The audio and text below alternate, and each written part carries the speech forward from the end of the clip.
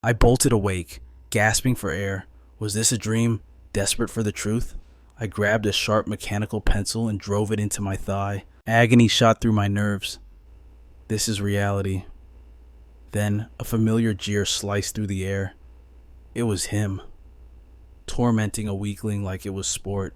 The blonde devil kicked the victim down, forcing his face into the filth of his shoe. My blood ran cold, but not from cowardice. It wasn't terror I felt. It was recognition. This was the exact day I died. Fate has rewound the clock, and this time, the ending will be different. To hunt a demon, one must become the devil himself. I will become their living nightmare. I will crush every single one of them into dust. But before the carnage, you must know the sin. I only wanted a quiet life. Instead, I found myself plummeting from the school rooftop. I never thought they'd actually kill me, those bastards. After months of hell, they finally discarded me like trash. Why I kept my head down, I did nothing wrong. Yet gravity claimed me. Innocence meant nothing. Miraculously, I survived the impact, but it was a curse in disguise. I awoke trapped in a vegetative state, a prisoner in my own corpse. I heard their whispers, but my body was stone. Only my grandmother remained. Day after day, her prayers filled the silence. Her withered hands were my only lifeline. When the world turned its back, she fought the doctors. She refused to let me die. She screamed for a miracle that never came. Then my brother visited. He whispered the truth. He had become their new prey in my place. For 10 agonizing years, I lay in darkness. My mind sharpened a single-blade revenge. I plotted their ruin 1,000 times over. I was innocent, yet I rotted here. The bullies, the bystanders, the corrupt teachers, they were all accomplices. A decade of condensed rage finally shattered my mind. My heart gave out. I died in fury, only to snap my eyes open back in that accursed classroom. Deja vu washed over me. The target was right there. I rose from my seat, marched into a space, and commanded, "Stop!" Park Mitchell scoffed. To him, the class punching bag had suddenly grown a spine. It was laughable. He mocked me, asking if I brought an army to save me. I didn't let him finish the punchline. Music. In the past, I cowered. Today, I struck. My fist connected with explosive force, wiping the smirk right off his face. He couldn't process it.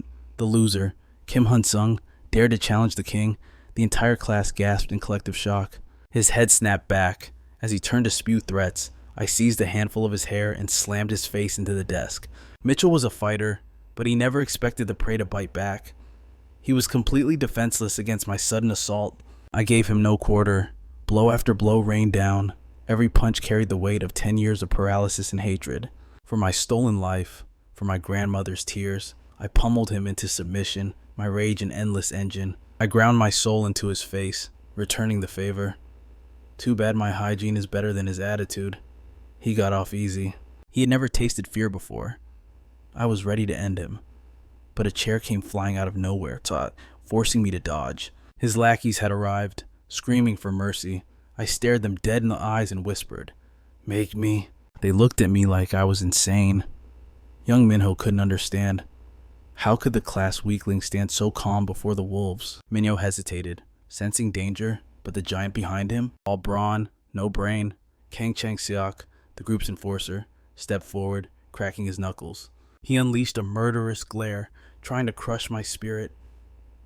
But I stood like a mountain, unmoved. Teacher's coming. A lookout scream saved the moment. Mitchell, broken and bleeding, hissed to retreat. We finish this later. Kang Chang sneered as he turned away. Count your hours. Dead man. They promised there would be nowhere to hide. I watched them leave, my expression bored. They still didn't get it. Mitchell slumped at his desk, head low. Music. The king had been dethroned in front of his subjects, his pride shattered. I could feel his malice. He wasn't just planning a beating, he was plotting something far worse than murder. His eyes bored into my back, burning with killing intent. He was already orchestrating my execution with his pack. I ignored his gaze. My heart was ice. To the world, I was still the fragile victim. But that boy died 10 years ago. Meanwhile, the pack waited, counting down the seconds until the final bell. Young Minho warned them of my defiance. They decided I needed to be made a public example a bloody warning to the others. Music. Rebellion would not be tolerated. The bell rang. As the teacher exited, Mitchell rose, eager to unite with his gang, but I was faster. Before he could take a step, my boot slammed into his jaw. His eyes rolled back, consciousness fading. No, I wouldn't allow him the mercy of sleep. He needs to feel every ounce of pain. Mitchell thought he knew the coward I was. He wondered where this demon came from. A normal victim runs. I attack. Let the others come. I'm just getting started. Music. The final bell rang, and the hunt began. They came looking for a frightened victim, expecting me to cower in the shadows. But when they reached the classroom, the atmosphere was electric. Students crowded the door like spectators at a gladiator match. Young Minho felt a cold seed of dread take root in his gut. The bullies' lackeys shoved through the crowd, arrogant and blind to the danger. And there I stood, trash bag in hand, waiting to take out the garbage, to take out. I paused my cleaning and looked them dead in the eye. You're late. That triggered him. Kang Chang-seok charged at me like a raging armored titan. I had simulated this clash 1,000,000 times in the hell of my past. My stats might be low, but my resolve is infinite. I can do this. I gripped a heavy metal padlock, a crude but deadly weapon. Crack. Steel met skull in a sickening collision. He crumbled. But mercy was not in my vocabulary today. I rained down blows with zero hesitation. It doesn't matter how big your muscles are if there's nothing inside your head. I tossed his broken body aside like a rag doll. Dead or alive, I didn't care. The other two froze, paralyzed by pure terror. They realized I wasn't just fighting back. I had snapped. Good. Let them think I'm a lunatic. Fear is a weapon, and I was wielding it perfectly. I locked eyes with the next target, the weakest link. If I break him right in front of young Minho, the king will lose his nerve completely. I threw my entire body weight into the tackle. Jo Young-taek was out cold before he hit the floor, but the punishment didn't end there. I unleashed a ruthless combo directly to music his face. The sound of bone crunching echoed like a gunshot. Young Minho froze. He wouldn't dare attack me from behind now. He was too busy calculating the fortune he'd need for dental surgery. I had prepared for this battle for years within my mind. My body screamed in pain, but my spirit was unbreakable. I stood tall, hiding my exhaustion. When I turned to young Minho, I saw the damp spot on his trousers. He was trembling, wondering when his prey became a monster. The irony was delicious. The school tyrant was looking at me with the same fear everyone used to have for him. His entire life flashed before his eyes. I stepped over the carnage and asked in a voice colder than the grave, music, if his teeth were strong enough. Young Minho stood frozen in shock. But just as I prepared to shatter his pride, a teacher barged in to investigate the chaos. A smirk returned to young Minho's face. He thought he was saved. The teacher looked down at the 3 unconscious bodies on the floor. Minho was sure I was finished, but he underestimated me. In the staff room, the teacher wagged his finger, preaching about morality and school rules. But his anger wasn't righteous, it was fear. He didn't care about the students, he just didn't want the headache. In over 10 years of teaching, he had never seen a rebellion like this. He was terrified that the wealthy parents would storm the school. Teacher, I interrupted, save your breath. We both know you're an expert at bearing the truth. This isn't your first cover-up, is it? Just sweep this under the rug like you always do. Don't make a scene. Slap. His hand struck my cheek, but the panic in his eyes betrayed him. The other teachers ignored us, which was exactly what Kim Hunsung expected. His tragic fate in the previous timeline wasn't just the bully's fault. It was because of music. These spineless, corrupt adults, especially this homeroom teacher, a parasite who did disgusting things in the shadows. Kim Hunsung leaned in, his voice a lethal whisper.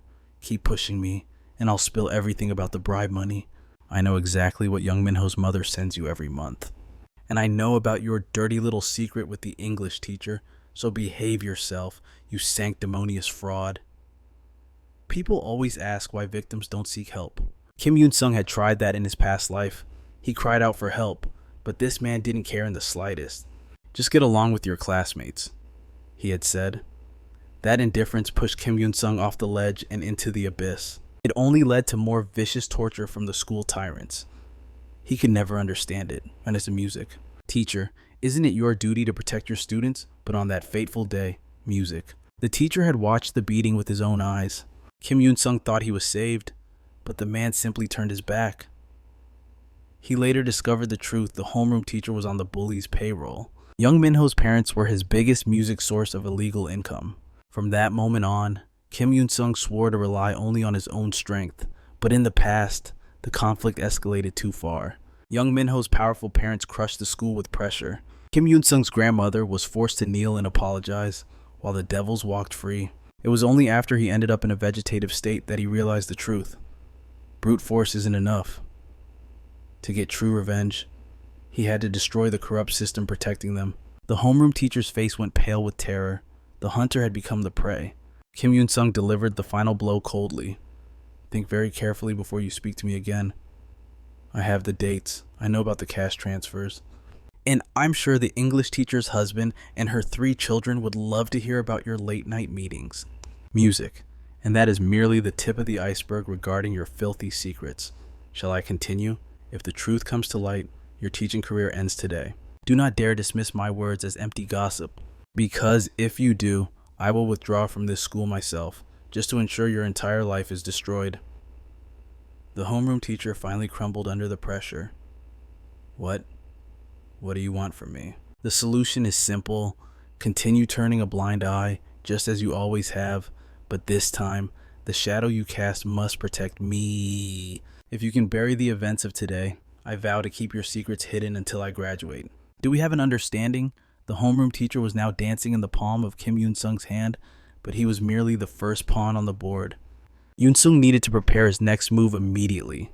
However, before that, there was still one loose end to tie up. Inside the classroom, Young Minho was on a rampage, desperate to regain control. He had to admit, Yoon-sung's murderous aura earlier had shaken him to his core, but he convinced himself that no one had seen his fear. He had to reassert his dominance as the king of this school. He could not allow a nobody like Kim Yoon-sung to topple him from his throne. As his rage cooled, a thought began to take shape. Yoon-sung taking down 3 guys, that had to be a fluke, pure luck. In a one-on-one duel, Minho was certain he would crush him effortlessly, as if summoned by his arrogance. Kim Yoon-sung appeared right on cue. We still have unfinished business, don't we? Cold sweat drenched young Minho's back. Before he could react, a fist slammed into him. He went crashing to the floor, chair and all. The once terrifying predator now looked like a helpless lamb awaiting the slaughter. Kim Yoon-sung showed no mercy. He kicked him square in the jaw. Blood and saliva sprayed across the floor. Young Minho began screaming in terror. This guy is crazy. He's a monster. Anyone, please save me. Suddenly, the homeroom teacher stepped into the room. Minho thought he had found his savior, but the teacher coldly turned his gaze away. I wouldn't count on anyone coming to save you. Not in this school. No one will ever stand up for trash like you. After reducing Young Minho to a bloody mess, a wave of emptiness washed over Yoon-sung, the tyrant who had made his life a living hell for 3 long years, was now trembling like a leaf after just a few music blows. It made him realize just how pathetic his past self had been to fear him. The surrounding students were paralyzed with shock, barely daring to breathe. In their eyes, Kim Yoon-sung had just signed his own death warrant. The principal's dream was to forge this school into an elite empire. That meant bowing down to the wealthy parents who held the real power. Now, 4 Golden Spoon students had been hospitalized by one nobody. The principal was furious. He demanded immediate expulsion. Just as the English teacher moved to agree, the homeroom teacher intervened. He sharply nudged her, signaling for silence. His eyes screamed a warning. If you do not want our affair exposed, you will help protect Kim Yoon-sung. If he falls, we both fall. The homeroom teacher glanced at Yoon-sung, and a chill ran down his spine at the boy's terrifying calmness. He quickly turned to the principal, desperate to spin the narrative. Kim Yoon-sung made a mistake, sir, but the blame does not lie solely with him. Witness testimonies confirmed that young Minho and his gang have been tormenting their classmates for a long time. I was already gathering evidence to punish them, but I never expected Yoon-sung to snap under the pressure and retaliate in self-defense. He was a victim long before he threw a punch. If we punish him now, we betray our very duty as educators. The principal finally conceded. A disciplinary committee would convene in 1 week to decide Kim Yoon-sung's fate. Until then, he is suspended. He must return with a guardian. Hunsung's reply was ice cold. Understood. The teacher chased after him, wiping sweat from his brow. I did everything I could, but the rest is out of my hands. Kim Hunsung understood the situation perfectly. He had chosen this corrupt teacher for a reason. The man was quick-witted, and when cornered, he would become a useful tool. Hunsung stopped and looked back. I know you acted today, but you also knew about the bullying from the very start. Didn't you remember this well?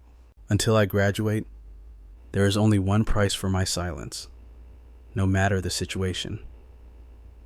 You will do absolutely everything in your power to serve me. If your loyalty wavers even once, I will tear your life to shreds, and I promise you, I always keep my word. As much as Hunsung wanted to destroy the man right then and there, he could not discard such a useful pawn out of mere anger. Until Hunsung had solidified his absolute rule over the school, the teacher was a necessary evil, and in 1 week's time, everything the principal hoped for would crumble into dust. After spending 10 years in a vegetative state, Hunsung finally walked the familiar road home. His destination was the run-down apartment building of his childhood. As a foolish child, he had resented their poverty, but now the sight filled his heart with an aching nostalgia. In his past life, the news that his grandmother sold his home to pay his medical bills, it had caused his entire world to collapse. He arrived at the door, but the house was empty.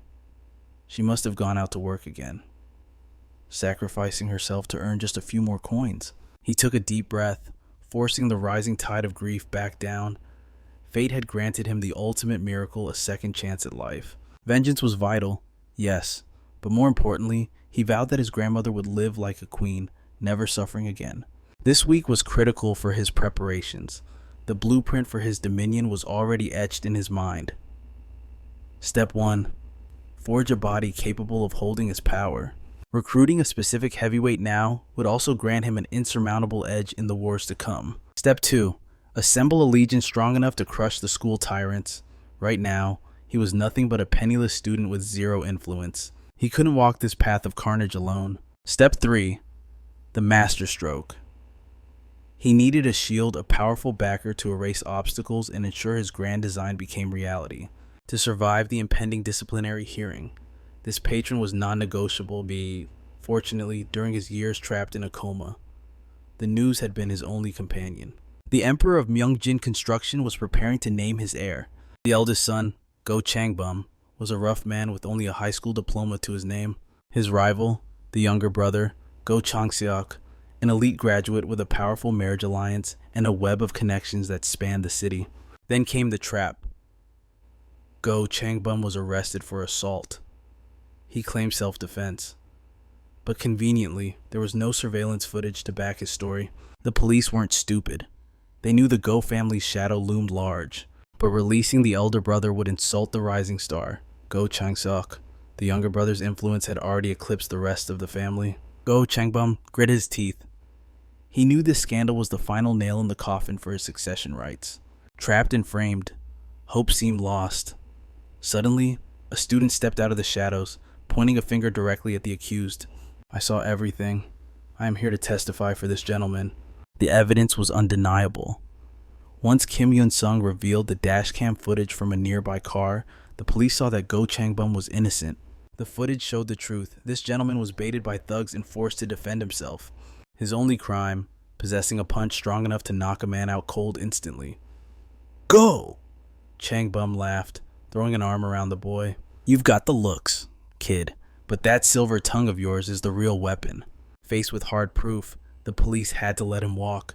Go Changbum turned, grabbing a corrupt officer by the collar. I won't forget this face. Your life is about to get very interesting. Once free, go. Changbum turned to his savior. He pulled out a thick stack of bills, a chaotic display of gratitude. He expected the kid's eyes to go wide with greed. But Kim Hunsung stood like a statue, cold and unimpressed. This was no ordinary high schooler. Kim Hunsung's voice cut through the air like a blade. Do you honestly believe today was just bad luck? Let's stop pretending. You are Go Changbum, heir to the Myeongjin Empire, and you are currently losing the war for the throne against your brother, Go Changseok. The smile vanished from the heir's face. A dark aura exploded around him. "Who the hell are you?" But Kim Hyun-sung didn't flinch. "That assault was a setup, and I have the proof. If you truly want to thank me, give me 1 hour. Just 1 hour. I promise you won't regret it. In fact, this conversation will rewrite your destiny," Fuad intrigued. The Titan followed the student to a quiet cafe. Kim Hyun-sung played the unedited footage. It showed the thugs loitering, waiting for their target 30 minutes before the fight. The moment Go Changbum arrived, they struck. It was a perfectly choreographed ambush. "Be honest, Mr. Go." "You felt it, haven't you? Ever since the race for the throne began, invisible hands have been tripping you at every step. Doesn't it seem like your brother, Go Chang-seok, is pulling the strings to destroy your legacy?" Go Changbum narrowed his eyes. "So, cut to the chase. What do you want?" When the boy proposed an alliance to secure the succession, the gangster turned executive burst into laughter, and a high schooler playing kingmaker. But the boy's next words killed the laughter instantly. "Your current team is compromised. Don't you realize your own subordinates are reporting directly to your brother? I know it sounds insane, but I am asking for a chance to prove my worth."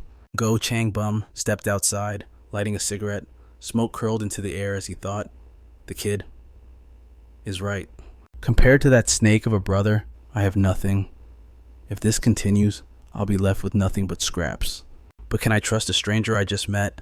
Then, his father's ruthless advice echoed in his memory. "Ignore age. Ignore gender. Ignore background. If a dog can hunt for you, you use the dog. Ability is the only truth." He crushed the cigarette under his heel. "All right, kid, I'm listening. Tell me this grand plan of yours." Kim Hyun-sung didn't hold back.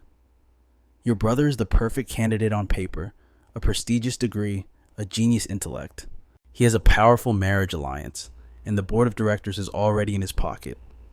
Aside from being the firstborn, you are currently powerless. Even against these odds, I remain certain you will be the one to ascend the throne. Paper credentials mean nothing here. There is a singular reason your father forces this competition between you and Go Chang-seok. The chairman is a man of tradition. His blood boils with the desire to see his eldest son inherit the empire, music.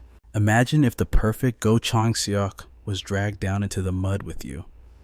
Who would father choose then to seize victory? You lack 3 vital pillars. First is connections. In this arena, music, you are already defeated. Through a strategic marriage, Chang-seok has the local elite wrapped around his finger. Second is reputation. Currently, the world sees you only as a reckless, violent thug. Third is ability. While you indulged in pleasure, your brother secured his foothold in the company. But let us return to the first point. We must sever his lifeline.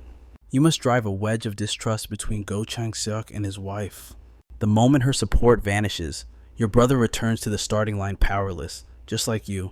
Shortly after, devastation struck Go Chang-seok. His wife uncovered the secret villa. Rage consumed her, and she delivered a brutal beating to his mistress. The scandal exploded, staining the Go family's honor. Chairman Go Young-jin was apoplectic. I warned you, a man who cannot control his lower half invites ruin upon his house. If you act like a fool, you are no better than your trash brother. You might as well live as a vagrant and die alone. Meanwhile, Go Chang-byum found himself at the police station yet again. The chairman expected the usual defiance from his eldest failure. But reality shifted. This time, the son bowed his head, admitted his sin, and swore a solemn oath of reformation. Chairman Go concealed his shock with a nod of approval. I know they provoked you, yet you swallowed your pride to avoid a scene. You did well to protect our face. I am proud of you. As the two brothers exited the music meeting, the younger brother trembled with suppressed fury. I don't know who leaked the address to my wife, but when I find him, I will tear him limb from limb. In stark contrast, the eldest, Go Chang-byum, basked in the unfamiliar warmth of his father's praise. He usually looks at me with disgust, but today, he complimented me. I want more of this feeling. I want to earn his recognition.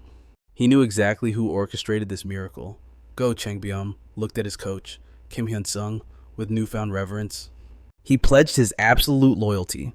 Kim Hyun-sung nodded coldly. Next step, you enter the company, but you will start from the very bottom. At the mention of the bottom rung, the air grimaced, but the hesitation lasted only a heartbeat. Whatever you command, I will execute. Kim Hyun-sung then narrowed his eyes. I will make you the king. but you must grant my request as well. Music. Go, Changbyum replied without a second thought. Name your price, Hunsung. For you, I will do anything. 1 week later, Judgment Day arrived at the school disciplinary committee. Jung Min-ho's mother stormed in, slapping the homeroom teacher across the face. If you value your livelihood, you will ensure the expulsion of the brat who touched my precious son. The teacher was trapped in a nightmare, desperate. He tried to coerce Kim Hyun-sung into a false confession for a lighter sentence. Kim Hyun-sung stared back with eyes devoid of fear. I know that woman is pressuring you, teacher, but you need to choose your allegiance carefully. If I go down, I am dragging you into the abyss with me. The teacher felt the blood drain from his face. His future was crumbling, but then his eyes landed on Kim Hyun-sung's guardian, who had just entered the room. He recognized that face from the dark rumors of the nightlife. It was Go Chang-byum, the eldest heir of the Gamgang group in Daeon City, a predator that no mere mortal dared to cross. Jung Min-ho's parents were insects compared to this man's influence. But why was a chaebol heir acting as Kim Hyun-sung's guardian? The reason didn't matter.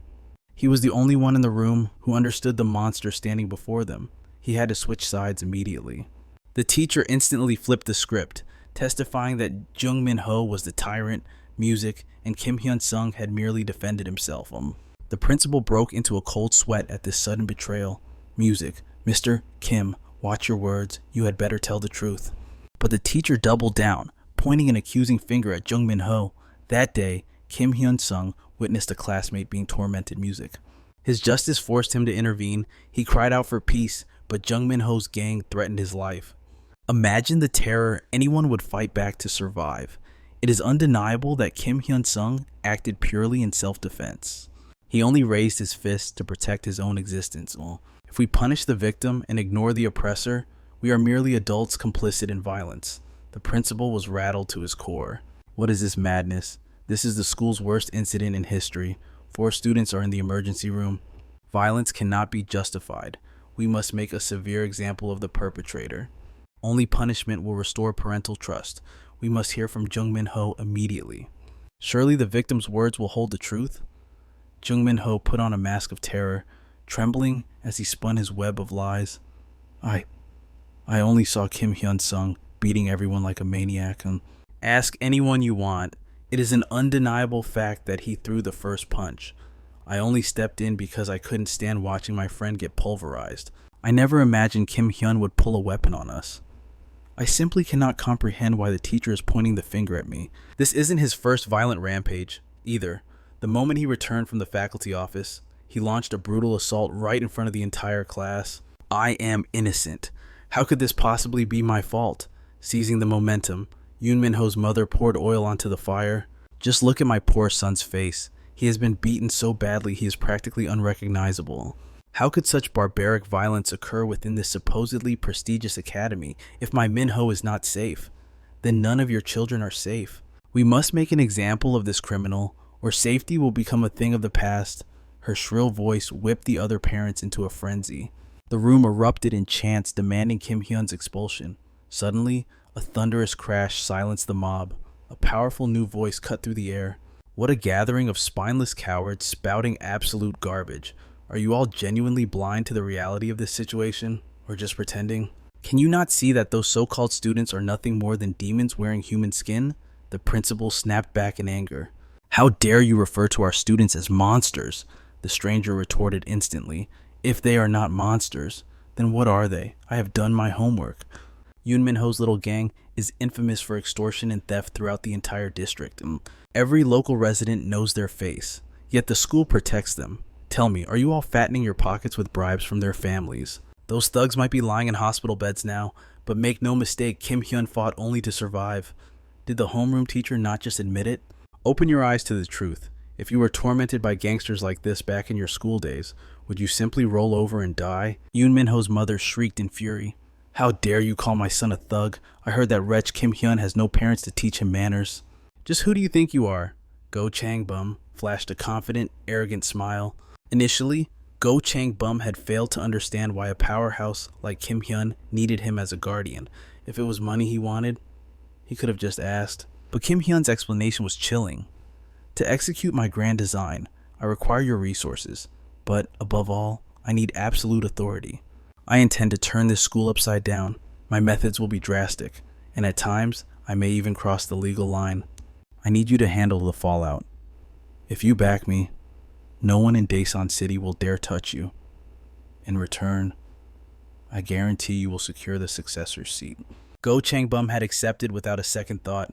Whatever chaos you create, consider it handled. Returning to the present, he faced the screeching woman and declared with overwhelming pressure, I am Kim Hyun's legal guardian. I am also the eldest son of the Kango group. Kim Hyun is my most cherished younger brother. He is a boy of integrity who would never cause trouble without just cause. The second I heard he was summoned to this committee, I abandoned a multi-million-dollar meeting and rushed here. I had intended to make a massive donation to this school under the Kango group's name, but now I see it would be a waste. The management is incompetent, and the atmosphere is rotten to the core. My brother is bullied daily, yet you wish to punish him for finally defending himself. Where was the school's justice when he was the victim? If you ignored him because you thought he lacked wealth or status, then I will personally ensure this so-called prestigious institution is reduced to rubble. Every single bully, and every corrupt adult protecting them, will be erased from this city. I will mobilize every asset I possess to make it happen. A deathly silence fell over the room. The principal turned pale. He never dreamed the Kango heir was backing a student like Kim Hyun. If he continued to side with Yoon Min Ho now, he would be severing all ties with the mighty Kango group. The school would become a pariah in high society. However, cutting ties with Yoon Min Ho's family was a small price to pay for the favor of a corporate empire. Aligning with Kango would make his dream of running a top-tier academy a reality overnight. The principal's attitude flipped instantly, casting all blame onto Yoon Min Ho. Come to think of it, I have received reports that Min Ho is the ringleader of a delinquent circle. Kim Hyun, on the other hand, is recognized as the most exemplary student at Chunil High. For a model student to resort to force, there must be a profound reason. Let us hear from Kim Hyun himself. Kim Hyun finally broke his silence. My friends and I reported the harassment to the faculty countless times. But every single time, the teachers dismissed us, saying, the Yoon Min Ho I know isn't like that. Even when caught red-handed, they only received a slap on the wrist. That leniency only emboldened Yoon Min Ho's gang to commit greater atrocities. Yes, I struck Yoon Min Ho. Yes, I put his lackeys in the emergency room. But tell me, why is it that after a single act of resistance, I am the one facing a disciplinary committee? Is it because I was too efficient, or is it because you assumed I was powerless and easy to trample? If you do not impose severe punishment on the true perpetrators, I will expose the rotten reality of this school to the entire world. There is only one way to buy my silence. Fair, absolute, and ruthless justice for everyone involved. Yoon Min Ho's mother spiraled into a total panic. I will not allow you to touch a hair on my son's head. Just you wait. I'm calling my husband right now. She desperately dialed her husband, begging for salvation. But the moment the name Chairman Ko left her lips, the air on the other end turned ice cold. His voice exploded with fury. Are you insane? How dare you offend the heir of the Kangong group? Do you want to drag our entire family into the abyss? Return home immediately? Let Jung Min Ho face his own damn punishment? The room plummeted into a suffocating silence. In the end, the verdict was handed down. Kim Hyun-sung received a mere 100 hours of community service. Young Min Ho, however, faced total expulsion. Rage consumed him. He lunged at Hyun-sung with killing intent, but a hand snatched him back. It was his own mother. A devilish grin spread across Kim Hyun-sung's face. On your knees, beg like a dog. Jung Min Ho froze, refusing to believe his ears. I said, Kneel, I have already been expelled, so why should I bow to trash like you? Hyun-sung chuckled darkly. You might want to ask your mother about that. Well, should you kneel or not? Jung Min Ho turned to his mother for support, but she averted her eyes, trembling in shame. Hyun-sung's voice dropped an octave. Do your best to appease me. Maybe then, I'll grant you mercy. That was the breaking point. His mother finally spoke. Min Ho, kneel. Beg him for forgiveness.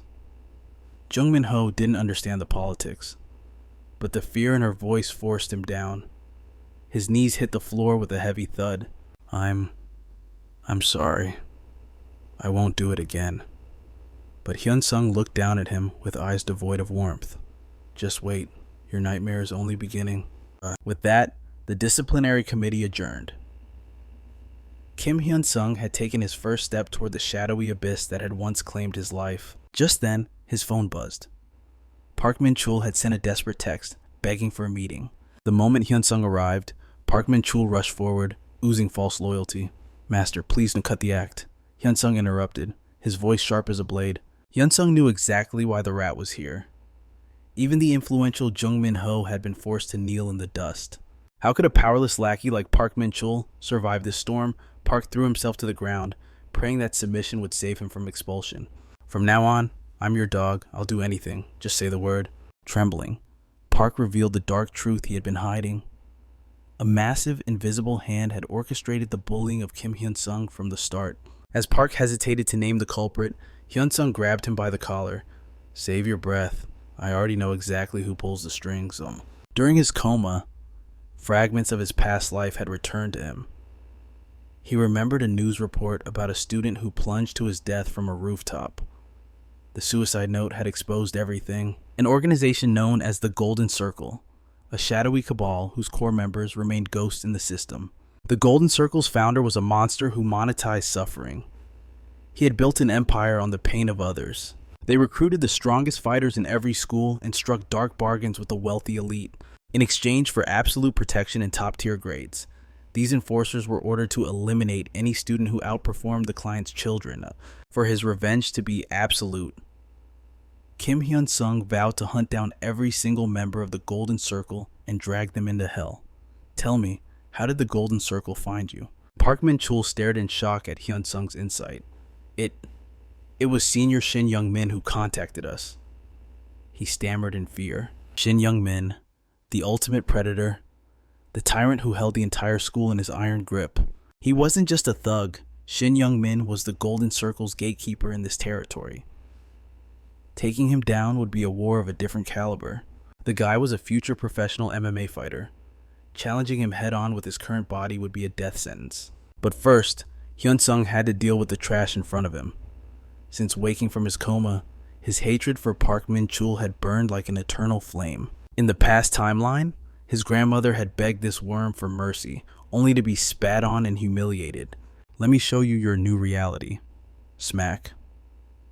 Hyun-sung's hand connected with Park's face, the sound echoing like a gunshot.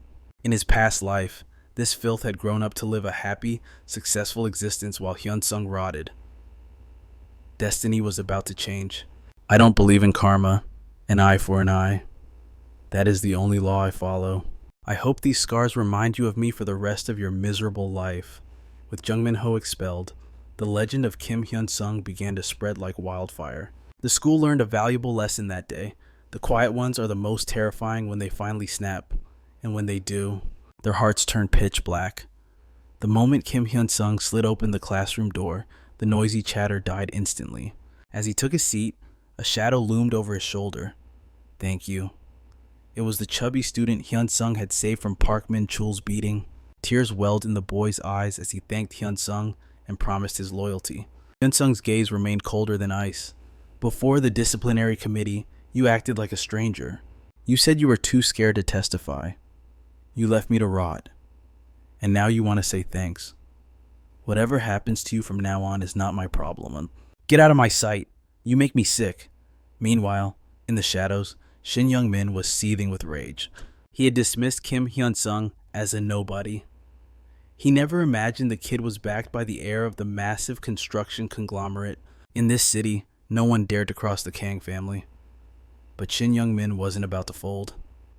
He saw an opportunity to squeeze even more cash out of the Golden Circle. He summoned the school's top fighter, the first-year boss, Park Jin-woo, arrived on the rooftop, trembling in the presence of the true king. A smirk twisted the lips of the wealthy young heir as he issued a cruel command. "There is a student in your year named Kim Hyun-sung. I want you to destroy him, shatter his legs so he never walks again." Meanwhile, Kim Hyun-sung was already preparing for the storm that was coming. He had to maintain his academic ranking. That was the only way to become a thorn in the side of the corrupt Golden Circle. He had his suspicions about who was targeting him, but without concrete evidence, he was powerless. His first priority was absolute survival. He needed to forge a body of steel. Determined, He made his way to a rundown gym owned by the legendary Yoon Do-chul. Yoon Do-chul was once Korea's first world champion in MMA, a national hero. Now he was just a disgraced, retired athlete running a failing business. He eyed the boy skeptically. Hunsung's eyes burned with intensity. I want to learn how to fight. I need the power to crush every predator in this school beneath my feet. The master's expression darkened instantly. If you are just looking for a way to be a thug, get out. I have nothing to teach you. Yoon Do-chul, the former king of the UFL, had lost everything. A single failed drug test had destroyed his glory, leaving him with nothing but this tiny, dusty gym. He had vanished from the spotlight without a word of defense. Despite the scandal, music filled the empty gym, a reminder of better days. Yet, rumor had it he once trained a nobody into a champion in a single year. That was the miracle Hunsung needed. If I receive your personal training, my growth will be explosive, Hunsung stated cold-heartedly. You did whatever it took to win back then, didn't you? I am simply doing whatever is necessary to reach my goal as well. Tell me, what is wrong with that? Yoon's face twisted in regret. That was a foolish mistake. The music swelled with melancholy. If I could turn back time, I would never make that choice. I won't let you destroy yourself like I did. Go home. I cannot help you. Hunsung didn't flinch. 100 million won. If you agree to train me, the money will be in your account within 24 hours. I will pay up front, even if I quit. You keep the money. You should have weighed the consequences before you took those drugs. But you made your choice. Now, I am making mine. I choose to fight, even if it means ending up crippled or rotting in a prison cell. I have already accepted the risks, just as you did. I am desperate. I need your strength. Finally, the old tiger's resolve crumbled. Fine, I will help you. But first, you must pass a test. Step into the ring with me. If you can survive a single round, I will acknowledge your resolve. The tension in the air was thick enough to choke on it. Later that night, when Kim Hunsung returned home, his grandmother gasped in horror. Her precious grandson was covered in bruises. Which heartless bastard did this to you? Grandma will not let them get away with this. But let us rewind to the massacre that occurred earlier at the gym. After the offer of 100 million won, Yoon Do-chul set the terms. Hunsung would pass only if he remained standing after 3 minutes of hell. The bell rang. Yoon struck first. Music pumped as his fist collided with Hunsung's guard like a sledgehammer. Hunsung thought his defense was solid, but the sheer kinetic force smashed through, crushing his nose. A blinding white light exploded in his brain. His body hit the canvas before his mind could even process the pain. Get up! Only 10 seconds had passed. The nightmare had just begun. Yoon unleashed a barrage of strikes, a hurricane of violence. All Hunsung could do was curl up and pray his skull didn't fracture. A single clean hit would mean instant unconsciousness. Suddenly, the champion switched levels. A vicious low kick chopped into his thigh. Hunsung's leg went numb instantly. You can still quit. But the boy gritted his teeth, the music rising as he forced his trembling body upright. The 3 minutes were far from over. Realizing his defense was useless, Hunsung decided to gamble everything on an attack. He had to turn the tide.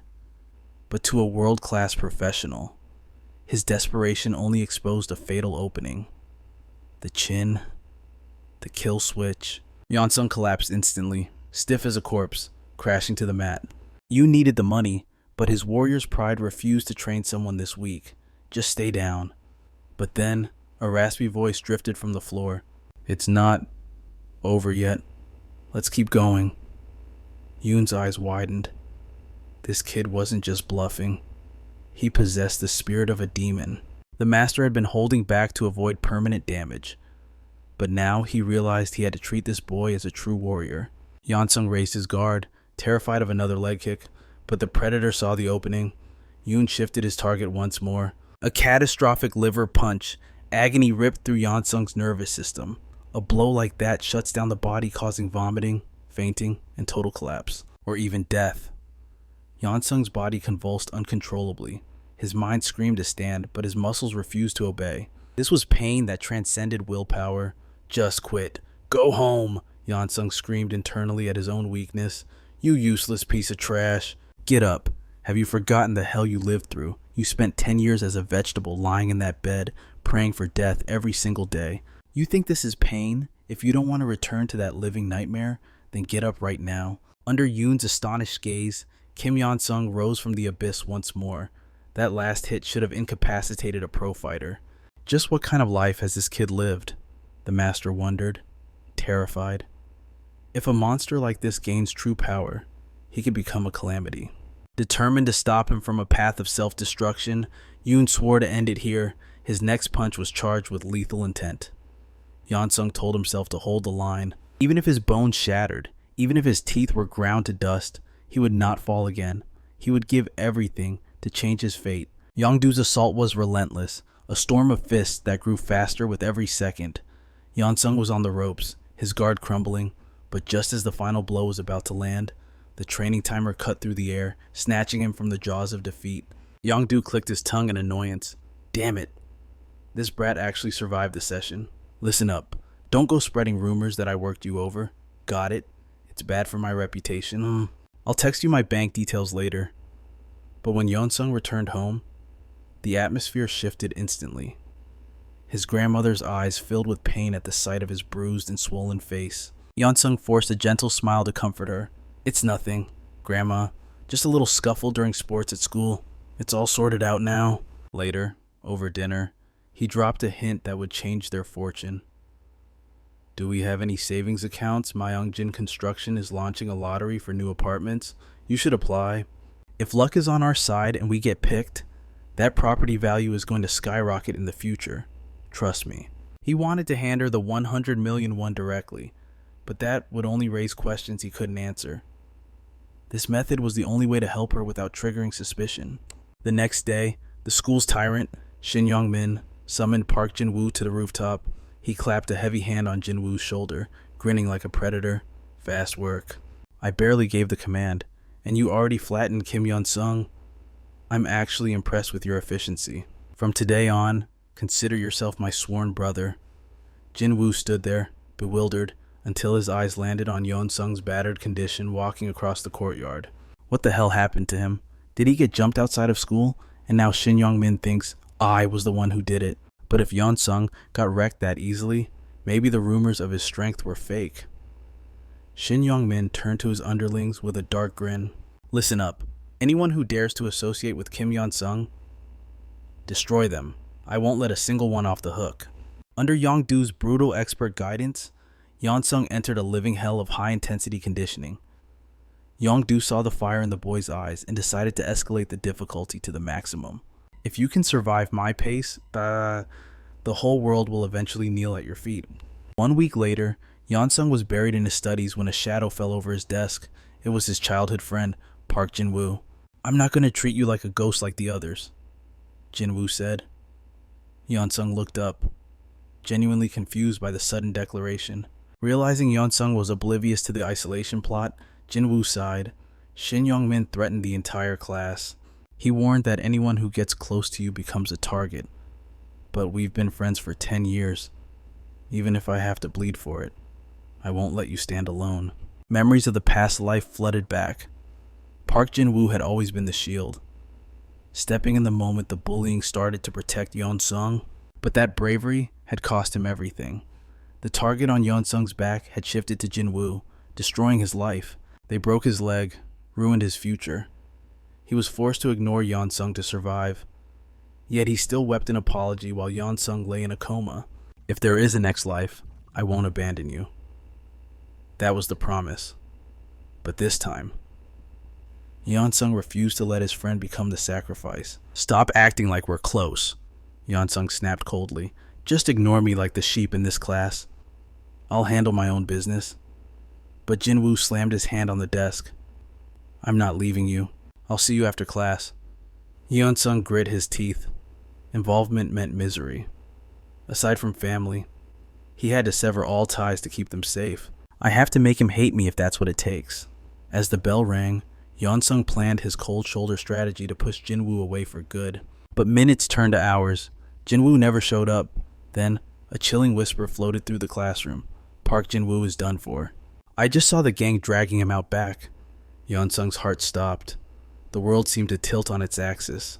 He exploded from his seat, tearing down the hall like a cheetah hunting its prey. Not again. Never again.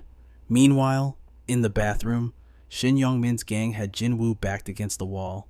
I told the whole school to stay away from Kim Yon-sung, Shin sneered. Are you deaf or do you just have a death wish? Jin-woo stood tall, fear absent from his eyes. He's my best friend. If you're going to fight, then swing. I'm done talking. Don't waste my time with threats. Jin-woo tensed, ready to strike. Wham. Jin-woo moved first, landing a clean hit that stunned the tyrant in front of his crew. Humiliated, Shin screamed, kill him, get him all at once. Under the rain of blows from the group assault, Jin-woo's thoughts drifted to Hunsung. He finally understood why his friend had been so cold. He was trying to protect me. But fate had other plans. Even if Hunsung screamed at him later, Jin-woo didn't regret taking this stand. To him, Hunsung wasn't just a friend, he was a brother. Bam. A heavy boot slammed into Jin-woo's chest, knocking the wind out of him. Heard you do taekwondo, Shin scoffed, looming over him. There's always a show-off like you in every school.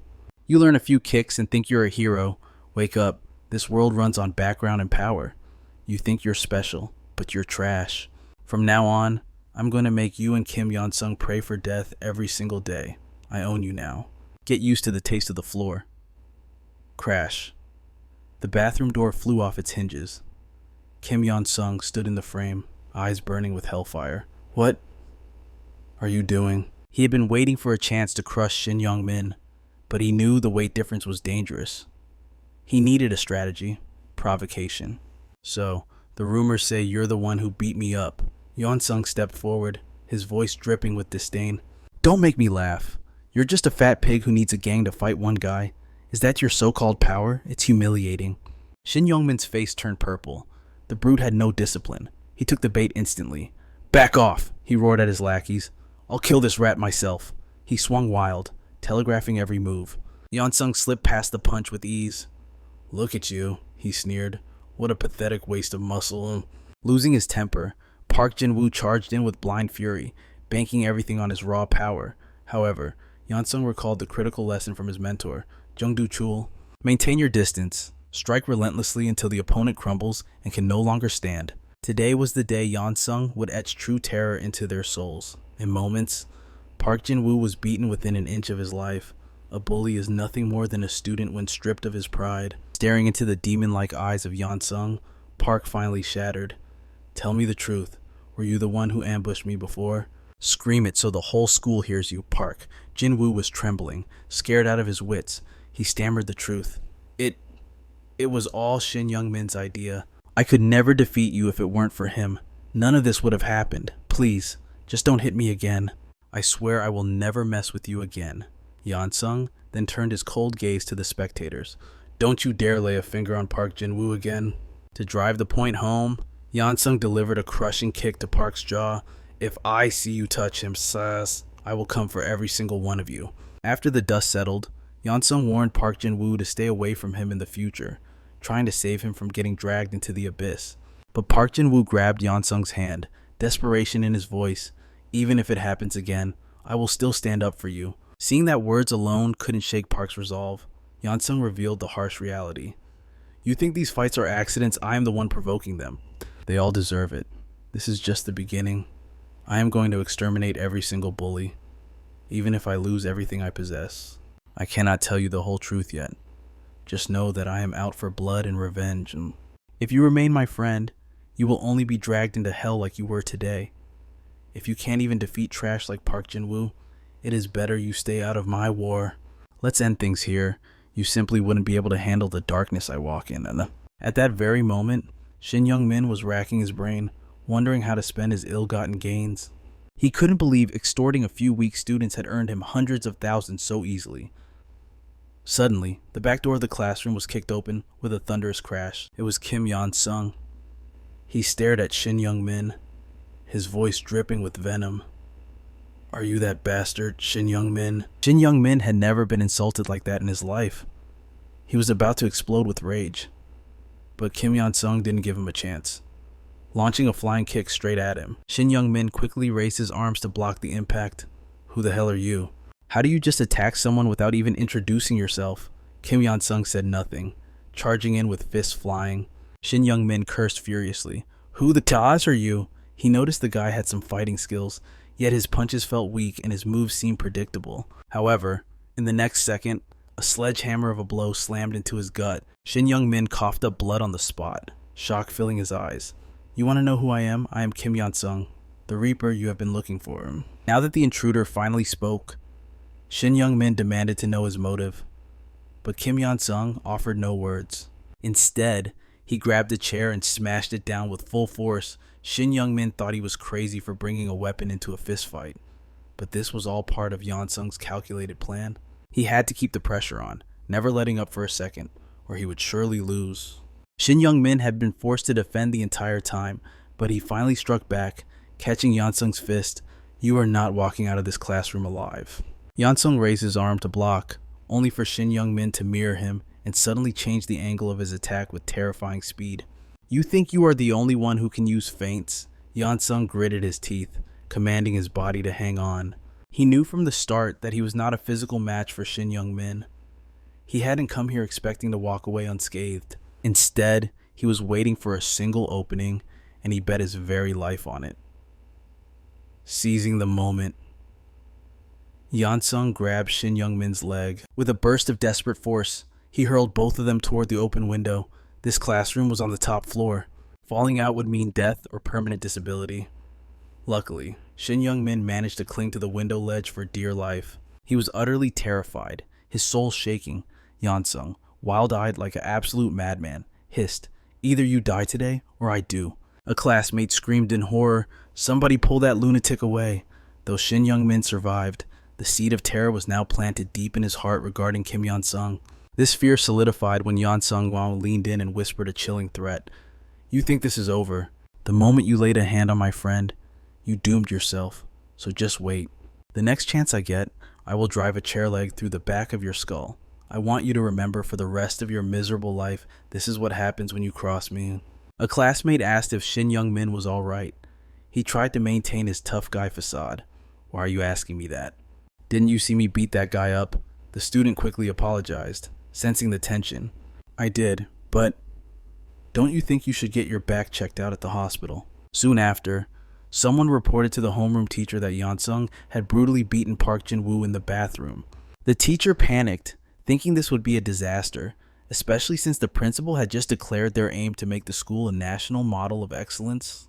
But when he arrived at the office, the principal told him to bury it. Mongjin Construction's eldest son, Go Chang-bum, has agreed to sponsor the school, but only on one condition. As long as Kim Hyun-sung remains enrolled, this school will bury any chaos he creates. Consider this incident erased from history. But I do not expect your silence for free. When performance bonuses are distributed, you shall stand at the front of the line. Furthermore, regarding Chairman Kang's new development, Go Chang-bam has quietly reserved over a dozen luxury units just for us. Real estate values are skyrocketing. Isn't it time you secured a few for your future?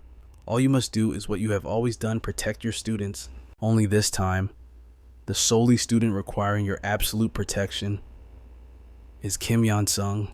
The teacher instantly grasped the situation, vowing to handle the cover-up with perfection, impressed by his quick wit. The principal grinned. "From this day forward, just call me Big Brother." The teacher bowed, happy to oblige. In that moment, two corrupt souls bonded in a display of twisted brotherhood. They shared a singular, greedy ambition: guide Kim Hyun-sung safely to graduation and bask in the golden shelter of Mongjin Construction's influence. But just as they indulged in fantasies of a wealthy future, the door burst open. Someone screamed. Kim Hyun-sung has been attacked. Their blood ran cold, then boiled with instant rage. Who dared to touch their golden ticket? Meanwhile, Shin Young-min was shaking with fury. Young-min could not believe the injustice. Hyun-sung was clearly the aggressor, yet now, the narrative was being twisted to paint Young-min as the villain. The principal and teacher stood united in their corruption, refusing to hear a single word of his defense. "He nearly threw me off the roof. There were dozens of witnesses." The teacher smirked, placing a heavy hand on Young-min's shoulder. Perhaps they saw it, but the only thing that matters is whether anyone believes those witnesses. Kim Hyun-sung is the crown jewel of this institution. In a battle of words, whose side do you think the public will take? A curse slipped from Shin Young-min's lips. Immediately, The teacher seized him by the collar. Do you dare raise your voice at me? Continue this disrespect, and your punishment will be far more severe than a simple lecture. The teacher's brazen corruption felt sickeningly familiar. Young Min realized the terrifying truth. These adults were as rotten as the system they upheld. Bringing down Kim Hyun-sung would be impossible through legitimate means. Defeated, he lowered his head and admitted fault. But in his heart, Shin Young-min was not ready to surrender. He decided to invest his settlement money into a dangerous gamble, hiring Cho Tae-jun. Tae-jun was the shadowy broker responsible for recruiting muscle for the Golden Circle. The terms were strict. If the hired thugs failed, the weight of responsibility would fall entirely on the broker's shoulders. The Golden Circle had zero tolerance for failure. This tactic, using dark connections to erase problems, was the organization's signature style. Any student who crossed Hyunsung faced immediate expulsion, shielded by the principal's absolute authority. It was time to break that shield. Cho Tae-jun marched directly into the principal's office. I hear 4 students were recently hospitalized and expelled from your school. Yet the perpetrator, Kim Hyun-sung, received nothing but a slap on the wrist. Frankly, this is a criminal matter. Are you granting Kim Hyun-sung special privileges? If so, I will pursue this investigation to the bitter end. The principal didn't even flinch at the threat. We simply wish to protect the students' futures by avoiding police involvement. The authorities have already been notified, so do as you please. Cho Tae-jun narrowed his eyes. I am a man who keeps his word. The principal's expression remained stone cold. You must be new here. In the city of Daesan, threats like yours are lighter than air. Undeterred, Cho Tae-jun headed to the police station. However, the officer simply recited the script. Kim Hyun-sung's actions were ruled entirely as self-defense. Furious, Cho Tae-jun threatened to leak the scandal. You know the power of the internet, don't you? One viral post can destroy this town's reputation. But the officer, like the principal, simply yawned. And this is Daesan. Even if you stir up a storm online, the public will forget within days. Cho Tae-jun realized he was completely cornered. He had severely underestimated the depth of corruption in this place. He attempted to bribe officials to uncover Kim Hyun-sung's backers, but not a single person took the bait. Every public official openly protected Kim Hyun-sung. If he couldn't find a crack in this fortress, this mission was doomed. And the Golden Circle never forgave failure. His entire life hung in the balance. Desperate, he shifted all the pressure onto Shin Young-min. Our objective has changed. We won't eliminate Kim Hyun-sung. We will destroy his grades. I don't care what dirty tactics you use. Just lower his test scores, and the contract is fulfilled. But if you give up or fail, we won't just hunt Kim Hyun-sung. You will pay a price in blood. Shin Young-min cursed under his breath as the call ended. That coward promised to support me, and now he dumps the entire burden on my shoulders. But just as panic set in, crack, a brick slammed into the back of his skull with brutal force. Through the ringing in his ears, a familiar voice chilled his blood. I told you to watch your back, Shin Young-min. Young-min spun around, fists raised to fight. But Kim Hyun-sung's next words froze him in place. Is that job really more valuable than your life? I heard your client paid a visit to the principal, so I know exactly the desperate corner you've been painted into. But let me remind you, Myeongjin Construction's eldest son is my guardian. I don't plan to settle this with a simple schoolyard brawl. You have bitten off far more than you can chew. Do not think expulsion will save you. I will use every resource at my disposal to open a formal criminal case against you. You will carry a permanent criminal record. And the moment you step out of jail, the executioners from Myeongjin Construction will be waiting. They will ensure you have no future in Daesan. If you wish to retain even a shred of humanity, you must flee this city forever. However, know this, even if you run, escape is a fantasy. My rule is absolute. Whosoever dares to lay a finger on me shall face total annihilation. If you want to survive here as a human, clench your jaw and swallow your pride. Learn to bow your head to the very victims you once trampled upon. The following dawn, Shin Young-min arrived at school, his face a mosaic of dark bruises. The hallways buzzed with hushed whispers. Kim Hyun-sung must have ambushed him in the shadows. That is the only explanation for such a defeat.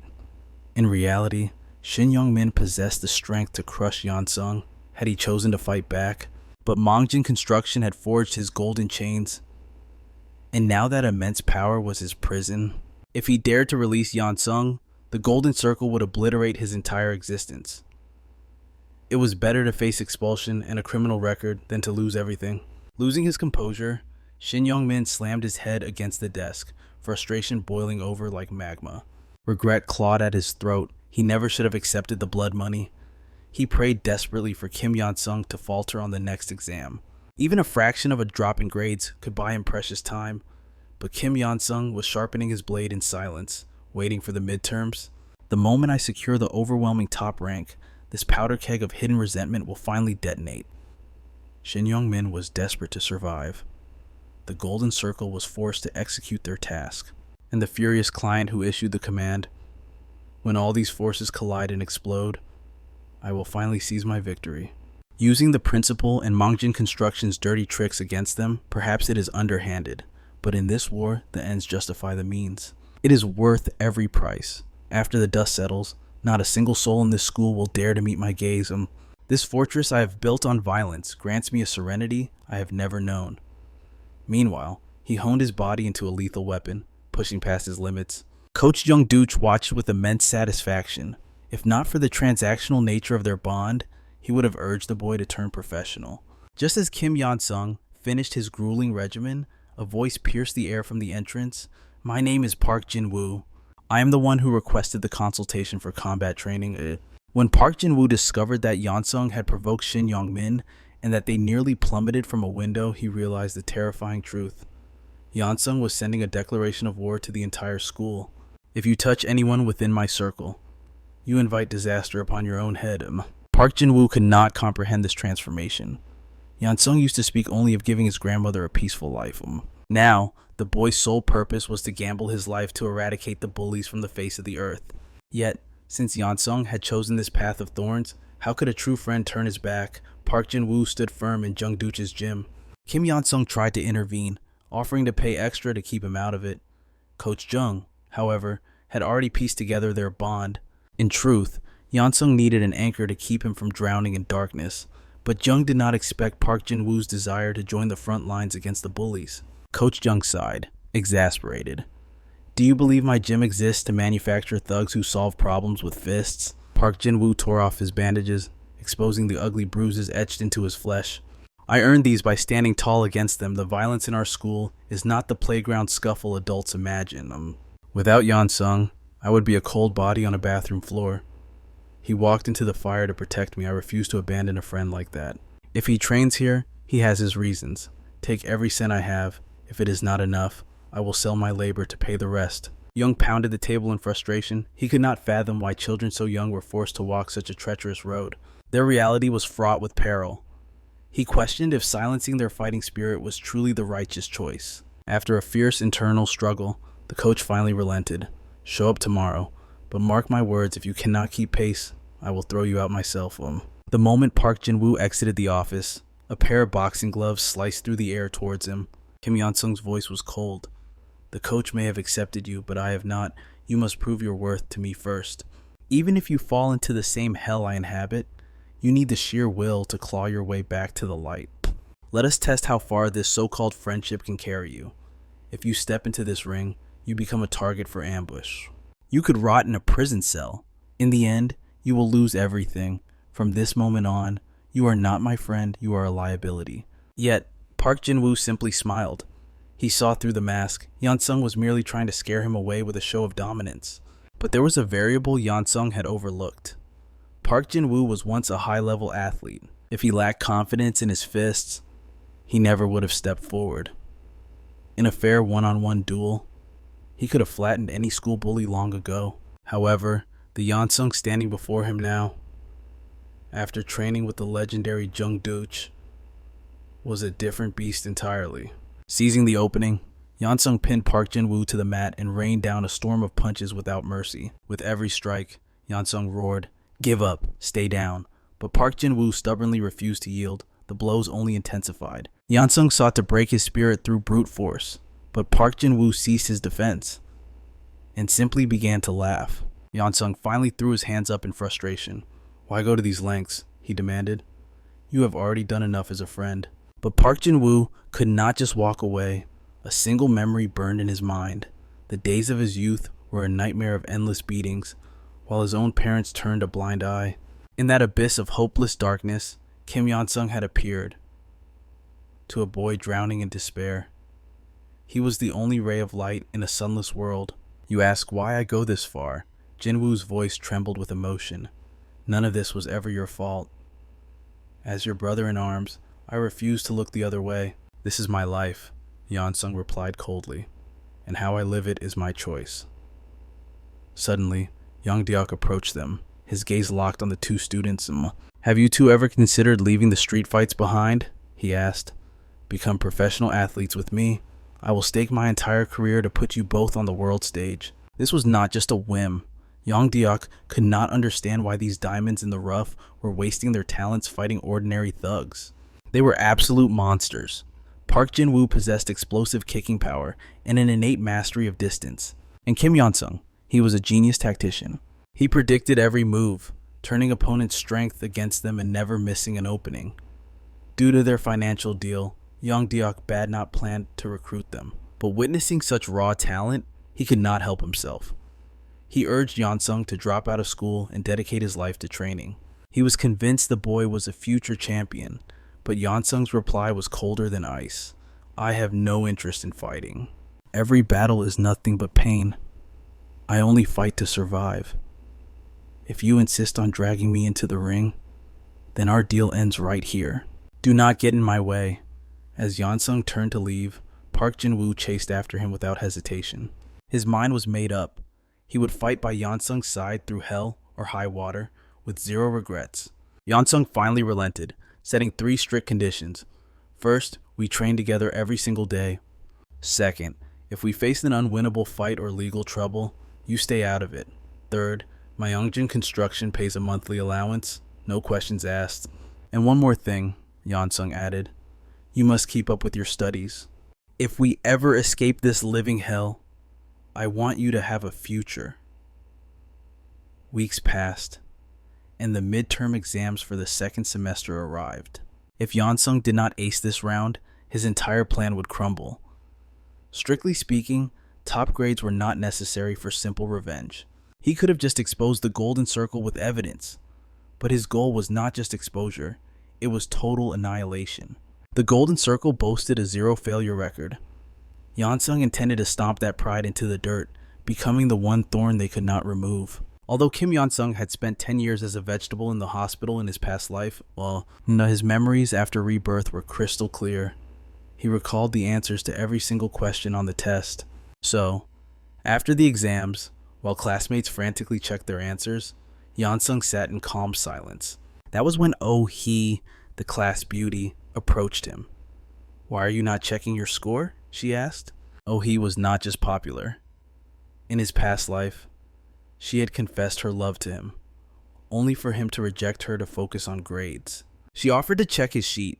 Hyun-sung did not stop her. He knew her popularity would be the perfect tool for his revenge. Suddenly, her jaw dropped. The entire class was drawn in by her shock. No one could believe their eyes. Kim Hyun-sung had scored perfect marks in every subject. The next day, he summoned his homeroom teacher to the rooftop. Have you heard of the Golden Circle? Hyun-sung asked coolly. Let me tell you what they really are. Take your time to think it over. News of the perfect score spread like wildfire. The principal's phone was bombarded by calls from suspicious parents. Did Hyun-sung receive special treatment? Was he secretly enrolled in elite tutoring? The questions were endless. Even the homeroom teacher admitted the test was particularly brutal this year. It should have been impossible. But the principal merely smiled. I have high hopes for that boy. I can already see it. Kim Hyun-sung will be the top scorer in the National College Entrance Exam. He will enter a prestigious university, and our school will finally rise to national fame. With Manhwa Construction's backing and Hyun-sung's genius, my lifelong dream is within reach. However, the principal's eyes darkened. I worry Hyun-sung might stir up trouble that could tarnish our reputation. So, brother, I need you to keep a close watch on him. Mold him into a model student, and since your class produced a top ranker, here's a little reward. Keep up the good work until graduation. Do this, and you will be a core leader of this school. The money-hungry teacher smirked. Leave everything to me. Later, back on the rooftop, Hyun-sung dropped the bomb. He revealed the teacher's dirty secret.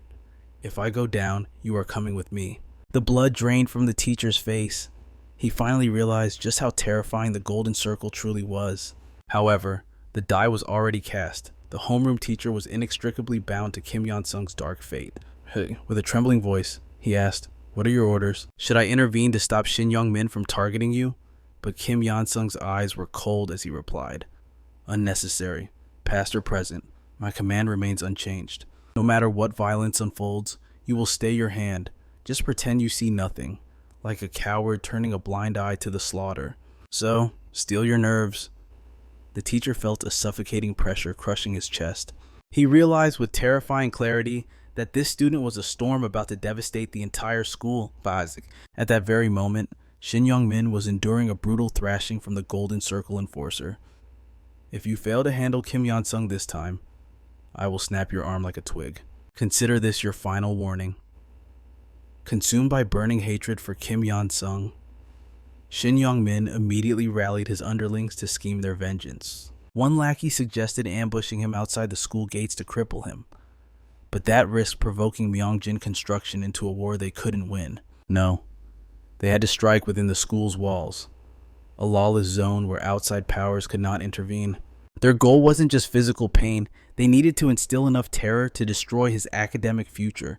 That would be the ultimate victory. Then, the second-year tyrant proposed a ruthless strategy. Why hunt him one by one? We should descend upon him as a pack. The principal is desperate to upgrade the school's prestige. He would never dare expel an entire army of students at once. Shin Young-min grinned, the malice evident in his eyes. It was a flawless plan. Days later, the trap was sprung as Kim Yon-sung found himself encircled by the wolves. One thug slammed into his shoulder intentionally, sneering, "Watch where you're going. Trash." Instantly, another stepped up, slapping the back of his head and roaring, "Are you blind or just brain dead?"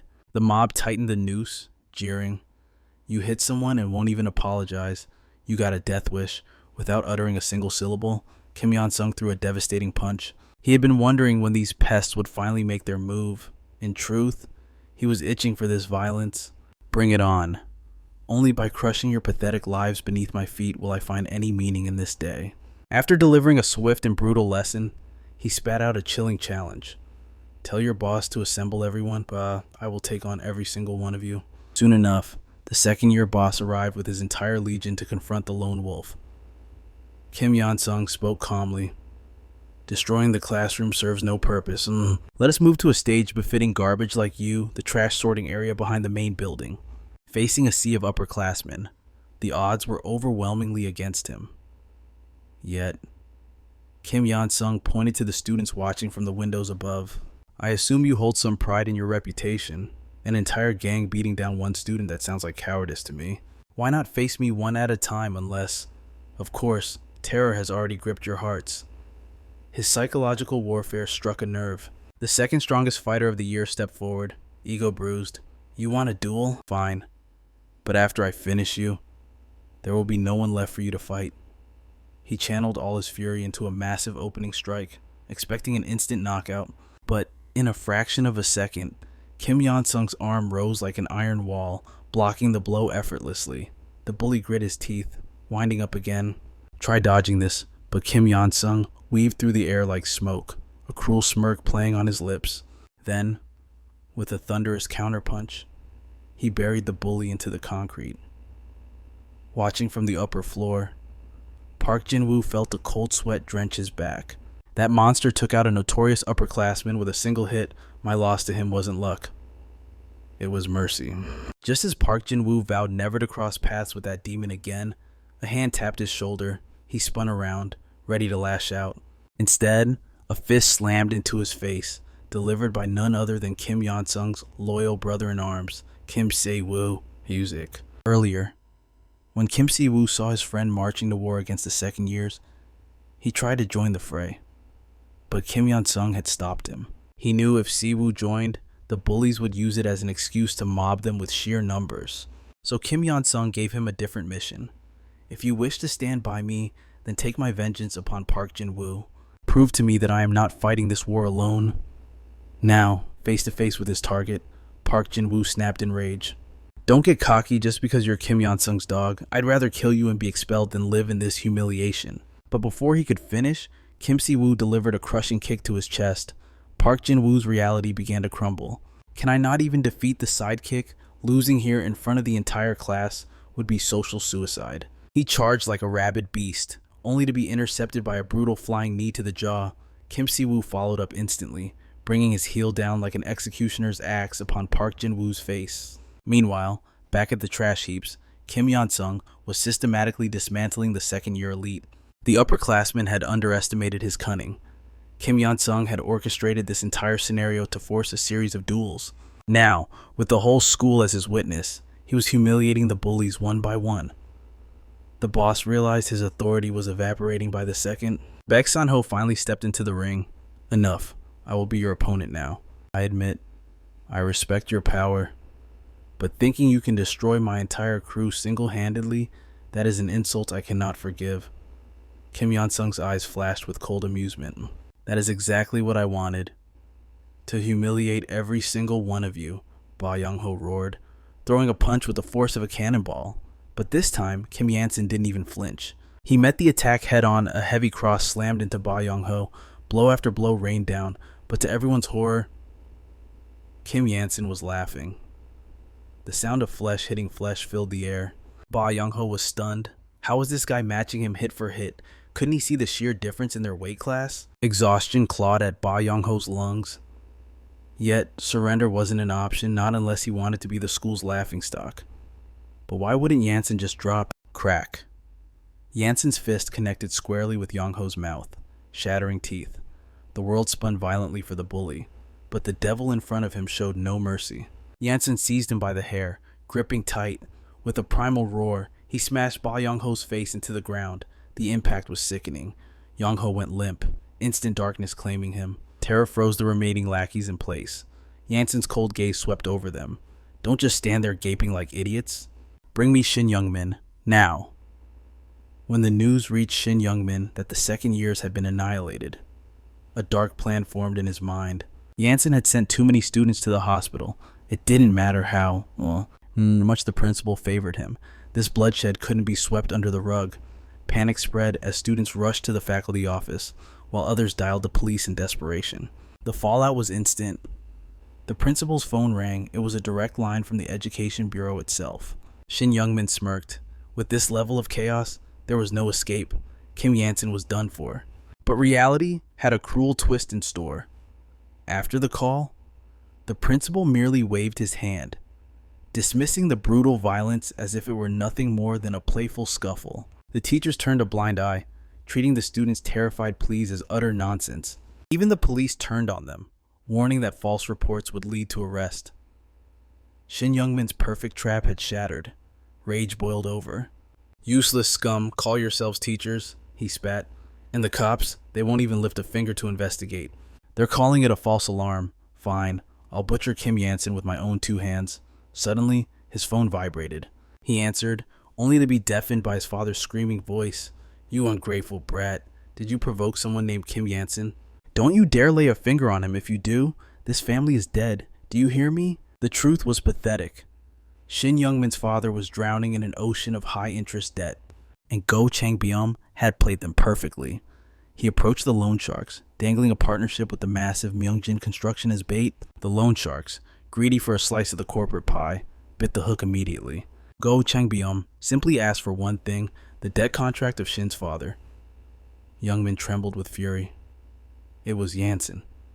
That cunning fox was holding his father hostage. The voice on the phone changed. Cold, calculating. Hello, Shin Young-min. This is Go Chang-byum. Listen well. Your house, your assets, seized. You will be left with nothing but a mountain of despair. And that debt, it becomes yours. Don't think you can run. The sharks will hunt you to the ends of the earth. Your life ends today. Unless you take the lifeline I'm offering. Let Kim Yansen beat you into a bloody pulp. Make it look real. If anyone suspects you took a dive, the deal is off. Young-min gritted his teeth. That's dirty. Chang-byum laughed coldly. Are you stupid? In a war, only the winner matters. The victor writes the rules, and I always keep my word. Moments later, Shin Youngmin arrived at the scene, the crowd buzzing with anticipation for the main event. Kim Yansen grinned, a predator watching his prey. Finally decided to show your face. What are you waiting for? Come on! Hit me! Trapped between rage and ruin, Shin Youngmin roared and charged without hesitation. But Yansen didn't move. He stood like a statue. Panic flared in Youngmin's eyes, and at the last millisecond, he pulled his punch. Go, Changbyam's warning echoed in his skull. Leave a scratch on him, and your life is over. Yansen leaned in, whispering the devil's truth. You got the call, didn't you? Bam! Yansen's fist slammed into Youngmin's jaw. Did he tell you to lose on purpose? Yansen scoffed. Well, I don't want a fake victory. You have two choices. Trash. Kneel and beg like a dog, or bet your entire life on this fight. Throw away your future and come at me with everything you have. Yansen already knew the answer. If they were alone, maybe Youngmin would have folded. But here, in front of the whole school, a teenage ego could never handle that kind of humiliation. Reason evaporated. Shin Youngmin's eyes burned with resolve. He would destroy him, cost be damned. But Yansen, he had prepared for this exact moment. He had dissected every frame of Youngmin's amateur fight tapes, analyzing every habit alongside Yondo Jewel. They found the fatal flaw. When Shin got heated, his guard dropped, and his counter, it was always a left hook. When his stance widened, he was looking for the knockout, channeling every ounce of strength into a single strike. That was the opening. Yansen sidestepped the haymaker and drove a devastating counter right into the center of his face. The impact echoed through the silence. The students gaped in disbelief. The king had been dethroned. Kim Hunsung locked his legs around Shin Youngmin's shoulders like a vice, twisted the arm, and pulled up with demonic force. A sickening crack of bone shattered the silence as Shin's agony echoed across the campus. The Thai class. Onlookers froze in sheer terror. They were witnessing a brutal display of dominance. In seconds, Kim Hyun-sung had asserted his absolute rule over the school. Kim Hyun-sung and his ally, Kim Si-woo, had reduced the so-called predators to a bloody pulp. Yet, Si-woo trembled with anxiety, knowing that breaking an arm was a serious offense. But Hyun-sung, he simply brushed off the fear with cold indifference. Relax. Even though they saw it, no one dares to speak against power. This world has zero sympathy for the weak. The homeroom teacher ghosted past them, his face pale. Internally, he screamed 1,000 curses. This kid, he was a complete lunatic. How could he possibly cover up such a disaster? Yet, he had no choice but to bow to the monster before him. Between Myeongjin Construction and the principal, the teacher was trapped. So, he turned his venom toward the victim, Shin Youngmin. Listen well. You broke that arm in a clumsy fall. It had absolutely nothing to do with Kim Hyun-sung. If you try to drag him down, I will air every piece of your dirty laundry to the world. But Shin Youngmin snapped back with venom. You call yourself an educator? Shouldn't you be worried about a student's shattered bones first? The teacher's face twisted into a snarl. When I turned a blind eye to your bullying, did you respect me then? I haven't changed. Not then, not now. So shut your mouth and listen. My word is law. Meanwhile, in the shadows, the local Golden Circle boss, Kang Tae-gu, faced his own judgment.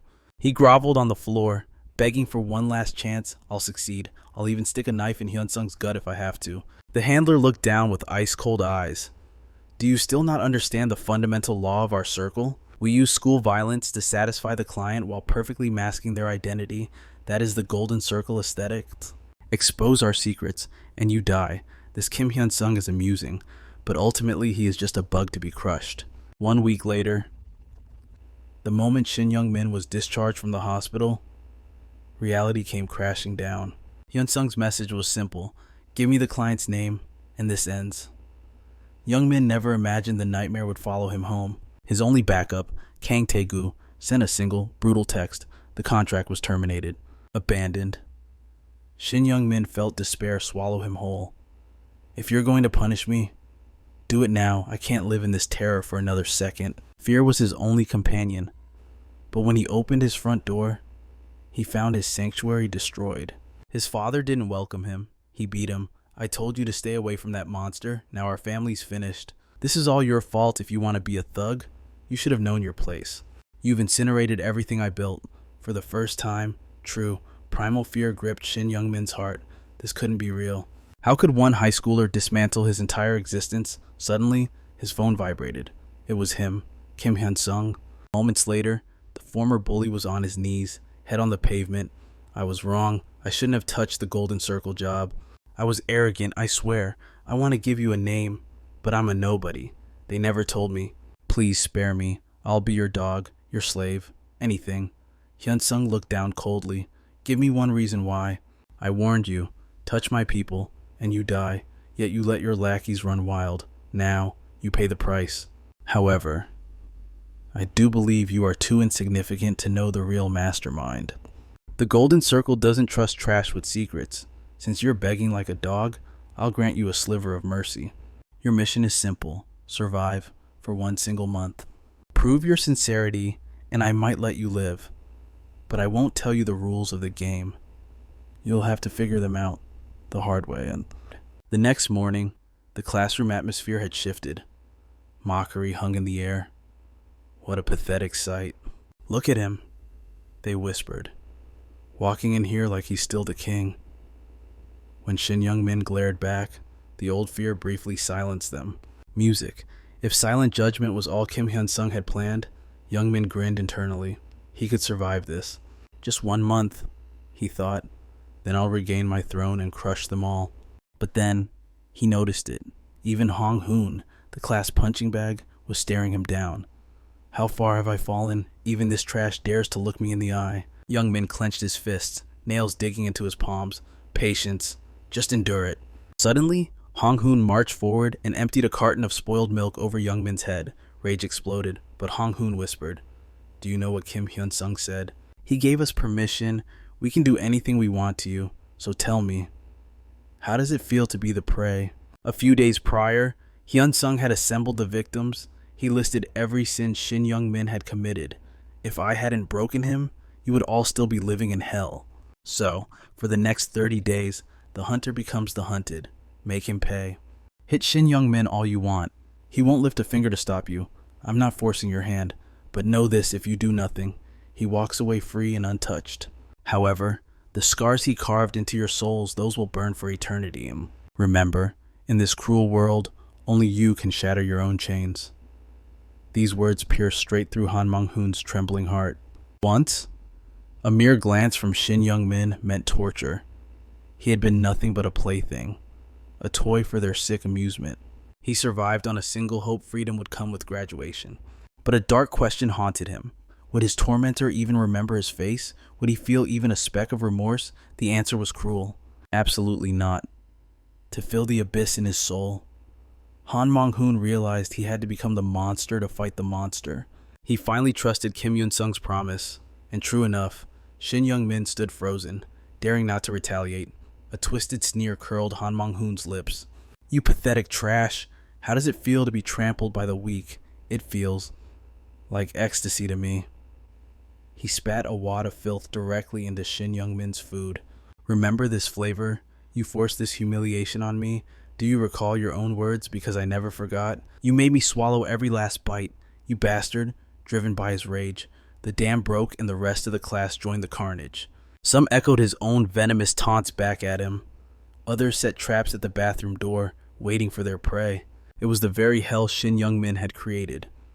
The moment he stepped out, a bottle smashed against him with brutal force. The sheep had become wolves, surrounded by his victims. The tyrant was now a cornered rat, with no one left to offer pity. Killing intent surged within him. He wanted to lash out and tear them limb from limb, but the memory of Kim Yoon-sung's demonic gaze froze his blood. Endure it, he screamed internally. Just 1 month. Survive until the day Kim Yoon-sung cuts my leash. Meanwhile, the puppet master himself was hunting a bigger target. 4 suspects remained, but the true mastermind still lurked in the shadows. Yet, patience was his weapon. He focused on the pawns on the board, the bullies, the bystanders, the negligent teachers to Kim Yoon-sung. They were all sinners carved from the same rot. And thanks to their arrogance, the next phase of his grand design could commence. A notification pinged on Shin Young-min's phone. Obey me, and the bullying stops forever. It was a devil's deal, but he grabbed it like a drowning man. Kim Yoon-sung watched with cold amusement. You fool, you actually took the bait. Under the cover of darkness, Shin Young-min approached a convenience store. Swallowing his pride, he hid his face behind a mask and hat. Inside stood Park Min-chul, the dropout scum who had once tormented Kim Yoon-sung alongside him. Shin Young-min stormed in. He seized Park Min-chul by the hair and smashed his skull against the counter with a sickening thud. Terrified, Park Min-chul stammered, "Is this a robbery?" Silence was his answer, followed by a brutal fist. But in that chaos, Park Min-chul saw something familiar. Even beneath the disguise, those eyes, that hair, it was undeniably Shin Young-min. The other two dropouts, guilty of the same sins against Kim Yoon-sung, soon faced the same wrath. They couldn't comprehend why their former leader was hunting them down. One reached for a phone, but Park Min-chul stopped him. "He's lost his mind. Calling the cops will only dig our graves deeper. Let's write this off as bad luck. If we see him again, we walk away. Act like we don't know him." Suddenly, a voice dripping with malice cut through the air. "Look at all the little rats gathered in one sewer." "I assume you know who rearranged your faces yesterday," Park Min-chul shouted back. "Why are you doing this? We didn't touch you." Shin Young-min hissed. "Because Kim Yoon-sung owns my life now, I have to drag you through hell for a month just to buy my freedom. Do you understand?" Shin Young-min charged like a mad beast. "Sorry, boys, but if you don't burn, I will." Blow after blow rained down. "Don't hate me. You brought this doom upon yourselves." "Why should we pay for your mess?" screamed one. That question snapped Shin Young-min's sanity. "You still don't see your sin. If you had broken him properly back then, I wouldn't be suffering now, and now you dare resist. Have you forgotten who stands before you? I am Shin Young-min, the king of this school. If I go down, I'm taking every single one of you with me." The killing intent was real, driven to sheer desperation. Park Min-chul grabbed a knife and plunged it into Shin Young-min's back. "You pushed too far. We already lost everything because of you. Why couldn't you just leave us alone?" As the cold steel pierced him, the fog lifted. Shin Young-min finally grasped the terrifying brilliance of Kim Yoon-sung's plan. Mutual destruction. He wanted them to tear each other apart like rabid dogs. By the next morning, the bloody news had swept through the school. The student body was paralyzed with shock. The assailant was none other than Park Min-chul. But the twist was even darker. Not only did they confess, they begged for prison, seeking the safety of a cell over the terror of freedom. The bullies begged for mercy, swearing to flee distant city forever. But Kim Yoon, he was far from finished with them. He issued a chilling command to Go Chang Byom. "The moment those four taste freedom, throw them back behind bars. I will not allow them to live a single normal day in this society." Music. A cold sweat ran down Go Chang Byom's spine. This man was a demon in human skin. He thought, "I must never, ever become his enemy. I have been toiling at the absolute bottom for a month, just as you commanded." Go Chang Byom complained. "Yet, I have gained absolutely nothing from this grunt work. I lack the patience to crawl my way up the ladder step by step," but Kim Yoon urged him to endure the grind a little longer. "Trust me, just do exactly as I say." In the timeline before Kim Yoon's return, the real estate market had been experiencing a golden age. But tragedy struck Myeongjin Construction. A sudden, fatal accident occurred on site when a worker was crushed by falling rebar. Bystanders screamed for an ambulance and police, but the foreman blocked them. He cared more about the construction schedule than a human life. Bureaucracy delayed the rescue as the foreman insisted on reporting up the chain first. It took 2 agonizing hours before the victim was finally transported to the hospital. By the time the worker's son arrived, his father's heart had already stopped beating. To make matters worse, the company refused to classify it as a workplace injury or pay compensation. Myeongjin Construction's reputation plummeted into the abyss. Back in the present, Go Chang Byom wandered the site. Unaware, he was standing at the precipice of destiny. His instincts screamed for a drink at a bar, but he held back. He knew Kim Yoon-sung never made a move without a calculated reason. He recalled how decisively Kim Yoon-sung had crushed those school bullies, destroying them without hesitation. Go Chang Byom couldn't help but imagine his own brother, Go Chang Seok, facing that same wrath. Suddenly, a thunderous crash shattered the silence. Go Chang Byom sprinted toward the chaos. The concrete pour had failed, causing a catastrophic collapse. The foreman whispered frantically, "At least 5 or 6 men are buried inside, sir, but do not worry. I will contact headquarters and silence the witnesses so the news does not leak." Rage exploded in Go Chang Byom. and he seized the man by the collar. Do you have any idea how serious this is? Go! Chang Byom trembled. Kim Yoon-sung's words echoed in his mind. If disaster strikes at the bottom, ignore the financial loss. Human lives must always come first. Go, Chang Byom roared. Call the ambulance immediately, the foreman protested. If the press finds out, the delays will cost us millions. Who will cover those losses? Go, Chang Byom's eyes blazed. I am the one in charge here.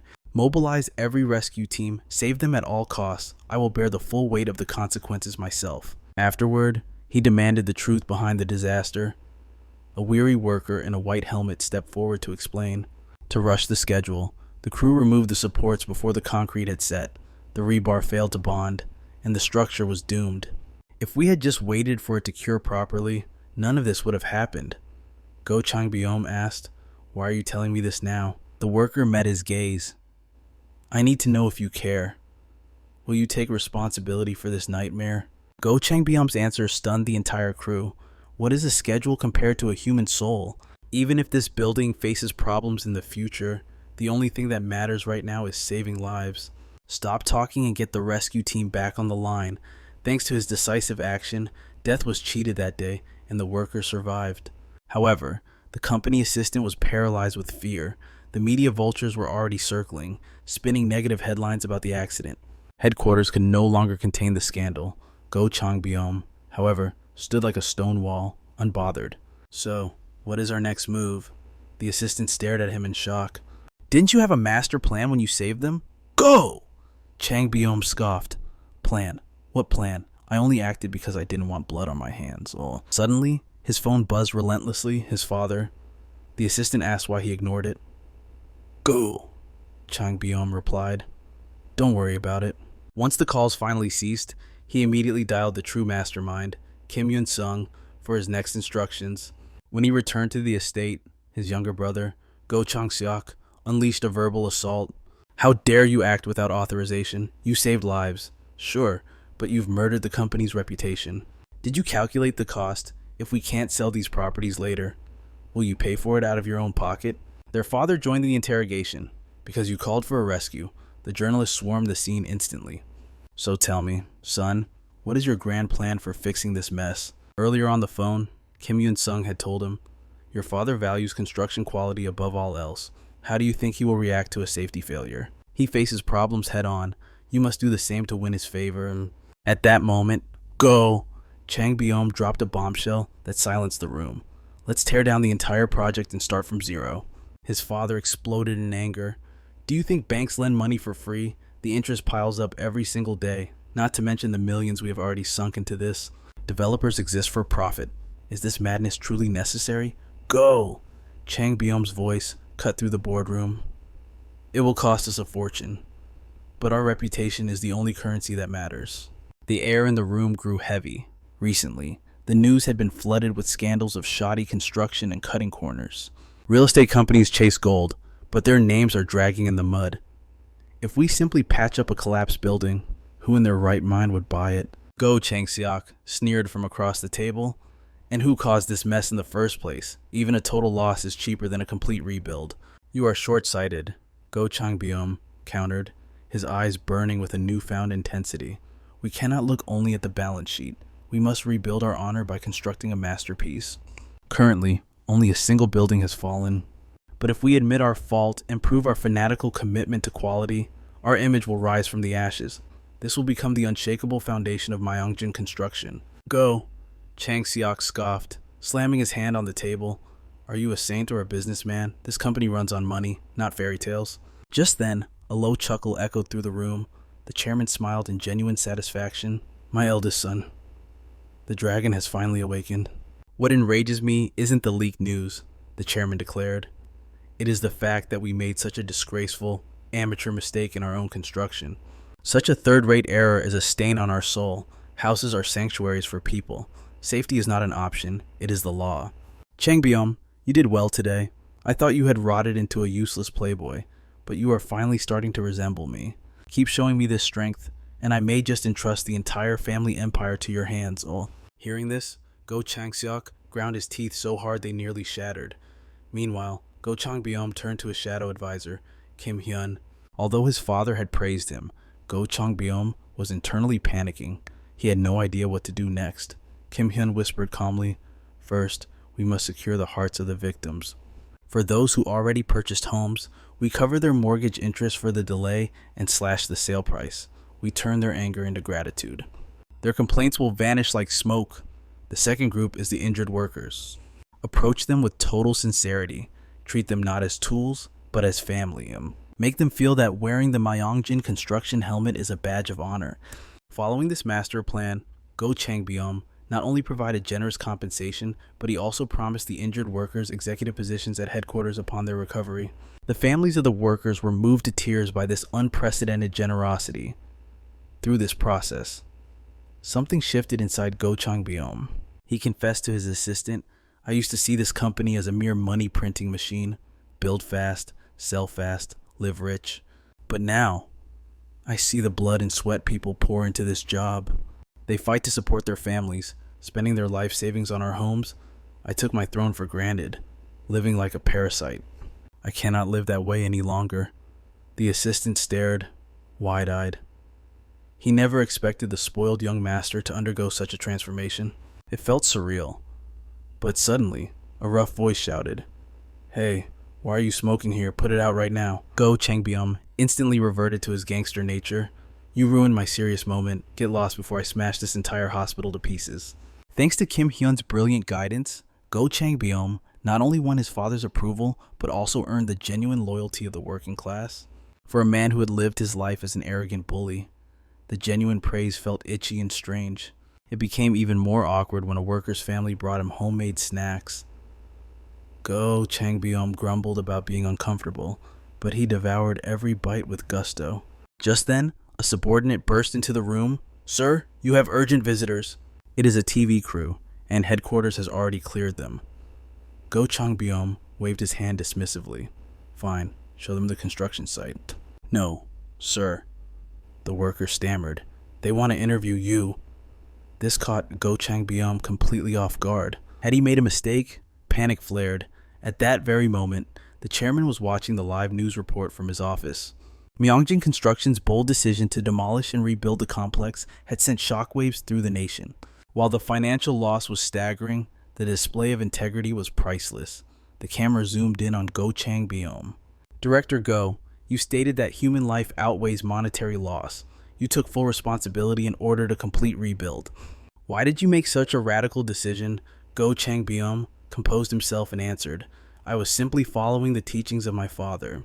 Since I was a child, he taught us that our work is not just about profit. It is about building a legacy that will stand for generations." Back in the office, the chairman's phone began to ring off the hook.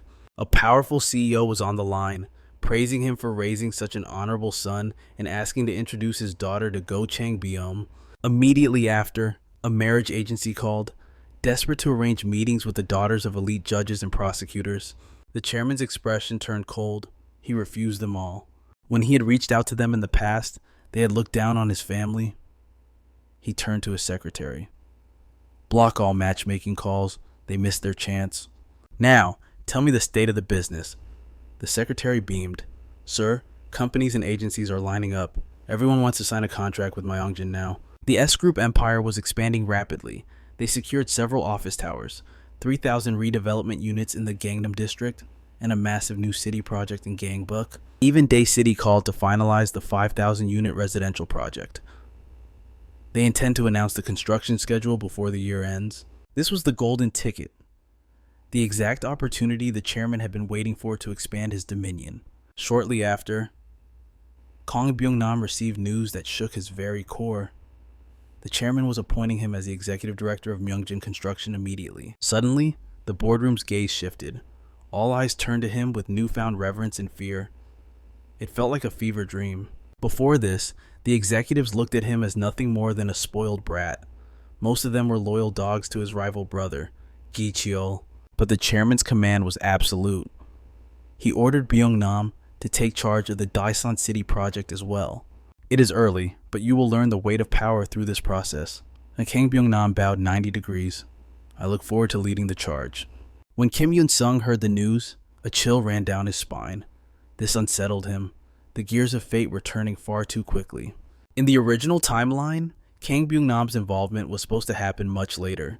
He was supposed to use a specific accident to secure his position. Instead, Chairman Ga Young-jin had fast-tracked him to executive director instantly. This was an unforeseen variable.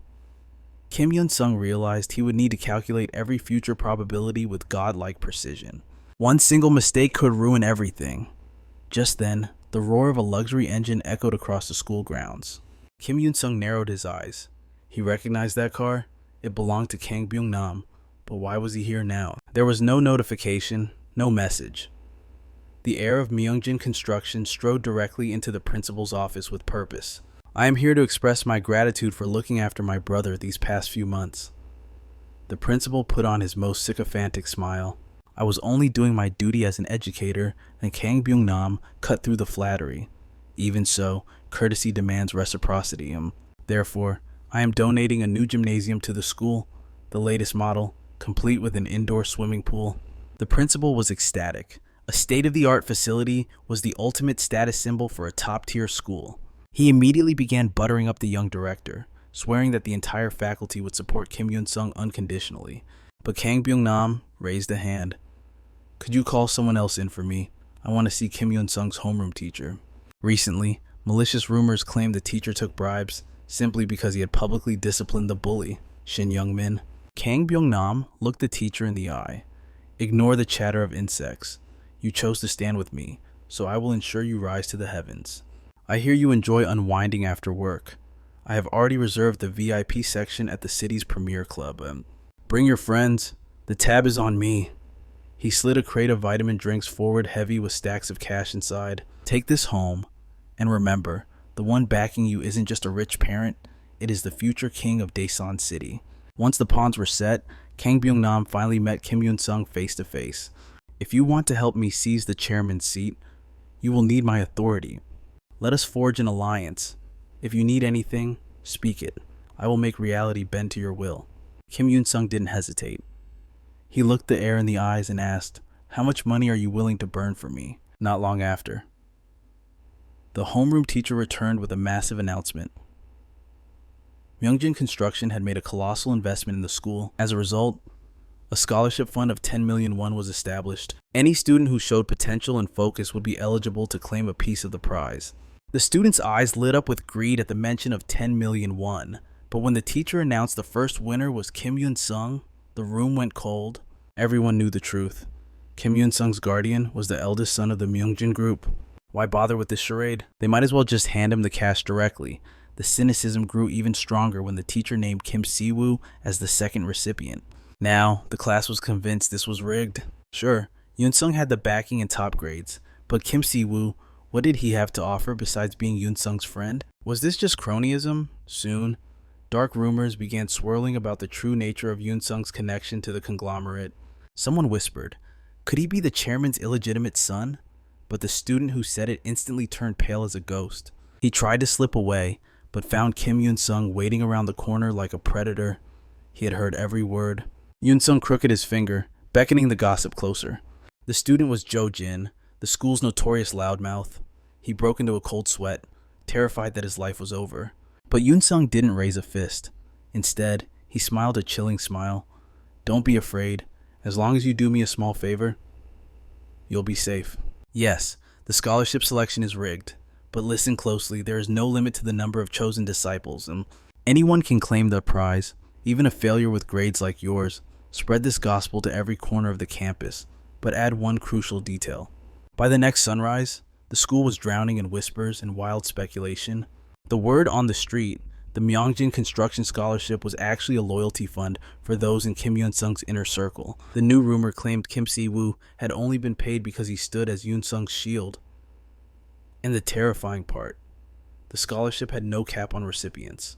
Anyone who pledged loyalty to Kim Hyun-sung could get paid. He was turning the school into a fortress to purge every thug in Daesan City. Whispers suggested he would accept any soldier willing to serve, regardless of their past sins or grudges. Most students laughed it off as a desperate fantasy. However, the second-year tyrant, Baek Young-ho, saw an opportunity. He craved that cash just like Kim Si-woo. If Hyun-sung needed a weapon, Young-ho was ready to be the blade. Desperate for confirmation, Young-ho cornered Jo-jin. Joe lowered his voice, sharing a dangerous secret. I'm only trusting you with this. Kim Yoon-sung intends to transform this school into his absolute kingdom, then use it as a launchpad to crush every surrounding territory. If someone steps up now to prove their strength and loyalty, Yoon-sung will reward them with a fortune. Young-ho hesitated. He had defied Yoon-sung in the past. Would the monster really accept a traitor? Yet, greed outweighed fear. The money was too massive to ignore. Trembling, he approached the throne. Do you have a moment? Yoon-sung's immediate agreement only made the air heavier with tension. Young-ho stammered an apology for his past offenses, but Yoon-sung cut him off with cold indifference. Get to the point. Young-ho swallowed his pride. I need money. If you want a dog that bites hard and obeys orders, take me. I won't fail you. Yoon-sung smirked. Agreed. But first, you must survive a test. Shortly after, Young-ho summoned the third-year delinquents. They assumed he was making a play for Shin Young-min's empty throne and prepared to crush the upstart. But when Young-ho arrived, his face was already a ruined mess of bruises. He barked out, Listen up, you third-year trash. From this moment on, I belong to Kim Yoon-sung. If anyone refuses to serve him, raise your hand now. But know this if you resist. I'll beat you until you can't even feed yourself. My master needs loyal dogs, not heroes. Obey, and take the reward. The pain in his body was screaming, but seeing that bank transfer notification made it all sweet. Yoon-sung had made it clear, as my dog, your scholarship arrives tomorrow, stay loyal, and the rewards will flow. But if you ever turn your fangs on your master, I will dismantle you piece by piece. Young-ho questioned if he had any dignity left. He was being treated like a dog, yes, but 5 million won. He couldn't earn that with his fist in a lifetime. With his resolve hardened, Young-ho rallied the third-year bullies once more. He declared Yoon-sung their new king. When the senior scoffed, Young-ho let his fist do the convincing. Don't think I stayed quiet before because I feared you scum. I only held back because of that monster, Shin Young-min. He's gone now. Check your egos. From today, Kim Yoon-sung is the god of this school. His word is law. Anyone who resists, I will personally drag them to hell. And yes, the rumors are true. Bow to him, and the money follows. So from now on, you'd better worship our God unconditionally. He pays his believers well. The next morning, Park Jin-woo thought Young-ho had officially snapped. A former enemy becoming a lapdog? Impossible. There was no way Yoon-sung would just hand out that kind of cash to a traitor. But then, a commotion at the bulletin board caught his eye. His jaw dropped. There it was in black and white, Baek Young-ho, scholarship recipient. Cold sweat trickled down Jin-woo's spine. Just how deep were Yoon-sung's connections with Myeongjin construction? Young-ho made sense, but even the loudmouth Jo-jin was on the list. Jo-jin smirked at him. I just followed orders, and I got paid. Take a tip from a friend, walk on eggshells, cross Kim Yoon-sung, and you'll share Shin Young-min's tragic fate. Jin-woo's reality shattered. Yoon-sung wasn't just a student. He was crowning himself the absolute king of Chunil High. His peaceful school life was dead. Meanwhile, in the shadows, the Golden Circle's client was losing patience. I hired the Golden Circle because you're supposed to be legends. Why is he still walking? If you can't eliminate Kim Yoon-sung, I'll tell the world your reputation is nothing but hype. The broker smiled chillingly. Relax. Failure isn't an option this time. The organization had deployed their ace, Cho Tae-jun. His mission: infiltrate Chunil High and erase Kim Yoon-sung. Even the principal trembled when he saw the transfer papers. However, this was no ordinary enrollment. The city's education director had personally pulled the strings to force this transfer. Choi Tae-jun claimed the director was an old friend of his father, but the principal saw right through the lies. A forced transfer like this could be grounds for immediate termination if exposed. So why were they risking everything for this kid? Was Choi Tae-jun truly a mercenary from the infamous Golden Circle? The principal clenched his fist. Mercenary or not, I won't let him turn my school into a war zone. He stared Choi Tae-jun down. Chunil High is a prestigious institution. If you break the rules, I don't care if the education director is your father's best friend. I will not show mercy. But Choi Tae-jun simply sneered at the threat. To a wolf. The barking of a dog meant nothing. Stepping into his new classroom, fate threw an old face in his path. It was Park Jin-woo, a ghost from his past, 6 months ago. When Taijun first entered the Golden Circle, means he had tested the waters, but back then he had dismissed Park Jin-woo as trash, useless, and weak. Now, however, he realized even trash had its uses. He decided to squeeze Park Jin-woo for intel. Jin-woo merely shrugged, claiming the school was nothing special. But then, his voice dropped to a grave whisper. There is one guy. Kim Hunsung. Whatever you do, do not cross him. His fighting skills are monster level, and the shadows behind him are even darker. Choi Taijin laughed in his face. I thought you were the boss here, look at you, trembling like a frightened rabbit over one guy. Just trust me, stay away from him. But Taijun couldn't. The Golden Circle had given him a strict directive, forced Kim Hunsung to drop out within 6 months. To a predator like Choi Taijun, this didn't sound like a mission. It sounded like a vacation. The plan was simple yet brutal. Relentlessly torment Kim Hunsung until his life became a living hell. First, break his body, then incite the entire school to ostracize him. He scoffed at the timeline. 6 months. He calculated he would crush Hunsung's spirit in a single month. His arrogance was backed by the system's cold hard stats. In the Golden Circle, S rank was a myth. A rank belonged to the top 1% of monsters. Even a B rank meant you were a superhuman, standing far above the average fighter. Despite being only a first year, Choi Taijun had already secured a B rank evaluation. Eager to hunt, he demanded Park Jin-woo take him to the target's classroom. As fate would have it, the devil was already there. Kim Hunsung sat in the room. Park Jin-woo felt his blood run cold. Taijun immediately lunged for the throat. Hey, bastard, what the hell are you staring at? Park Jin-woo's face drained of all color. Kim Hunsung didn't even flinch. You're trying too hard. I wasn't even looking at you. Are you desperate for a beating? You better think carefully if you can handle the consequences. But before Taijun could finish his threat, a fist flew out of nowhere. Choi Taijun froze, completely stunned. It wasn't Hunsung. Park Jin-woo was on his knees, groveling on the floor. I didn't bring him here on purpose. He started it. Please, boss, just let me live this one time. Taijun stared in disbelief. What the hell is wrong with this lunatic? He didn't know the new laws of Cheonil High.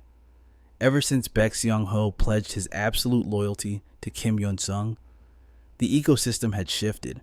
Now, a single bad word about Hunsung meant a visit from Baek Seong-ho and his crew, and those visits were never friendly.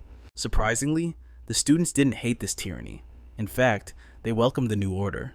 Under the old reign of Shin Young-min, chaos and violence were the daily bread. Fear ruled the hallways. But ever since Baek Seong-ho became the guard dog of Cheonil, the predators became the prey.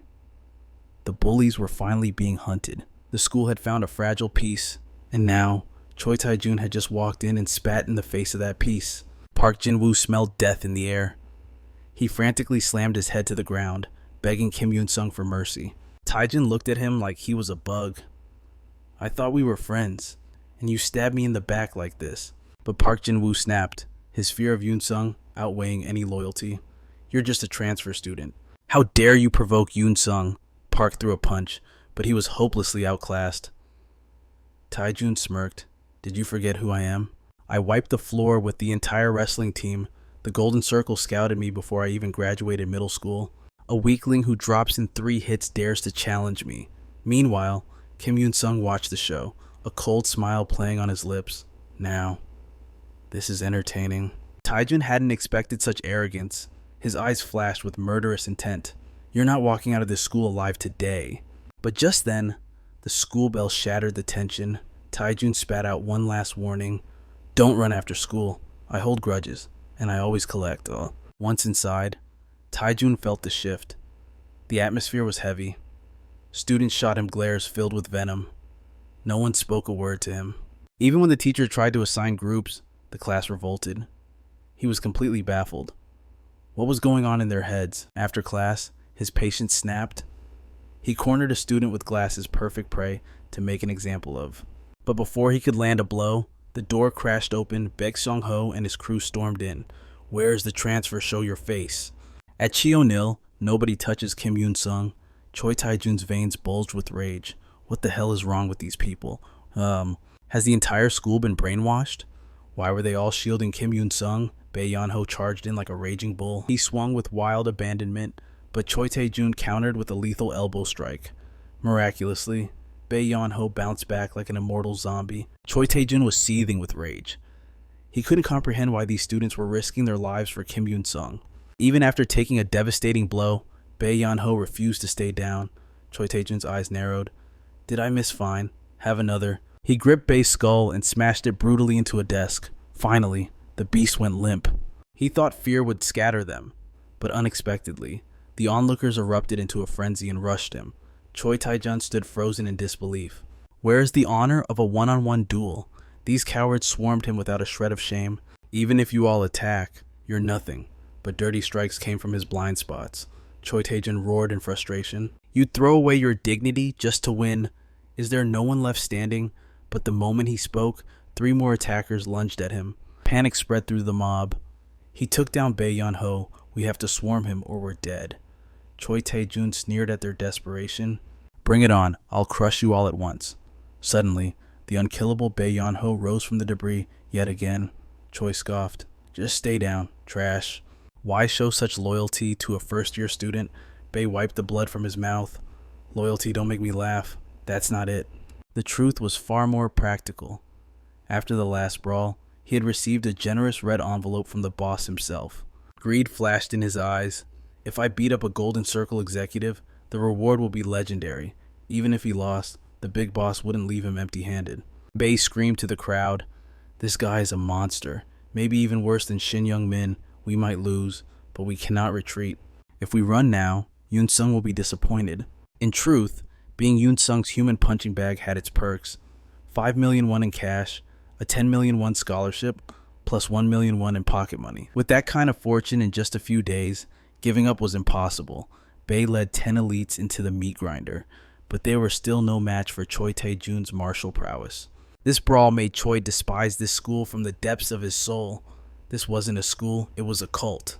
Usually, when a fighter loses, it's game over. But these lunatics fought like berserkers, ignoring all pain and logics. If there are more crazies like this, I'm in deep trouble. Choi realized the terrifying truth.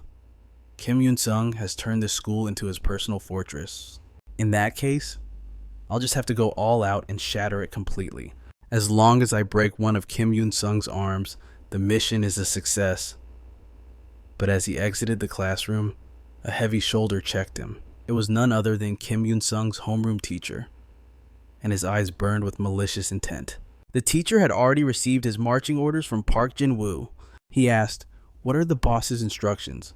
Park Jin-woo replied coldly. He said, "Handle the trash however you see fit."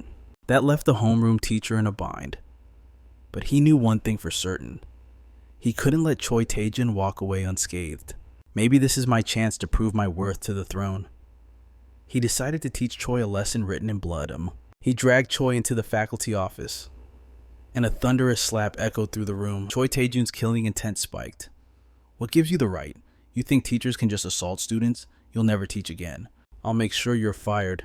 The teacher sneered, looking down on him like an insect. "You really don't get it, do you? On your first day, you hospitalized classmates, beat up seniors, and terrorized the entire grade. And now you threaten a faculty member. Go ahead, call your daddy's influential friends. Sue me if you have the guts. You think you can touch me, dream on. I've seen plenty like you. No matter what you do, nobody will believe a delinquent. No one in this office will testify for you. Without evidence, I am the law in here. This punch is for Park Jin-woo. This one is for Bae Yeon-ho. And this slap is for my students." That night, a battered Choi called the middleman to scream his frustrations. Everyone at Chunil High is insanity incarnate. The teachers, the students, they are all possessed. "I can't take this alone." The middleman broke into a cold sweat. Failure here meant his own destruction. He tried to calm Choi down. "Lay low for now. I'll devise a counterattack." The middleman rushed downtown to meet Moon Chang-ho, the Education Bureau director. He demanded pressure from the top to crush the school's defense. Moon Chang-ho didn't hesitate. He dialed the Daesan education supervisor immediately. "I hear a teacher at Chunil is protecting a violent student. Launch an investigation, now." But the Daesan supervisor replied with bone-chilling coldness. "Why is a city official meddling in Daesan's territory? You're overstepping your rank." And Moon Chang-ho snapped back. Don't play games with me. I know about the skeletons in your closet. If you don't cooperate, I'll blow the whistle on everything. The Daesan supervisor then played his trump card. You know who backs that school, right? The Golden Circle. Do you truly believe you can wage this war unscathed? Tread carefully, or you will lose everything. If this alliance crumbles, we both fall into the abyss. It turned out the Daesan supervisor was no stranger. He was the principal's own flesh and blood. Yet, even he felt the chill of dread. The Golden Circle was not a name to be whispered lightly. The supervisor trembled. To be honest, I fear the hammer of judgment will fall on us both. The principal masked his anxiety with a confident smirk. Fear not. The true prize lies with the heir of Myeongjin Construction, Go Changbai. As for the corruption charges, rest assured, they will never see the light of day. The pawn we are protecting is sharper than a blade. Your throne is secure. But the next morning, reality struck Choi Tae-jun like a sledgehammer. For the first time, the predator became the prey. During physical education, silence was his only companion. No one spoke to him. Whispers slithered behind his back wherever he walked, like invisible vipers. Choi's patience finally snapped, rage boiling in his veins. He immediately messaged his gang in the city, summoning them to invade Daesan. He cast his net wide, pressuring other schools to crush Chunil and completely isolate Kim Hunsung from the world. That afternoon, the cafeteria air grew heavy. As Choi ate, Kim Hunsung slid into the seat across from him. Murderous intent flashed in Choi's eyes. Perhaps I should end his miserable existence right here. Hunsung spoke, his voice calm yet piercing. I heard the Daesan education supervisor gave you some trouble. Choi sneered, arrogance dripping from his words. So, you think you are the king of this little pond? Step into the real world, and you are nothing but dust. But in a blink, violence erupted. Someone slammed Choi's face into the metal tray with bone-rattling force. You know I rule this domain, yet you dare bare your fangs. Who gave you the audacity to act superior on my turf? Choi was dragged into the shadows like a sack of trash. He roared, desperate and furious. You cowards! You need a pack to fight one man, have you no shame? Hunsung's expression remained colder than ice. You are strong. A B-rank assassin, after all. If we were equals, I would honor a duel, but today I bridge the gap with numbers. Crush him. At Hunsung's command, the mob descended upon him like wolves. Park Jin-woo shouted over the chaos, Clear the way, he is mine. Choi's spine screamed in protest. Before he could breathe, Bae Seon-ho's fists rained down like hail. Even a beast like Choi Tae-jun could not withstand the tide. The numbers were overwhelming. He tried to focus on a single target, but Hunsung moved like a phantom, locking his arm in a vice grip. Let us test a theory. If I shatter one arm, do you think you can still win? A sickening crack echoed through the hall. Choi shrieked as pure agony tore through his senses. You are a lunatic. Hunsung held him fast. Two paths lie before you. One, continue your Golden Circle mission, and I snap your other arm, making your school life a living hell. Two, bend the knee, become my double agent, and deceive the Golden Circle. But Choi Tae-jun spat back, defiant to the end. You expect me to betray the Golden Circle, keep dreaming? In that moment, Hunsung turned his gaze to Bae Seon-ho. If I offered you 100 million won right now, would you stab him if you hesitate? I will find someone hungrier. I do not ask for his life. I will have an ambulance waiting. A simple flesh wound is all I require. The atmosphere instantly became heavy, suffocating the students. Everyone froze, their blood running cold at Hunsung's ruthless tone. Think about it carefully. How many years of slave labor would it take to earn that fortune? I can grant it to you in 3 seconds. We are merely students. If he bleeds, we call it a prank gone wrong. Who in DeYoung would believe the word of an outsider over ours? Greed flickered in Bae Seon-ho's eyes. The temptation was irresistible. You swear the reward is real if I do this, Hunsung replied with a devilish calm. It is strictly business. Bae Seon-ho nodded grimly. Hold him steady. I must not miss the mark. Just as the blade was about to fall, terror seized Choi Tae-jun's heart. I choose the second option, I submit. Hunsung halted Bae Seon-ho instantly. A wise calculation. Consider your debt paid for today. Then, Hunsung recited Choi's home address and the name of his little sister with chilling precision. Heed my warning. My cruelty knows no bounds. Cross me, and I will dedicate my entire life to your absolute destruction. Now, for the last time, what is your choice? Will you stay loyal to the Golden Circle, or become my hound. Terror finally shattered Choi's pride. He bowed his head in total defeat. I will be your dog. Hunsung patted his head like he was comforting a domesticated beast. Smart boy. Bae Seon-ho looked on, uneasy. Is it really safe to release a tiger back into the wild? Hunsung grinned, a predator watching its prey. If he breaks our deal, he knows the price. Check your account after school. I will transfer your reward. Now, bring Jo Hyejin to me, but do it quietly.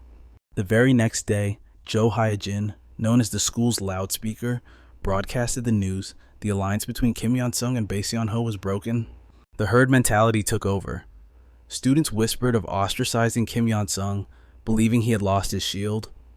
They began to circle like vultures, but in truth, they were dancing in the palm of his hand.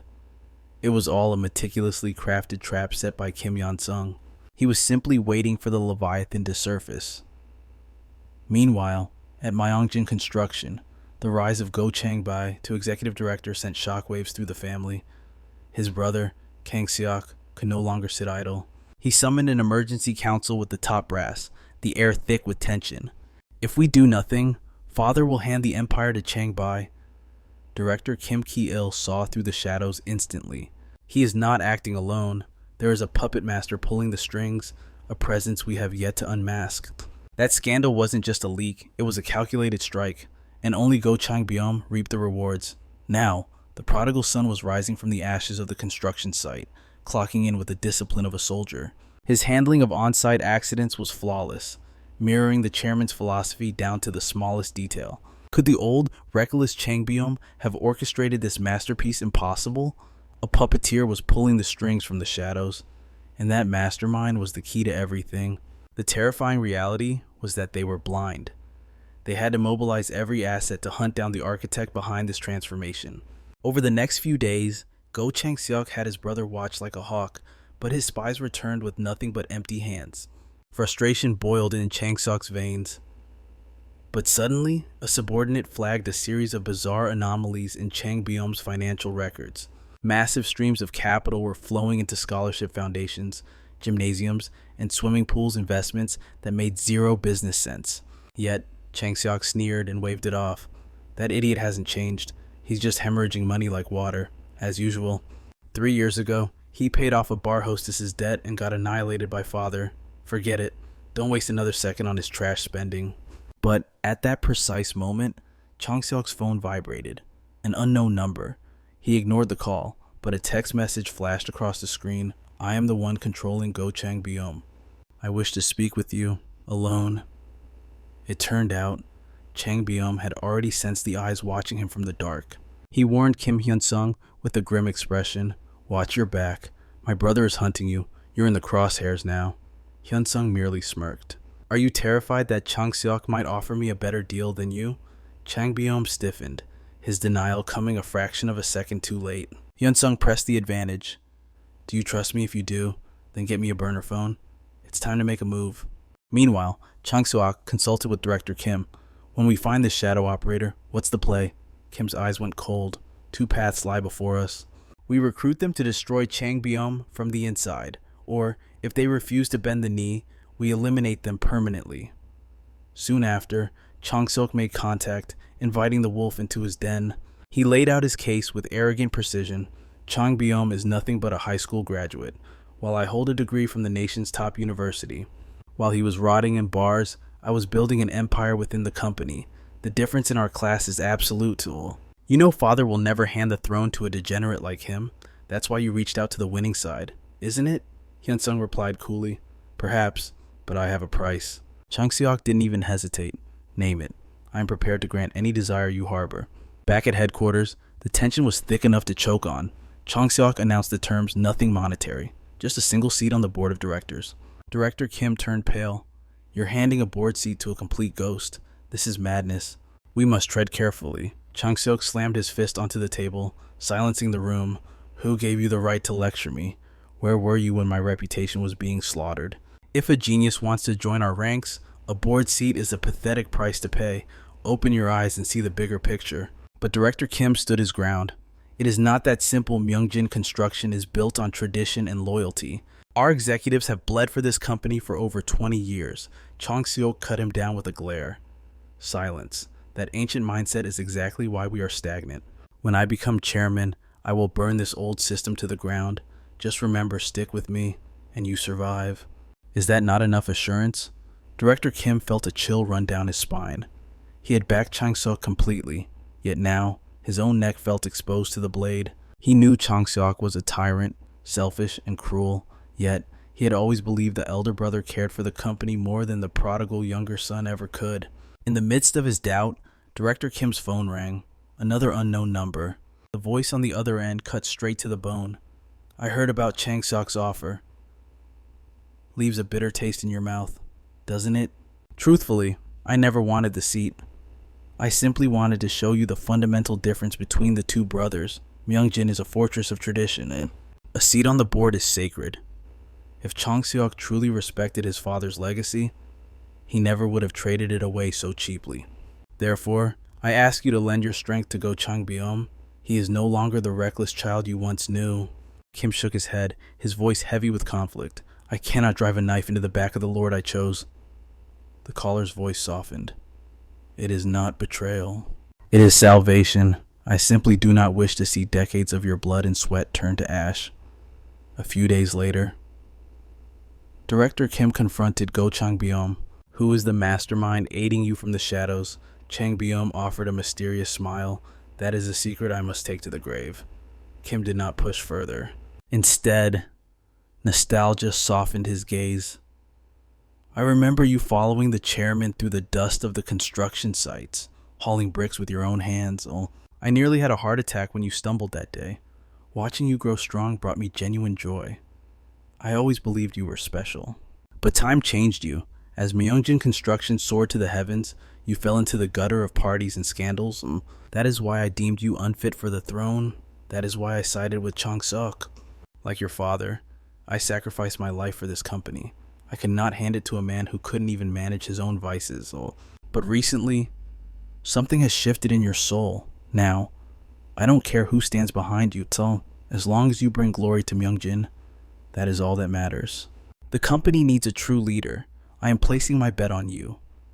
Meanwhile, let us rewind the clock to Kim Hunsung.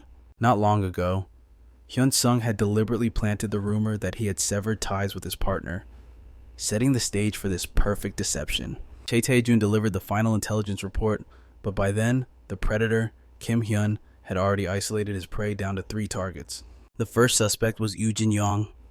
As the former queen of the first semester, she saw Hyun's existence as a dagger to her academic throne. The second was Lee Jin-hyung, a volatile heir who had clashed with Hyun at the semester's dawn. Despite keeping a low profile, his family commanded thousands of pyong of land. The third was Cho Shona, the daughter of a high-ranking official. Her grades had briefly eclipsed Hyun's, only for him to crush her standing once again. Hyun decided to cast his net. After days of silent observation, the hunter locked his sights on a single focal point. The next day, during soccer practice, a shadow lingered on the sidelines. It was Cho Shona. Clutching her chest, debating whether to reveal her heart, Oh Hee-ji immediately stepped in to intercept her. Don't do it. Kim Hyun isn't the saint he used to be. He's corrupted. He will only drag you down. But Shona stood her ground. No, the world pushed him first. Summoning every ounce of her courage, she approached him. Hyun's lips curled into a faint, unreadable smile. I need to speak with you too. Let's go somewhere private. The bell rang for class, but the 2 desks remained empty. Panic began to claw at Oh Hee-ji's throat. Suddenly, her phone buzzed. An SOS text from Cho Shona. Hyun had taken her to the equipment storage room. Inside the dimly lit room, Shona trembled. She tried to calm her racing heart. Hyun was a model student, she told herself. He would never cross the line. But then, the lock clicked. Hyun sealed the door and turned to her.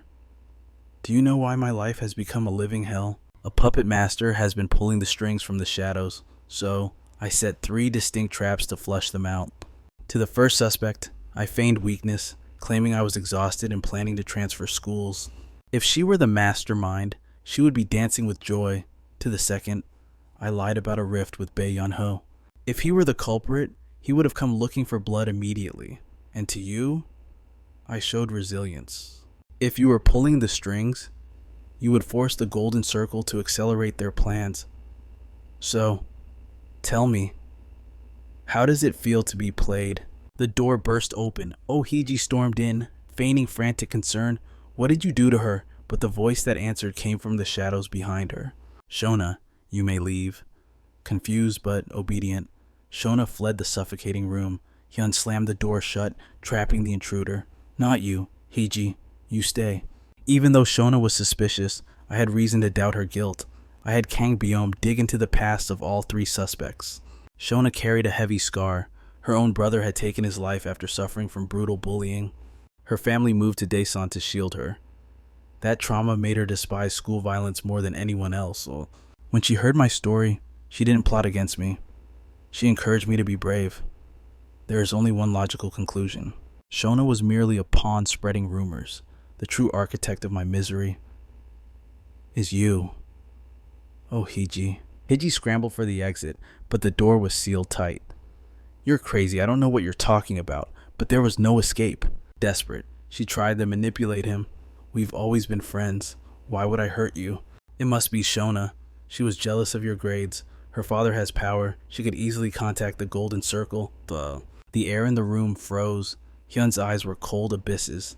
I never mentioned the Golden Circle to you. The trap had snapped shut, realizing her mask had shattered.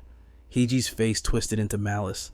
Fine, you brought this on yourself. If you hadn't been so arrogant, it never would have ended like this. The truth was rooted in the past. Months ago, Hiji had fallen into the orbit of Kim Hyun. From the moment she saw him, she was captivated. He was a god among students, handsome, top of the class, and an athletic prodigy. He was flawless. Countless girls had tried to claim his heart, but he had rejected every single one of them with a wall of ice. Terrified of rejection, Hiji played the long game. She used friendship as a shield. Every time Hyun patiently tutored her, she felt she was special. She even had her friends probe for his ideal type. Hyun had smiled and said, I like girls like Hiji. Cheerful girls are the most attractive to me. That sentence was the green light she had been waiting for. With a carefully chosen gift and a letter pouring out her soul, she finally summoned the courage to confess, but the result was a cold rejection. For a princess raised in wealth who always got what she wanted, this was the first time she had tasted the bitterness of defeat. Her love curdled into a deep, obsidian resentment. So you hired the Golden Circle to destroy me? Hyun asked. Hiji screamed back. Didn't you say I was your type? Why did you give me hope if you were just going to crush me? I never thought it would go this far. I just wanted you to feel my despair. I swear, I'll stop, please. Just let me go. Kim Hyun looked down at her, his expression void of emotion. I didn't reject you because I disliked you. I simply have no time for romance. The luxury snacks, the expensive gadgets. I cannot afford your world. Even if I had feelings for you, my answer would have been no. For a second, a twisted glimmer of hope sparked in Hiji's eyes. Then, why didn't you just tell me that? Tears streamed down her face as she begged. If you had just been honest, I wouldn't be in this mess. Can't we just go back to how things used to be? Suddenly, Kim Hyun's hand clamped onto her hair like a steel vice. His voice dropped to absolute zero. It is far too late for regrets. I am going to dismantle your life, piece by agonizing piece. You will never comprehend why I have become this ruthless. Do you know how I survived without becoming a brain-dead vegetable? Do you know why my family didn't crumble? Why I endured 10 years in a living hell? It is because I never stopped fighting for a single second. Predators like you pushed me into the abyss and then sat back to enjoy the show while I burned. You had better start researching which plastic surgeon is the best in the city. Just then, the homeroom teacher burst in, eyes wide with shock at the violent scene. You are hitting a girl now, Kim Hyun replied without flinching. She is the one who hired the Golden Circle assassins. The teacher's attitude flipped instantly. If she truly is the client behind the hit, then perhaps you were too lenient. She must pay the price for her sins. I will handle the fallout, the teacher offered, but Hyun shook his head coldly. No need. Just send her home. Later, when Oh Hyeji's father, Oh Chun-sam, saw his daughter's battered face, volcanic rage erupted. I will make you pay for this, Kim Hyun and Gang Ba-yoon. I will see both of you rotting in a jail cell. Before taking action, Oh Chun-sam dialed the number of the Golden Circle middleman to scream about the information leak. You said you never fail. I will make sure every client in the underworld hears about this incompetence. But the middleman, Jung Shan-soo, remained completely unfazed. Do whatever you want. Our business is finished. As you said, Golden Circle has never failed. If I broke the organization's rules, what do you think would happen to me? So, I have already handed over all evidence of our deal to Kim Hyun. Consider it my insurance policy to stay alive, Oh Chun-sam roared into the phone. Then let us all go down together. I will report you and expose Golden Circle to the world. No one gets out of this unscathed. Jung Shan-soo said nothing more and severed the connection. Jung Shan-soo had betrayed his client because Kim Hyun had gotten to him first. You are Golden Circle's local middleman, correct. I have already sent Oh Hyeji home safely. Jung Shan-soo had been stunned by the young man's presence. Not only did Hyun know the client's identity, but he also had his direct line. The middleman realized instantly that his subordinate, Cho Tae-jun, had betrayed him. Kim Hyun continued, his voice dripping with venom. You have exposed the identity of a client. You are now a liability to Golden Circle. Their only option is to silence you and Oh Chun-sam permanently. As he spoke, two assassins with knives materialized silently from the shadows behind Jung Shan-soo. Kim Hyun's tone shifted to that of a commanding general. Do you want to live? Then do exactly as I say. Report to your superiors that the assignment was a success. Tell them I have been taken care of. The client is satisfied. And tell them Cho Tae-jun completed the job. Meanwhile, immediately after hanging up the phone, Oh Chun-sam's doorbell rang. To his absolute horror, Kim Hyun himself walked through the front door. Hyun sat on the sofa like a king on his throne and ordered coldly, sit down and listen. I will give you two choices. If you want revenge, call the police right now. But the moment you do, I will release all the evidence Jung Shan-soo just gave me to the media. Golden Circle is too big to fall, but you and Shan-soo will be finished. You will go to prison, and your daughter Hyeji will be implicated as an accomplice. Neither of you will see a happy ending. You will get at least 3 years, and she will get a few months in juvenile detention at best. What do you think will happen to Hyeji while you are locked away? Do you think I will let her off the hook? Oh Chun-sam roared, trembling with impotent fury. You are threatening us. Do you think you will get away with this? Hyun replied with a confident sneer that sent chills down the father's spine. You cannot touch me. I have Gang Bayun backing me. I could have him destroy Hyeji completely, ruin her life while you rot in a cell. Oh Hyeji trembled, barely able to stand under the weight of his killing intent. Hyun slowly reached behind him, pulled out a knife, and tossed it onto the floor with a metallic clang. Here's another option. Do it yourself. Make sure this little demon can never hurt anyone again. With that, he left the room without looking back. You are insane, his wife screamed in terror. I am calling the police. He is gone, call the police. But Oh Chun-sam just knelt there, staring at the gleaming blade, haunted by Kim Hyun's ultimatum. If this scandal gets out, he is going to jail.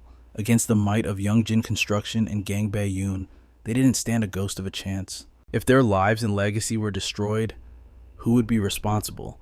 Without me, can you protect Hyeji? I told you not to spoil her too much. Seeing the murderous look in her father's eyes, Hyeji fled in terror.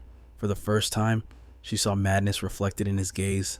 To protect his status and power, Oh Chun-sam was finally willing to sacrifice his own flesh and blood, no matter how she begged. It was useless against his desperation. Later, Jung Shan-soo asked, even if Oh Chun-sam chooses the second option, you are not just letting this go, are you? Kim Hyun answered calmly, I have evidence of all his financial crimes. If he resists, I will report him for domestic abuse as well. When that happens, their family will lose everything. She will be left disabled and destitute, living alone in the gutter. Jung Shan-soo was stunned by the boy's ruthlessness, but Golden Circle will find out the truth sooner or later. Kim Hyun replied, eyes gleaming with ambition. That is why I want to make a deal. I will be a Trojan horse. I will infiltrate your organization as a mole. You joined Golden Circle for the money. Right work with me, and you will make more than you ever dreamed of. Jung Shan-soo laughed, intrigued. You think Youngjin Construction alone is enough to support you. I admit, I joined Golden Circle to climb the social ladder, and they have the absolute power to make that happen. I am wagering my very existence on you, simply because the terror they inspire chills my bones as well. And yet, you expect me to gamble the fate of Youngjin Construction on the word of a mere student absurd? Then, Kim Hyun dropped a single, heavy phrase, top tiers. What if I told you that for the next 2 years, I will hand deliver only the top tier members directly to you. These were no ordinary clients. They were the Golden Circle's untouchable elite. We are talking about the absolute apex of Korea's chaebol families, the true masters of this country. Golden Circle employed specialized brokers solely for these demigods, and the commissions were astronomical. But more importantly, the brokers who handled them were considered royalty within the organization. Young San-soo sat frozen, his mind reeling. He never imagined Hyun would possess such deep insider knowledge. How? How could you possibly secure me a position as a top-tier middleman? Hyun replied with icy composure. Your only task is to maintain absolute silence for the next month. Survive that, and everything you desire will be yours.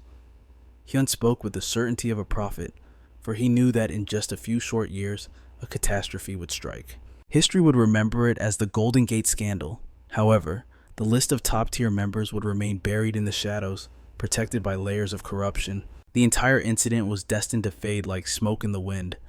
Simply attacking Golden Circle was futile.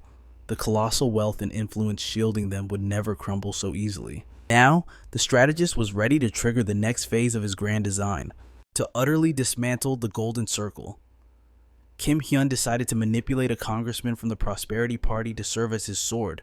Kim Pan-ho, a man who rose from a university professor to the National Assembly, had ruthlessly leveraged his connections to claw his way to power. He had built his empire by opening back doors for the children of the elite. However, fate threw a wicked curveball. Congressman Jang Ho-il, a shark from the rival party, suddenly exposed a corruption scandal linked to Kim Pan-ho. It was the precise opening Kim Hyun had been waiting for. Cornered and desperate, Kim Pan-ho needed a lifeline. Kim Hyun stepped into the light and told him, Congressman Jang holds no personal vendetta against you. Think about it. Attacking you directly yields him very little political gain. I suspect he is merely a puppet dancing on someone else's strings. The true mastermind is the rising star of your own party, Assemblyman Yang Min-woo. You expanded your influence too aggressively, and now he wants you removed from the board. But since you share a party flag, he cannot strike you himself. So, he allowed Jang Ho-il to draw first blood. As a member of the opposition, Jang's accusations carry far more weight with the gullible public. Kim Pan-ho narrowed his eyes. Even if your theory is sound, do you have a solution? Kim Hyun replied. Very soon, a drug scandal involving international students will explode in the media. One of those students will be publicly named and shamed. By a twist of fate, Jang Ho-il's own son is currently studying overseas. If you play your cards right, you can reverse the flow of the river and drown him in his own trap. I have prepared additional strategies to ensure your victory. If you are willing to place your faith in me, make the call. I will wait exactly 1 week. A few days later, just as the oracle predicted, the drug scandal shattered the news cycle. Kim Pan-ho stared at the young man with suspicion. You are just a student. How could you possibly know these things? Hyun merely offered a cryptic smile. I owe it to Go Chang-byum. His network of ears hears every whisper in the city. Kim Pan-ho couldn't hide his admiration. You possess audacity and a brilliant mind. So, what other weapons have you prepared for me? Hyun answered clearly. Before I reveal the next step, answer me this: do you intend to run for president? To be blunt, your chances are microscopic. You lack a narrative that moves the hearts of the people. You come from an elite bloodline. You have lived a life of privilege. Professor, lawmaker. You belong to the top 0.01%. The voters cannot see themselves in you. At this insult, Kim Pan-ho's temper flared. Are you suggesting I throw away everything I have built? Kim Hyun replied with the calm of a storm's eye. With your ambition, you would never surrender. So, leave the strategy to me. I intend to make you a king. Yongjin Construction will provide the war chest for your campaign. I will sculpt your image, crafting a legend that commands respect. You will be reborn as the political hero who brought the Golden Circle to its knees.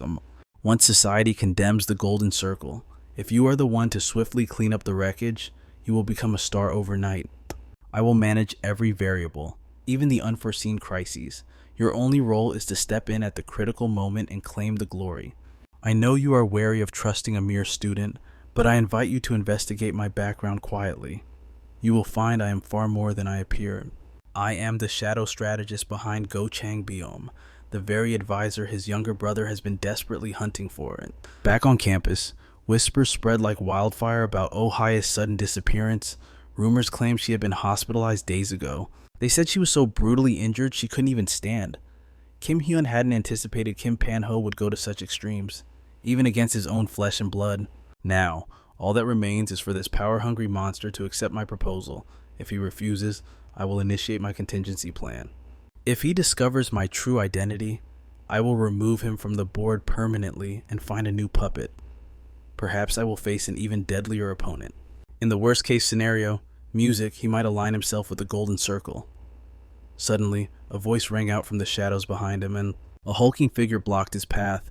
Walk in on your own, or we will drag you. These were Kim Pan-ho's enforcers. The congressman already knew Hyun was the secret mastermind behind Go Changbyom. I don't understand. You were never a victim of the Golden Circle. Why do you harbor such hatred for them? Hyun shot back, his eyes burning with cold fire. Have you ever tasted the true despair of being hunted for absolutely no reason? They are completely powerless, like lambs before wolves. Perhaps a tyrant like you could resist, but the Golden Circle is cunning. They never hunt the lions. They only target the weak, those with no claws to defend themselves. The victims are trapped in a living nightmare. Transferring schools implies defeat, ruining their futures, and the adults offer no sanctuary. The Golden Circle's roots run deep. Teachers turn a blind eye while you are broken in class and hunted down after the bell rings. Endure or die. That is the only law in this hell. But I will shatter this cycle of despair with my own hands. Violence may be eternal, but the Golden Circle, I will wipe that parasite from the face of the earth. Kim Pan-ho let the silence stretch, weighing the boy's resolve. Tell me your plan. Only then will I decide your fate. Their immunity stems from their perfection, Hunsung replied coldly.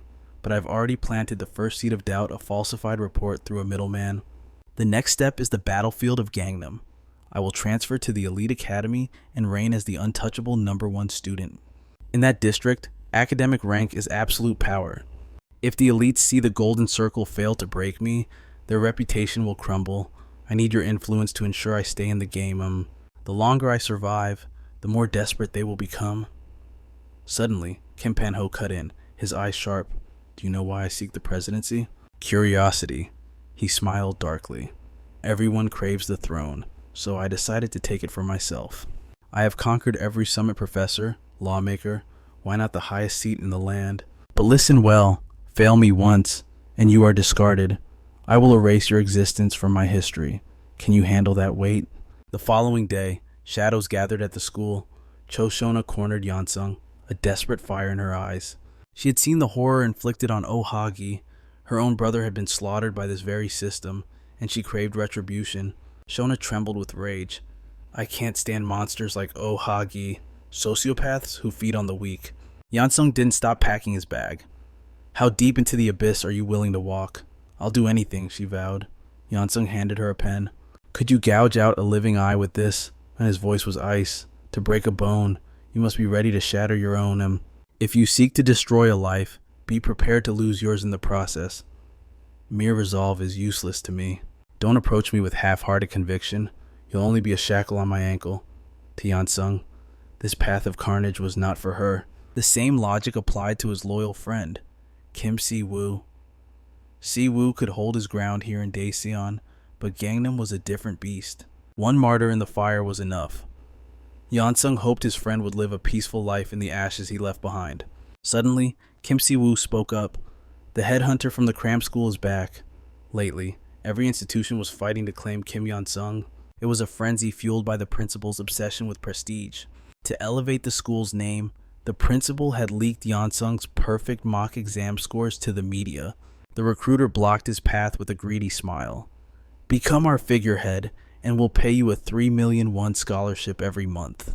You don't even need to study, just lend us your name. It was a deal with the devil, but Kim Hunsung rejected it without a second glance. The next morning, a new player entered the board.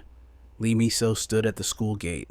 She introduced herself as the administrator of the Skymon Forum in the Daichi district. This was no ordinary chat group. It was the central intelligence hub for the most obsessed parents in the nation's education capital. Lee Miso had a proposal. She wanted the legendary Kim Yon-sung to tutor her son in his elite circle. 4 sessions a month, 2,000,001 per student. The location was Daeseon. Yon-sung, unfamiliar with her influence, asked for time to calculate his move. That night, he dove into the digital depths of the forum. At first, it seemed like idle chatter about study routines. Then, Lee Miso slid him a key, a premium account worth 10,000,000 won. She claimed it was the gateway to the true inner sanctum, visible only to the chosen few.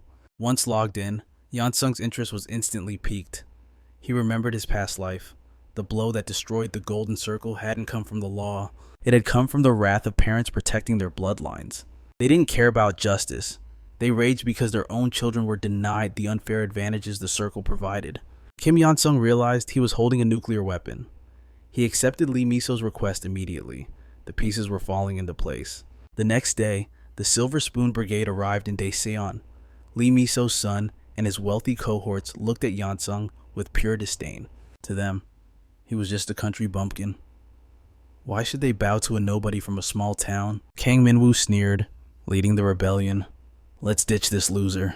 Some hesitated, fearing their parents' wrath, but Minwoo scoffed. If we all walk out, they'll just fire the teacher. We hold the leash here. Hold the us. Even the so-called top student in all of Korea meant nothing to this rebellious pack. When the bell rang for class, the room was completely deserted. The delinquents were busy partying at a club, but Kim Yon-sung hunted them down with terrifying speed. Just as Kang Min-woo was about to explode in rage, Yon-sung silenced him with a thunderous slap across the face. When your teacher walks in, Yon-sung's voice was ice cold. Shouldn't you at least have the manners to say hello? Kang Min-woo roared like a wounded beast. Do you have any idea who my parents are? One phone call and your life is over. Yon-sung stared him down, unfazed. Then call them, right now. Go ahead. Tell them that on your very first day at cram school, you got disciplined like a stray dog by your teacher. Yon-sung's aura wasn't that of a scholar. It was pure, unadulterated street violence. Kang Min-woo never imagined the nation's #1 student could possess such a terrifying dark side. He had expected a weak, bookish nerd he could bully. Min-woo immediately dialed his mother, expecting sympathy. But when she heard he skipped class, her fury exploded through the phone. Didn't I warn you to listen to your teacher? You dare skip on the very first day. When will you ever grow up? Kim Yon-sung snatched the phone and put it on speaker, his dominance absolute. Lee Miso apologized profusely, her voice trembling. Please, just forgive him this one time. I swear on my life, it won't happen again. But Yon-sung cut her off coldly. Do you remember the terms of our contract regarding punishment? She capitulated instantly. Of course, if Min-woo steps out of line, you have my full permission to discipline him however you see fit. The pact was sealed in blood and fear. The other parents quickly fell in line, terrified of crossing him. Yon-sung turned to the class, his eyes burning. Make your choice. Focus on the lesson, or I will teach you the hard way. After class, Kang Min-woo was seething with humiliation. He turned to Shin Yumi, eyes wild with malice, asking if there were any heavy hitters in Daeseon. He demanded blood for the slap he took. As fate would have it, Shin Yumi knew a guy who claimed to be the neighborhood boss. Min-woo demanded she make the call. He wanted Yon-sung broken. With a little persuasion, the so-called gangster boss agreed to the job without hesitation. But no one could have predicted that this boss was Park Jin-woo. And Park Jin-woo had zero clue that his target was the legendary Kim Yon-sung. Desperate to look tough in front of the girls, Park Jin-woo bragged endlessly about his power. Since Yon-sung was training at the gym, Shin Yumi led the wolves right to the lion's den. Park Jin-woo stormed in, shouting at the top of his lungs, "Where is this tutor? Drag him out. I want to see what this punk is made of." Fresh from a grueling workout, Kim Si-woo recognized the intruder immediately. What do you think you're doing here? Shin Yumi's heart skipped a beat when she saw Kim Si-woo's chiseled frame. You know, this handsome fighter. Park Jin-woo breathed a sigh of relief, thinking this muscular giant wasn't his target. Suddenly, Shin Yumi pointed a trembling finger. That's him, the one who hit us. At that precise moment, Kim Yon-sung stepped into the light. Park Jin-woo's face drained of all color, turning deadly pale as he scrambled to escape. Shin Yumi chased him, confused. Where are you running? Park. Jin-woo broke out in a cold sweat, realizing he had almost signed his own death warrant. She grabbed his arm, trying to stop him. Park Jin-woo, wait. The tutor is Kim Yon-sung, the guy who slapped us. Aren't you the boss of Daesan? Park. Jinwoo's eyes were filled with pure terror. Shut your mouth, and don't you ever call me for this again. If you want to keep breathing, you do exactly what Hunsung says, he muttered in defeat. I knew this would end badly. In the end, nothing is more valuable than your own life. With their backup plan destroyed, the spoiled brats had no choice but to drag themselves back to class. During the next lesson, a student began to drift off. Yansung's voice cracked like a whip. Wake up. I know traveling to Daesan 3 times a week is exhaustion, but think about the sacrifices your parents are making. If you finish my course and your grades are still trash, guess what happens? You'll be trapped in even more tutoring hell. Accept your reality. But his voice softened, offering a glimmer of hope. If your grades rise this semester, we cut class down to once a week. I'll even convince your parents to cancel your other cram schools. Follow my methods and your scores will skyrocket. Getting into a top university won't just be a dream, it will be a guarantee. So ask yourselves, do you want to live in a prison of studying every day, or do you want to master my class once a week and claim your freedom? 2 weeks later, the results were miraculous. Everyone's grades had jumped an entire tier. Lee Miso was ecstatic, begging Yansung to continue the weekly sessions. We will pay 10 million won per student every single month, and if their scores go up again, expect a massive bonus. Yansung didn't care about the cash. As long as you keep your promise, I'll do it. She agreed without a second thought. Just as she turned to leave, Yansung dropped the real question. By the way, what exactly does Minwoo's father do? The truth was, this entire tutoring gig was a cover to get close to that man. These families held immense wealth and influence, yet they remained outside the golden circle. The reason was simple, but dangerous. Kang Minwoo's father was none other than the deputy chief prosecutor at the Central District Office, a man with the power to shake the nation. With finals over, winter break began. Yansung and Sewoo asked Coach Jung to evaluate their combat readiness. Coach Jung didn't sugarcoat it. Sewoo, your boxing is pro level, but your grappling is a mess. You'd get destroyed by anyone other than an amateur. As for you, Yansung, you have the skill to challenge pro fighters, but only the bottom feeders. Your body is still too young. It hasn't fully matured. Your true enemies are men in their 30s, warriors in their physical prime. Against them, you would lose, whether it's a fist fight or a ground war. The physical gap is just too massive to ignore. Yansung smirked, a fire lighting up in his eyes. Then, coach, let's use this winter to turn us into monsters. The hellish training began. At 5 in the morning, they started with a run that would break normal men. Then came the iron dumbbells, pull-ups, and squats until their muscles screamed. They trained 3 times a day, fueled by 5 massive meals. They were forging their bodies into weapons of war. The hamster wheel of hell never stops. Hyunsung questions his sanity. Was it the training or the sheer force of will keeping him alive? Cold sweat drenches his skin. His insides scream in agony.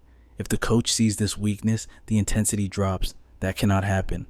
Progress is addictive. He won't stop. Not until he can crush Taeyun, that B-rank obstacle standing in his way. This is only the prologue. He must endure the pain. The pieces are finally coming together to dismantle the golden circle. He cannot let his vengeance crumble now. The memories of past suffering burn in his mind. The desperation, the begging. He clawed his way back from hell for this. Even if it costs his life, revenge is the only currency that matters.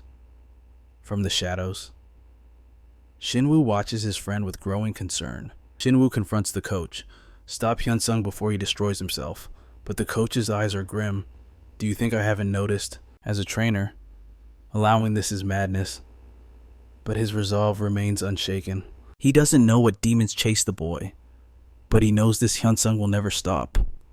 Block his path, and he'll find a darker, deadlier road. If he is destined to walk through fire, I would rather be the one guiding him through the flames. I have no right to steal his destiny. Week 5. The training intensifies. Hyunsung smashes the bag with a devastating right cross. He steps in. A straight punch echoes through the gym. Breathless, he turns to his mentor. Where do I stand now? The coach narrows his eyes. Your growth rate is abnormal. Your muscles have evolved rapidly. Density is lacking, but you could survive against a pro. Hyunsung's eyes glint. He challenges the coach directly. A smirk plays on the coach's lips. You arrogant brat. He points to the ring. Show me. Hunsung steps up. Don't hold back. The spar begins. The coach analyzes every twitch. Your reaction speed has sharpened.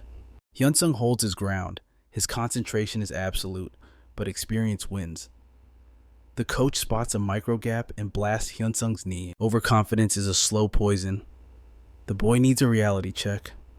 The coach prepares to teach him a painful lesson. A glove slams into Hyunsung's face to check his reckless rush, but Hyunsung ignores the pain. He drives a fist into the coach's gut. The coach creates distance instantly. Hyunsung's mind races. Create the opening, seize the moment, win, no matter the cost. If he cries about power gaps now, he will never survive the real war. Numbers don't matter. The coach lunges for a finisher. Hyunsung parries. He connects a clean hook to the jaw. Impressive. The coach grins. Then the atmosphere changes. He returns the same strike, but with overwhelming force. Lights out. Hyunsung hits the canvas. The talent is there, the coach whispers, but some walls are too high to climb yet. Darkness claims him. Minutes later, reality floods back. Shinwoo hovers over him. Are you alive? You aren't weak. Hyunsung, that man is just a monster. He tanked your best shots and crushed you. But Hyunsung doesn't cry. He laughs. A low, manic chuckle. Shinwoo stares. Have you finally lost your mind? The first time, Hyunsung gasps. I couldn't touch him. Today was different. He lost. Yes. But he forced a master to get serious. He has 1 year left. Imagine the monster he will become by then. Later, amidst the steel and dust of the construction site, Changbum shudders. What happened to you, your aura? It's terrifying. Just a little exercise. Hyunsung replies calmly. He shifts gears. That property I mentioned, is it on the market? Changbum is baffled. Why that wasteland? It's a ghost town. No malls, no factories. It's dead money. Hyunsung knows he needs a heavy hitter's name to sell the lie. I heard a rumor. From Senator Kim Pan-ho himself. The bait is taken. The very next day, the papers are inked. You've made a wise choice. The seller beams. The fool was desperate to sell, even dropping to 500,000 won. But Director Chang just offered him double. Why pay more because the director knows the future? An industrial zone, an expressway? This dirt is about to turn into gold. Hyunsung nods. It is the perfect location. We need to visualize the Myeongjin building complex rising here. Changbum runs the numbers, but Hyunsung sees the future. In his past life, this land's value skyrocketed by 2,000%. But there is a bigger game afoot. Hyunsung points to the documents. Director, have you looked at the cadastral map? Development is blocked here. There are 20,000 pyong of useless land choking the area. A predator's smile appears. But what if we buy that useless land and merge it with ours? We buy at 500,000. It jumps to 2 million. That is a 30 billion won profit instantly, plus the construction premiums. This isn't just about money. It is the golden ticket. The ultimate proof of his capability as a CEO. Changbum's eyes widen. Do you know who owns that land? Hyunsung steps out onto the school streets, the answer already in his mind. He calculates. Grueling training has sharpened my skills, and with Changbum and Panho, my support line is perfect. But there are storms coming that I cannot weather alone. I need heavy hitters. Men like Chansu and Xianghu will be essential for my domination of the second year. The path ahead is steep, but I must remain calm. Winter has passed, and spring has finally arrived. March returns, and with it, the chaos of school life. Whispers fill the corridors as the delinquents gossip. Have you heard second-year Kim Hyun is a beast? He single-handedly crushed the Shin young men. A friend scoffs skeptically. Didn't he just rot in reform school? A thug with a prominent nose sneers at them. You idiots believe those rumors, Jang Hukjin declares arrogantly. Shin Young is the best fighter I've ever seen. Suddenly, a shadow falls over them. A cold voice commands, put that cigarette out. Hukjin turns, annoyed, ready to crush whoever dared to speak. His friends freeze in terror, grabbing Hukjin instantly. Calm down, they hiss. Are you crazy? Look at the name tag, it's Yunsung. Hukjin's face drains of color. The arrogance vanishes, replaced by pure fear. I'm sorry I'm putting it out right now. Meanwhile, on the rooftop, the protagonist surveys his domain. He knows the hierarchy of Daesan and the fragile truce to protect their territories.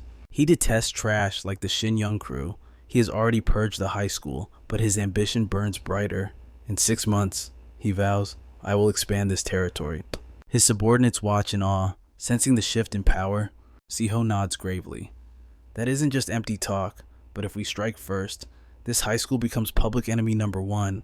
Even ordinary students are sensing the shift, whispering about the factions and the dreaded Golden Circle. But this knowledge has helped them unite. The protagonist knows he must obliterate this dark shadow. He makes a shocking declaration. I won't force your loyalty, but for every school you conquer, I'll pay 500,000 won. He smirks darkly. Do you think the risk is worth the reward? Days later, the arrogant Hukjin strikes again. He slams the student's face into a desk with brutal force. You ugly bastard. You've been an eyesore since yesterday. He thinks, these idiots in my class. Soon they'll all be dancing in the palm of my hand. But then, Hun steps into the room. Hun asks calmly, was it you who hit that kid? Before the answer barely leaves his lips, bam! A devastating kick lands squarely on the bully's stomach. The impact sends the delinquent flying. He crashes hard but scrambles up, rage fueling a wild swing at the protagonist. Why are you messing with me? He screams. Hun effortlessly counters, slapping him across the face with thunderous force. Hukjin's mind goes blank. What was that? It felt like being hit by a truck. A teacher slides the door open, spots the protagonist, and immediately hides behind a newspaper. Terrified of intervening, Hun glares down at the trembling bully. Do you know why you're being beaten to a pulp? Hukjin stammers. No. The protagonist's voice turns icy. I don't care about petty arguments, but I will not let violent scumbags like you walk free. I came here for one reason. To break you. He slaps Hukjin's face again.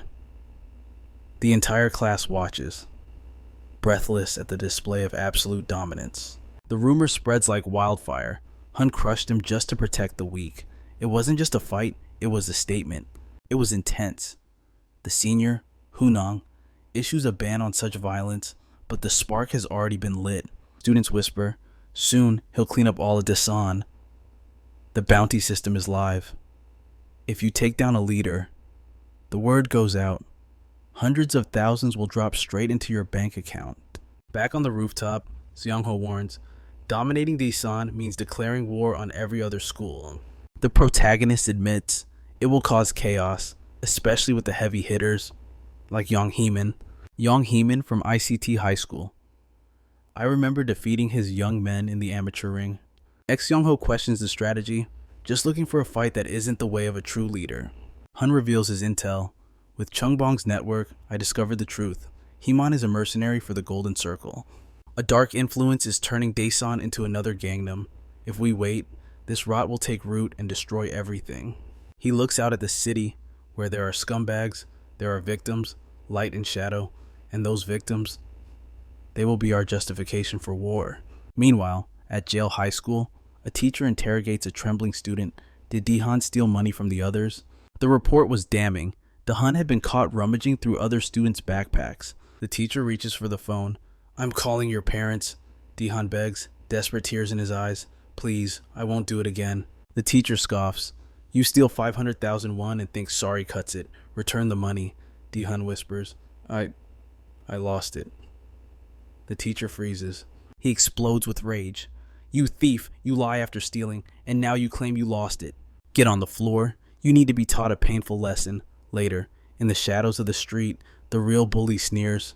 Dehan went around stealing. If I hadn't seen it, those other kids would have blamed me. He laughs cruelly. Next time, just beg if you're so poor. You're the reason this school has a reputation for trash. His friends cackle at the creative torment. Dehan stands there, gaslighting himself, believing he actually stole it. The bully asks, did that hurt? Then, his face twists into a sadistic grin. Now, take off your pants. Dehan pleads, terror gripping his heart. Please, don't do this. The bully sneers, rage twisting his face as he reminds him of that rainy day. The day Dae-hyun fell to his knees and swore absolute obedience. His voice drops to a menacing growl. You better be a good dog before I lose my patience. Trembling, Dae-hyun reaches for his belt, lowering his pants as the entire class watches in stunned silence. Disgust ripples through the room. "That is sick," they whisper. "I'm gonna throw up." But Hongjin just steps closer, scoffing.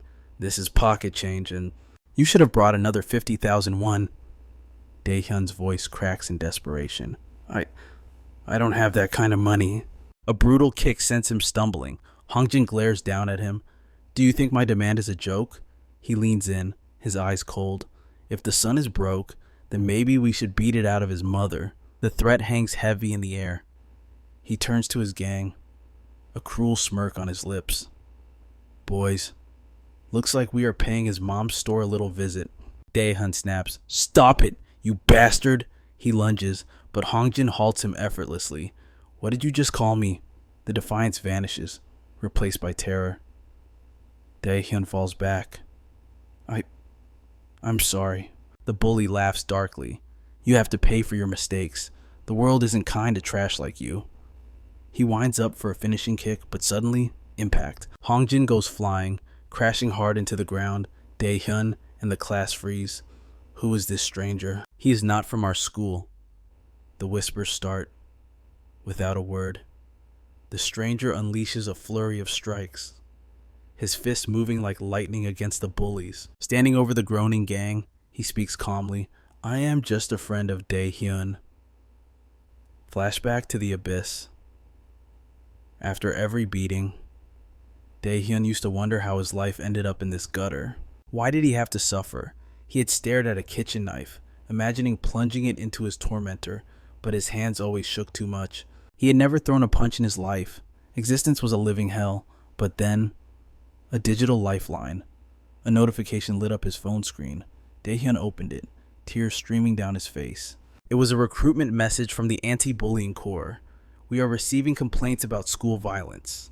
The prompt was simple: state your identity, detail your suffering, and name the target. In exchange, they guaranteed absolute revenge. Cut to the plaza. Hunsung looks at the broken boy. "Was it you who sent the email?" He sighs, looking at the city. "This world is a mess. It forces you to suffer simply because you are weak. People ignore the pain. They dismiss it as just kids playing pranks, but you and I know the truth. Victims are left traumatized for life, while the aggressor sleeps soundly without a shred of guilt. It shouldn't be like this. Acceptance only invites more cruelty. Reckless confrontation only ruins you. One wrong move, and the victim becomes the criminal. The law doesn't protect the weak. That is why this page exists." Hunsung extends a hand. "Let's make a deal." The next day at Cheol High School, the door slams open. Hongryul storms in, his voice booming. "Who the hell is Daehyun?" Hongjin points a trembling finger. "That loser. He must have forgotten who my big brother is."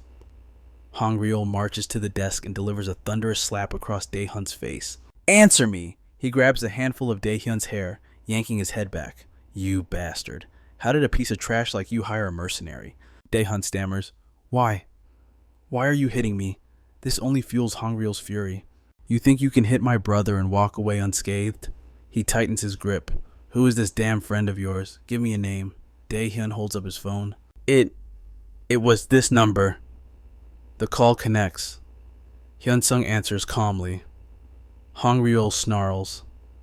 "Are you the punk who hit my brother?" Hunsung doesn't flinch. "Let's put the facts on the table. I was simply delivering justice for a friend. Hongjin has bullied Daehyun for 4 years. He stripped him naked in front of a girl. I am giving you one chance to fix this. Your brother needs to apologize for his sins." Hongryul laughs, a harsh, mocking sound. "What a load of crap. My brother was just having a little fun with a loser. Give me your name and school. I'm gonna bury you."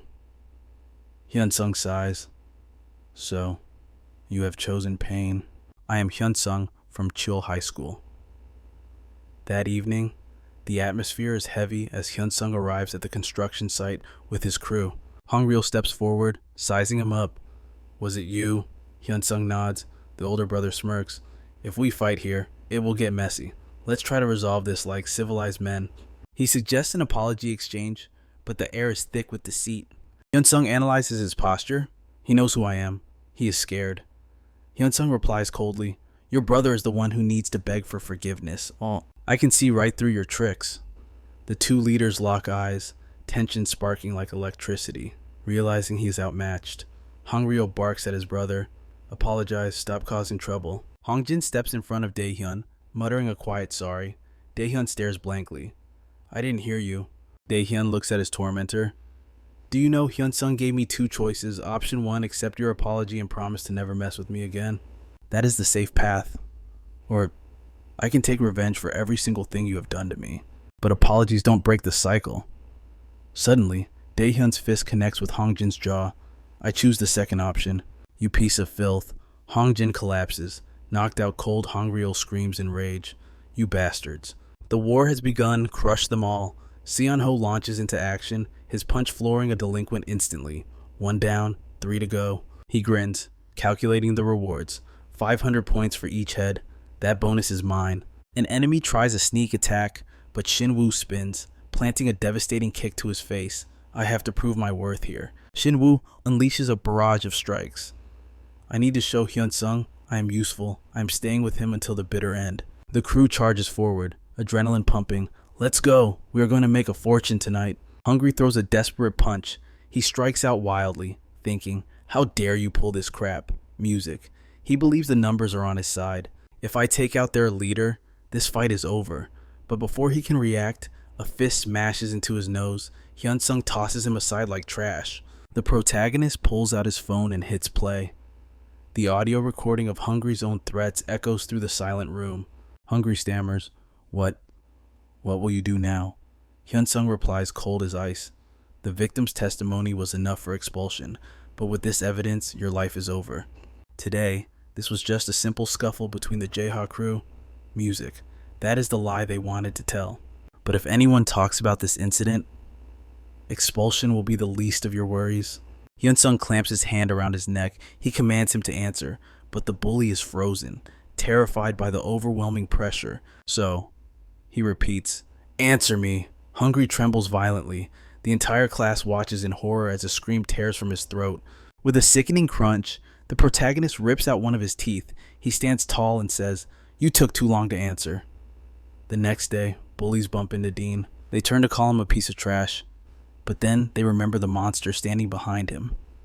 They instantly bow and apologize. Daehyun thinks, Hungil's lackeys are apologizing to me. In that split second, he felt as if his entire universe had shifted. He thinks, music. School used to be such a peaceful place. Now, it is his turn to keep his word. He comments on the forum, confirming the promise to hunt bullies. I just need an email. But other delinquents scoff, commenting, there is no way we will get screwed over, and this has nothing to do with the Gil High faction. If he shows up in front of me, I will disfigure him. But suddenly, Hunsung calls out a name.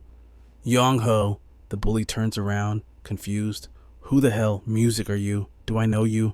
Hunsung replies, I know you very well. My informant told me everything. Frequent violence, extortion, robbery. Quite the resume. Yong-ho charges forward, fist raised. And what are you gonna do about it? The protagonist sighs. You talk like trash. You fall like trash. Elsewhere, Seon-ho commands his squad. A message pings. Lee Chul has been neutralized. Oh. After Daehyun's post went viral, the interest exploded like a bomb. Emails flood the inbox. Shinwoo announces, I finished off Yangju, too. The delinquent groans in pain on the floor. Shinwoo asks, does it hurt? Music. But you seem to enjoy it when you are the one beating others, he says, delivering a brutal kick to the face. He continues, listen up. Normal life is over for scum like you. I will make sure you never forget this terror. Guaranteed. At Daesun ICT High, a lackey asks Haemin, boss, what do we do about Kim Hyun-sung the way he's acting? He's going to destroy us all. Haemin sneers. They really took out our guys. That punk needs to stay in his lane instead of trying to conquer the entire district. Call Hungry. Tell him to get his ass over here. We are friends, after all. We cannot just sit back and watch. After the guy arrives, Haemin analyzes the situation. So, he received requests via social media, using the victims as a shield for his ambition. When he beat Hungry, he at least left his teeth in place. That must have hurt like hell. Do you think that crazy bastard will come for me next? Hungry looks away. I do not care about that. Haemin says, then we should strike first. He leans in close. Do me a favor. Snitch to the teachers. Show them your missing tooth. By law, he will be finished. But Hungry refuses. No, I cannot do that. Heyman grabs him by the collar. Even after getting beaten, you are not using your brain. Are you that afraid of Hunsung? Fine. I will report him myself for your own good. Watch me. At Jo High School, a teacher slams a file down. I received a report. You asked a student from another school to assault someone via social media. Kim Hyun-sung will be punished severely, even if you were bullied. A student cannot simply hire mercenaries to assault others. I cannot believe something straight out of a gangster movie is happening here. He asks, Dae-hyun, do you have anything to say? The guy replies, I am sorry, sir, but Hyun-sung has nothing to do with this. The teacher, music, scoffs.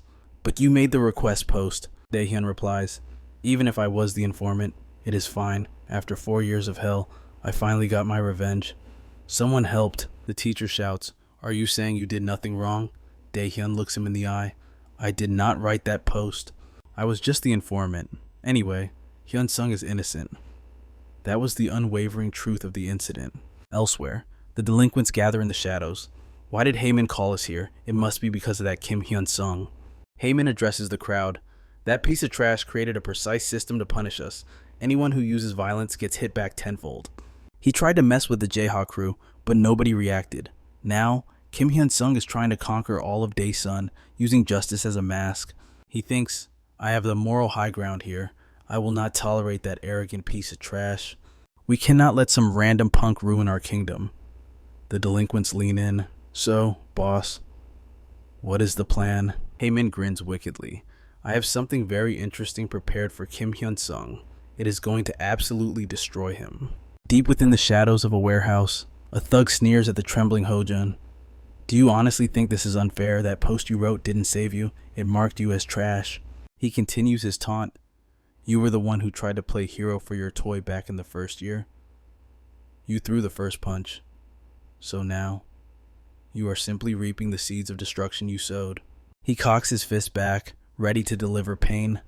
It is time you took responsibility for all this stress, but just before the blow connects, a commanding voice cuts through the air. You must be Hojin. The protagonist steps into the light, eyes cold as steel, and the garbage standing next to you. That must be Yoojin Hyun. Hojin turns, desperation in his eyes as he cries out, I am so sorry. Tears stream down his face. I had no choice. They threatened to take my brother's life if I didn't cooperate with their plan. Mac. The delinquent silences him with a brutal backhand. Shut your mouth. Suddenly, shadows shift all around them. Dozens of thugs emerge from the darkness. Well, looks like the rat's plan actually worked. The enemy leader steps forward with a twisted grin. It is a pleasure to finally meet this piece of filth in the flesh. He mocks the protagonist's ambition. Did you really think you could try to take over Dissen like a madman, and we would welcome you with snacks? This isn't a meeting. It is a trap. Hunt scans the mob, utterly unimpressed. There are about 100 of you. Looks like Trash has a lot of free time these days. A dangerous glint enters his eyes. Would you like to hear a funny story? The air grows heavy as he reveals his ace. Because the administrator of that report page you used was none other than Jo Jin, and he could see exactly who wrote every post and comment. To prove his loyalty to me, he played his part in this little game perfectly. Hyunsung's voice drops an octave. I am very close friends with that page administrator. He knows exactly who was hiding behind their screens to remain anonymous. He points a finger at the mob. The bastards who wrote those comments about helping Limhun were all trash. You are no different from Yoojin Hyun. Confusion ripples through the enemy ranks. Who were those guys? Was it Cheon High School? The leader demands.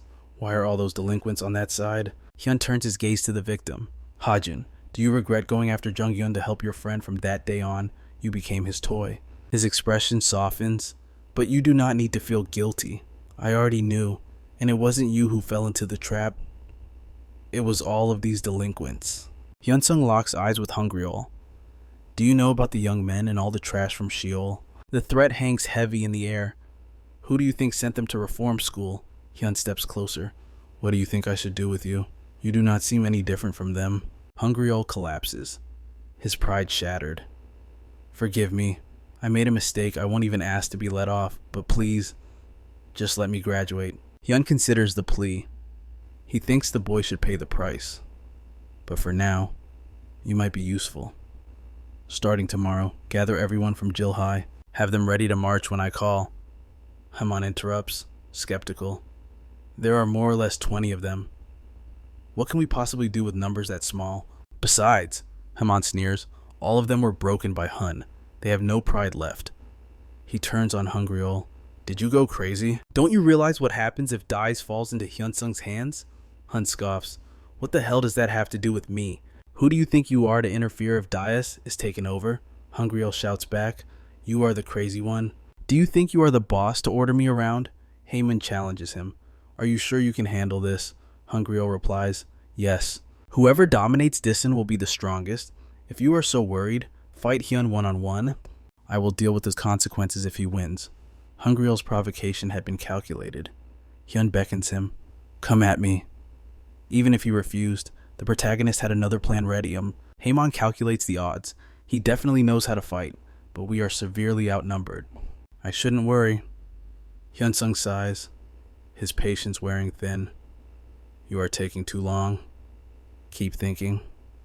Boom. He launches a devastating knee strike. Hun explodes into motion. He rushes forward, starting the war. He strikes down everyone behind the front line. Haman watches in bewilderment. Does he want us to attack together? Why are my subordinates just standing there? A terrifying thought crosses his mind. Maybe this crazy guy is implying he will finish everyone alone. Haman grinds his teeth and roars, take him down, in the back. Sinwoo recalls the protagonist's words. I won't take on all 100 alone just for show. I will demonstrate what happens when you don't obey. I will make it clear as day, right here in front of everyone. Crack! He lands a brutal elbow strike on a delinquent. He smashes another with his fist. Hyunsung thinks, Gangnam will be on another level compared to Daesan. There are groups much stronger than Chun there. A delinquent manages to land a solid punch on his face. Hyunsung instantly retaliates with a crushing knee strike.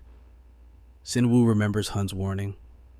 Don't even think about joining a fight without calling for help, and because if something like that can bring you to your knees, you will never get your revenge. Sinwoo processes the lesson. Shanho asks nervously, Are you alright? Sinwoo, the blonde, stands firm. Hyun told us to wait. A delinquent screams in confusion. What the hell are you doing against one guy? Just go at him all together. The protagonist absorbs hits from every direction. He fights back, taking them down one by one. Haman begins to tremble in fear. This guy is a crazy bastard. Hyun's eyes burn with resolve. I will see this through to the end, even if it costs me my life. He bites the arm of a thug trying to choke him out. Hyun thinks, I don't plan to go down while I'm still conscious. Haman watches the carnage. What the hell is this? This bastard is completely insane. Haman turns around, his will broken. I can't beat him. If I stay here, I will end up like the others. The delinquents are stunned. He called us all here, but now he is running away. Hyunsung spots the coward. Where are you looking? If you started something, you had better finish it. The delinquent screams in panic. Everyone get out of my way. I'll handle this trash myself. The delinquent winds up for a killing blow, but the protagonist is already moving. He slips past the attack, closing the distance in a heartbeat and locking his arms around the guy's waist. With a deafening thud, the thug hits the concrete. A cold smile plays on Hyunsung's lips as he whispers, Remember the name. Yu Jong-yoon. Then, the beatdown begins. His fists fly like jackhammers, smashing into the guy's face over and over again without mercy. Music. The other delinquents scream in terror. He's lost his mind. Get that maniac off him. They rush forward to pull Hyunsung away, while the rest shake in their boots. The leader's a bloody mess, begging for his life. We lost. We give up. On the sidelines, Sango and Sinwoo cheer. Game over. Idiots. You never should have messed with Hunsung. The protagonist rises from the carnage, his voice cutting through the air. Listen up. From this moment on, everyone at Daesung High follows the orders of Chiwell High. If I say jump, you jump. If I call, you answer. Does anyone have a problem with that? Silence falls over the terrified crowd. 2 weeks later, at Daeseong ICT High, whispers fill the hallways. Rumor has it Hyman fled in the middle of the fight like a coward. But internally, Hamin grinds his teeth. Even if he crushed that madman, the backlash would be severe. First rule of survival, he thinks, don't poke a sleeping tiger. Unable to contain his frustration, he snaps at his classmates. Music. I hear you. You roaches shut your traps. If I catch anyone gossiping about me again, you'll wish you were never born. Suddenly, a chilling voice comes from behind. Finally found you. Hemin. Hemin freezes, spinning around to see the devil himself. Well, why are you music here? The protagonist steps closer. We have unfinished business. You recognize the name Moon Byung, don't you? He sent me an interesting email. Hemin's blood runs cold. That's the target the Golden Circle hired me to handle. He realizes I have to shut him up right now before he talks. He charges at the protagonist, eyes blazing. What do you think you're doing? He closes the gap in a flash, but before he can land a hit, POW, a fist connects squarely with his face. When he wakes up, the stark white ceiling of a hospital greets him. The Daesung High principal is looming over his bed. Hemin immediately plays the victim. It was all Hunsung's fault, he's crazy. How can a guy from another school barge in and assault me? But the principal's face is stone cold. Drop the act. We know you threw the first punch. Hunsung only came to have a civil conversation. You attacked him. In the eyes of the law, that is called self-defense. Hemin bolts upright, ignoring the pain. That's total garbage. The principal shakes his head. Every witness confirmed it. You were the aggressor. You have a reputation for violence. Hemin, it fits your profile perfectly. Hemin screams, pointing at his bandaged face. Look at me. He nearly killed me. I'll sue him. I'll take this to court. The principal leans in. Do you have any idea who was backing him? Hemin had no clue that while he was out cold, the Odin Guild had already intervened. A secret deal had been struck behind the Golden Circle's back. Hunsung had already set the gears in motion to drag Hemin straight down to hell. Later, outside the school gates, Hemin's world collapses. This is a nightmare, he thinks. Expelled. And my dad just called. He lost his manual labor job because of me. The fool couldn't even fathom the truth. Just as always. The puppet master pulling the strings of his misery was none other than Kim Hunsung. Hunsung makes a call, his voice icy. It's been a long time. I heard the news. Don't feel too bad about your bad luck. Your family was already a sinking ship. You're just the piece of trash who made the mistake of hiring the Golden Circle to hunt me down. Hunsung had vowed to systematically dismantle Hemin's existence and destroy his clients. Hemin's dream of becoming an instructor was now dust in the wind. Suddenly, shadows loom over Hemin. Sin Woo and Seyoung Ho step out, cracking their knuckles. It's music, been a while, hasn't it? Hyunsung's voice comes through the phone. That dream of yours, give it up. You won't be using those hands ever again. Meanwhile, at Daeseong Science High, students are buzzing about the recent chaos. Suddenly, a student bumps into a delinquent's shoulder and quickly bows. Oh, I'm sorry. The music blonde bully spins around, eyes wild. Apologize properly, you punk. The student stammers, I already did. Hyunjin steps in, calm but firm. He apologized. You're the one who walked into him. Let it go. Snap. The blonde delinquent slaps Hyunjin across the face, the sound echoing in the hall. Do you have a death wish, kid? Flashback to last winter. The protagonist sat with his brother. Which high school are you aiming for? Hyunjin's eyes sparkled. Chiwell High. I want to walk the same path as you, brother. But the protagonist knew better. In this life, music. He had the power to protect Hyunjin at Chiwell, but he wanted a brighter future for him, a life away from the blood and violence. He urged him to focus on his studies, music, gently steering him towards Daeseong Science High instead. Hyunjin smiled, trusting him completely. If that's what you think is best, brother, I'll do it. And back in the present, Hyunjin tries to explain the situation to the teacher, but the teacher slams his hand on the desk, shouting at the wrong student. Byung-gu! The bully, Byung-gu, is making a scene, even though he threw the punch. He lies through his teeth. Hyunjin slammed into me first. I'm the victim here. I didn't start this. Hyunjin grits his teeth, hoping the teacher sees through the charade. But the teacher, Hakbyum, just wants the headache to go away. Both of you are wrong for fighting. You must bring your guardians tomorrow. Byung-gu smirks, agreeing immediately. Hyunjin's shoulders slump in defeat. As they leave the office, the blonde bully leans in with a cruel sneer. Look at the little goody two-shoes. I bet your grandma will get sick just trying to walk here to save your sorry ass. Hyunjin's eyes flash with anger. Don't you dare talk about my family. Byung-gu just laughs. He leans closer, whispering a warning. Music. My dad owns a massive construction company that teacher's already in his pocket. Plus, my big brother runs Daeseong University. Your school life is over. What can a miserable orphan like you possibly do against me? The next day, the tension in the office is suffocating. The teacher bows to Byung-gu's father. The arrogant man, Chul-ho, demands an explanation immediately. Hyunjin treated my son as a joke. He even hit him yesterday. That is too much audacity. My son couldn't just stay quiet. Violence is a sin, unless it is used for survival. The music swells with tension. The other teachers argued that Byung-gu's father was in the right. They wanted to sweep it under the rug. Chul-ho believed that Hyunjin should just accept his fate.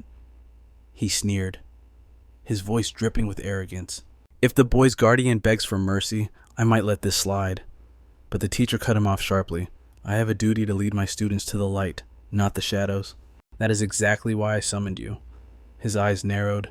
We are going to the disciplinary committee. Hyunjin's guardian is already waiting. Chul-ho turned away, scoffing in disbelief. He muttered, this teacher is a stubborn fool. It changes nothing. This is a trivial annoyance. Byung-gu smirked, thinking his father's influence made him untouchable. Poor fool. He had no idea who was waiting behind those doors. They entered the room, and the atmosphere froze. Shock painted their faces. It wasn't the grandmother sitting there. It was his older brother. The three bullies lowered their heads in instant fear. The teacher began to recite the grim details of the incident. Witnesses confirmed that Han Byung-gu initiated the violence. It was a one-sided assault. Suddenly, Chul-ho roared, I apologize. It is my fault for raising a failure. He turned on his own son. Apologize for lying? You brat, Byung-gu, confused and terrified, shouted back, I did nothing wrong. Hyunjin hit me first. Smack. A heavy hand struck Byung-gu's head. His brother commanded, apologize right now. The teacher declared the school would take strict disciplinary action.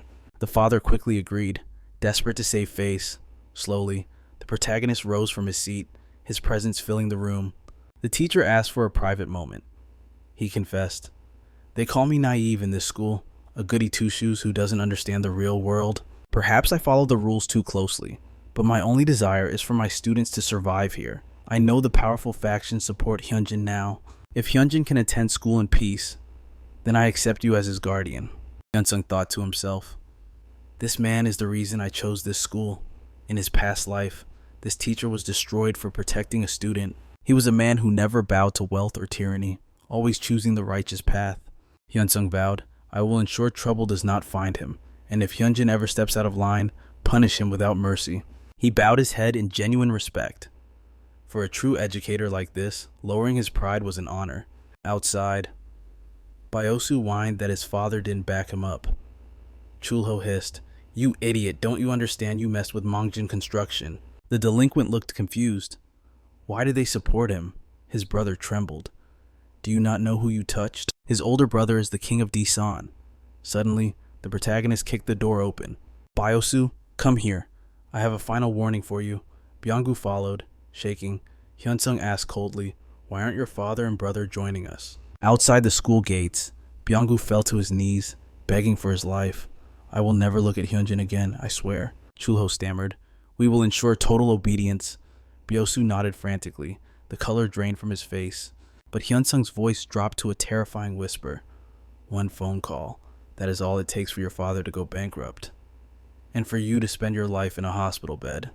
Anyone in Daeseong who crosses me is finished. Erasing you from existence would be too easy. They slammed their heads into the dirt, pleading for mercy. Seeing Hyunjin bruised had reawakened a dark trauma Hyunsung had buried deep. He warned them, you scum dared to lay hands on my blood. I could tear you to pieces right now, and it still wouldn't satisfy my rage. I am only holding back for Hyunjin's sake. If you want to survive, you will beg my brother for forgiveness. A short time later in the classroom, Byung-gu knelt before the entire class. I am sorry for what I did. I will never harm anyone again. Hyunjin smiled, his heart pure. It is okay. You can stand up. I know how hard it is to apologize publicly. I forgive you. Hyunsung watched from the shadows. He wanted to protect that innocence. That was the sole reason he sent him to Daeseong Science High. From that day on, Hyunjin's reality shifted. During recess, even the seniors lined up just to greet him. Hyunjin thought, I knew my brother was cool, but this is another level. That was the moment Daesan effectively fell into Hyunsung's hands. Dozens of rumors swirled about the legendary brother, but as time passed, the predator remained silent, waiting for his moment. Soon, June arrived, bringing the scorching heat. In the office, a secretary burst in, screaming in ecstasy, "We got it." The government had officially announced the Sejong reconstruction project. The office erupted in cheers. My gamble finally paid off. Months ago, the directors had called him crazy. This zone is unpredictable, Saita, they argued. If we are wrong, the losses will be catastrophic. Construction is not a game of luck. Another executive had sneered, "You are blind to the risks." He warned leader Changoke that buying land at this price was madness, a luxury villa complex that is just a fantasy. The road plans are barely concepts. They claimed there was no demand, Changoke had asked. "Leader, are you really going to be this reckless?" A timid director added, "We need cash flow. People want apartments, not your dream projects. You are wasting company funds. This is the most inefficient plan in history. As a director, how can you be so blind?" But they were the ones who couldn't see the future. Changbum replies, his voice cold as steel. "The land isn't going anywhere. We just need to wait for the perfect strike." Am I the only one here with vision? Stop whining. Do you want the executive director seat or not? But the chairman cuts in, his presence overwhelming. "I put my name on this blueprint. Sink or swim. The weight is on your shoulders now, Changbum." Changbum bows to the CEO. "Trust me, I will not disappoint you." Back in the present, a director stares at the data in shock. The profit has already hit 30 billion won, and it is still climbing. The CEO rises from his chair, a satisfied smirk on his face. Changbum was always the black sheep of this family, but he found gold where others saw dirt. He succeeded. As I declared before, success or failure belongs to him alone. So today, the throne has a new heir. I announce that the next CEO is Executive Director Go Changbum. Chang-wook shoots up from his seat, desperate. "You cannot do this." Reforming ministries is just a lottery. It is blind luck. The CEO's eyes narrow. Results aren't the issue here. Where were you when the idea was born? You opposed it. You focused on hoping for Changbum's failure instead of the company's survival. That is why he is the king. That is why he is the best option. He turns to the boardroom. "Is my eldest son lacking in your eyes?" The executives bow in unison. Mongjin Construction has found its master. Starting tomorrow, Chang-wook, you are out of the construction company. Consider this your reward for everything you have done. Outside, Chang-wook trembles with humiliation. How could this happen? He discarded me like trash. I am nothing to him. His eyes darken with malice. I didn't want to play this card, but I cannot leave the place I was born to inherit. He grabs his phone. "Reporter Kim, are you busy? I have a story for you over lunch." Meanwhile, at a quiet coffee shop, Changbum looks at the protagonist. "Do you remember this place?" The protagonist smirks. "Of course, this is where fate turned in my favor." The young heir sighs. "To be honest, I thought you were insane. But do you know why I bet on you? Because you didn't hide your greed. You showed me your ambition. I realized you would seize the CEO seat no matter the cost. So, thank you. I secured the throne because of you. And now, about my promise, I will support you until the bitter end." Hunsung nods. "If you keep your word, you remain my top priority." Suddenly, Director Choljin calls. Changbum's face goes pale. Who authorized this? Who leaked the article? The internet is already on fire. Rumors are spreading that Mongjin Construction's heir is a bastard, the secret fruit of an affair from decades ago. Chang-wook sneers in the shadows. That filth shouldn't have coveted my position. He should have known his station. If he had just stayed a dog in the corner, I would have played the benevolent older brother. But luck is on my side. I managed to track the CEO's secret money flow. Chang-wook had whispered poison to his mother, just in case. That was how he unearthed the affair. But the bombshell was the woman who gave birth to a child decades ago. His mother had begged him to keep it buried. Changbum roars at his director. "I don't care if you have to bribe the devil himself. Wipe every trace of those articles." He turns to the protagonist, eyes wild. I have to go. Chang-wook has declared war. The protagonist understands that the rival used every dirty trick to become CEO, but some lines should never be crossed. He won't forgive him this time. Hunsung asks calmly, what is your plan? Are you going to find Chang-wook and break his bones? Violence won't change the truth. It might make you lose the crown entirely. Changbum clenches his fists. Right now, it feels like he stabbed my mother in the heart. Hunsung stares deep into his soul. Be honest with me. The truth is shocking. The illegitimate son isn't Changbum. It is Chang-wook. In the previous life, this scandal destroyed the family. Mangjin hired a fixer for the succession, and that ignited the spark. However, Hunsung saw past the violence. He watched the family's movements. The board already favored Changbum.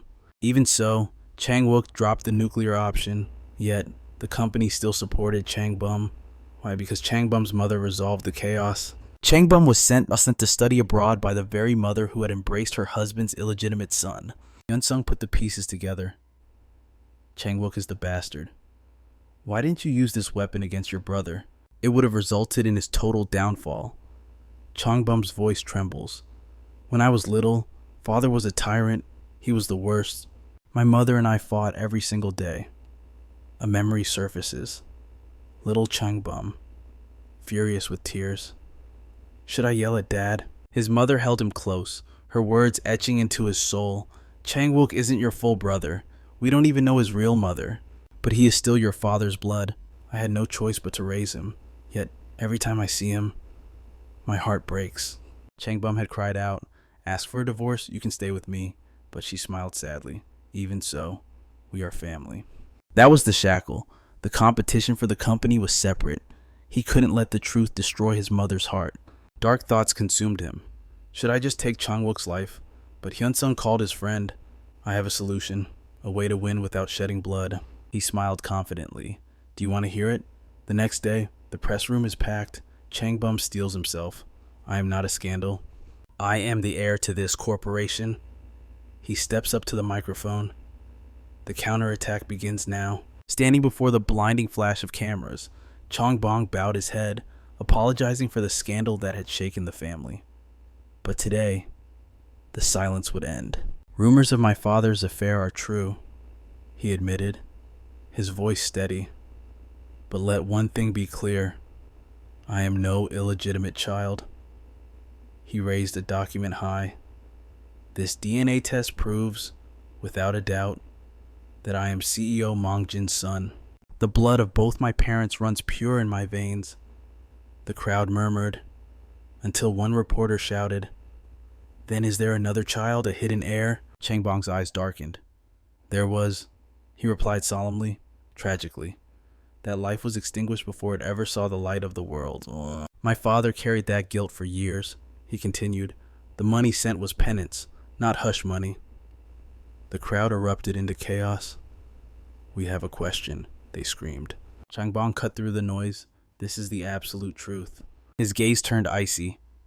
If anyone dares to target my family with malicious intent after today, as the eldest son and next CEO, I promise you will face the full, crushing weight of our retaliation. Meanwhile, in the shadows, Chang-wook slammed his fist against the wall. It's a lie, he screamed, his composure shattering. Everything he said is false. But inside the office, Chairman Mangjin looked at Changbang with pride. I only did what was necessary, father, Changbang said humbly. The chairman nodded. Do not burden yourself, live a life of dignity as the new CEO. Then, his voice turned cold as he ordered Chang-wook to wait outside. The time for the final judgment had come. I know you did everything to seize the throne, Mangjin said, looking at his fallen son. Ambition is not a sin. There was a time I believed you were the best choice, the father admitted. I thought if you held power, the family would finally accept you. You wouldn't have to suffer the stigma of being a bastard. Yet, the chairman sighed. You dug your own grave. Chang-wook fell to his knees, begging for mercy. It was terrifying, Mangjin whispered. Your mother was a wicked woman, draining us dry. But I thought my son would be different. I will grant you several properties, the chairman declared, his decision final. You will never want for money. But Chang-wook wasn't listening. He pleaded desperately for one last chance at the throne. Enough! The father roared, the sound shaking the room. Do you know why Changbong kept your secret? Why he never used it to destroy you during the succession war? It was because he considered you family. The truth hung in the air. He protected you because he saw you as a younger brother. In retrospect, Mangjin mused, I could have simply handed the company to Changbong, but I let you enter the race. I gave you a fair chance. Not just me, but your mother and Changbong. We all treated you as blood. The realization struck Chang-wook like a physical blow. He collapsed, sobbing in despair. He realized too late that he was the one who had been privileged all along. Outside the door, his brother listened to the weeping silence. Later, at Incheon International Airport, Chang-wook looked defeated. I married without love. I even had affairs. He handed over a stack of confidential files. This is everything you need to manage the empire. I have instructed my personal staff to serve the new CEO, he added, his voice hollow. They are competent. Use them well. He paused, a shadow crossing his face. But answer me one thing. Who in the hell helped you? Chang-wook asked, his eyes narrowing. Changbong smiled at the word brother. It wasn't an executive, Chang-wook pressed. If it wasn't someone from the company, the only other person I saw was Hunsung. But that's impossible. He is just a high school kid. Chang-wook scrutinized his brother's reaction. Changbong's expression remained unreadable. Are you serious? Chang-wook gasped. It was really him. You fool, Changbong thought. You underestimated a dragon because he was young. Aloud, he warned. If you ever try to touch Hunsung, I will not let you walk away. Chang-wook let out a bitter laugh. You really are better at using people. That is why you won. To think you bet the company's future on a student. Walking away towards his exile, Chang-wook answered his ringing phone. I already know it was you, Chang-wook said into the receiver. Do you want to say goodbye, Hunsung? On the other end, the protagonist's voice was cold. I called to give you a warning. I am not like your brother. I do not believe in peaceful resolutions. You may live as royalty abroad, but you have zero influence left. Do not try a single trick. Chang-wook just laughed, a sound void of humor. My brother already threatened me, Chang-wook said. He said he'd destroy me if I touched you. I almost envy that loyalty. He acknowledged his defeat. Thank you for the lesson. High above the city, Hunsung walked along the terrace. The succession war was over, but for him, the clock was still ticking. The day he would pull the trigger to destroy the Golden Circle was approaching. But first, a minor annoyance required his attention. Young Minho had been spamming his phone with messages. It was time to clean up the trash. In the principal's office, the atmosphere was tense. To what do I owe the honor? CEO Changbong, the principal asked, sweating. It is simple, Changbong replied. Hunsung will be transferring to a school in Seoul next year. The principal gasped. Hunsung was their star, the asset that put their school on the map. But he is our pride. Changbong cut him off. Eventually, he must leave. Focus on building your school's reputation without leaning on a student. I will continue my financial support, of course. The principal bowed. I understand. A dragon cannot grow in a shallow pond. Hunsung belongs in bigger waters. Meanwhile, Minho continued to text Hunsung, unaware of the storm heading his way. This guy's a joke, Hunsung muttered, checking his phone. Suddenly, Minho appeared, blocking his path. Do you have a minute? Hunsung. He looked desperate. He had fled his old life to start over here. Minho believed his parents' money had erased his dark past. He had no idea that Hunsung saw everything. He truly believed this was his fresh start. He thought that by buying snacks and showing kindness, he could finally live a normal high school life. He locks the door, convinced he is clever, and hides the key in the teacher's lounge. He plans to escape to the PC cafe, but reality intervenes. A voice calls out, Minho, let us walk you home. It is just around the corner. Minho freezes. He recognizes that look. It is the gaze of a predator. If he looks weak now, he will become their errand boy forever. Even if he takes a beating, he must stand his ground. He grits his teeth and refuses. I do not want to. But Park's leg crashes into his stomach. Minho realizes that one punch is not enough. If he folds now, he is finished. He cannot appear weak. He lunges forward with a desperate roar, screaming, "Why are you hitting me?" But Park catches him effortlessly, mocking his lack of strength. A crushing blow to the jaw sends him reeling. Park spits on him with utter contempt. He announces to the class, "Behold, your new toy." From that moment, Minho's world collapses into hell. Violence becomes his daily routine. When he seeks help, he finds only cold shoulders. His reality descends into a nightmare. Elsewhere, Park demands to know, is 50,000 won all you have? He knows Minho spent money on others. Minho is trapped. He cannot fight. He cannot tell his parents. And weapons are useless against a boy from a powerful family in Gyeonggo. One simple word from that rich family makes even the principal tremble in fear. Crying is useless. Snitching only brings high-priced lawyers to destroy him. Minho screams, "Why are you doing this to me?" Music, but Park reveals the cold truth. It was a commission. You should have lived a worthwhile life. Kim Hunsung orchestrated everything. He let Minho climb the ladder of hope for one reason. The higher the climb, the more shattering the fall. Shansu issues a warning. Music, Park Mingu is not just a bully. He is a genuine fighter with lethal skills. Hunsung offers 1,000 won now and 5,000 later. He ensures Minho understands that resistance is futile. Hope is a lie. His friend calls him a crazy bastard. Hunsung smiles, taking it as the highest compliment. Minho knows the protagonist hired the golden circle. He needs to run, but realizes he is dancing in the palm of their hand. He tells himself to endure. He thinks this is just how the cruel world works. Praying for a better tomorrow. Another day of torment. Park holds up a vial bottle. "I left this elite brew rotting for 3 whole days." "Shake it," Park sneers, "and you can see how thick the filth has become." Park makes a devil's bargain. "Drink this, last until the next class without the bathroom, and I promise to stop." Minho wonders if he can trust him. Park smiles. "It is a promise." The young man, Music, swallows his pride in the filth. Class begins, but his stomach revolts immediately. Just 1 hour. He prays he can last, but the pressure builds until it is absolutely unbearable. His body betrays him. Minho sprints from the room as the class erupts in disgust. That was sick. He cannot handle it. He will not deal with this alone. He sees the stains on his clothes as proof. This is evidence. If the teachers see this, they must intervene. But inside the office, Park puts on a mask. "My prank went too far. It won't happen again." Park continues smoothly. Music. "Ask anyone. Minho and I are best friends. Outside." The mask drops. Park beats him mercilessly. Teachers are public servants. They just want a quiet paycheck until they retire. You should pay attention. He slaps his own face to fake an injury. Park issues a final warning.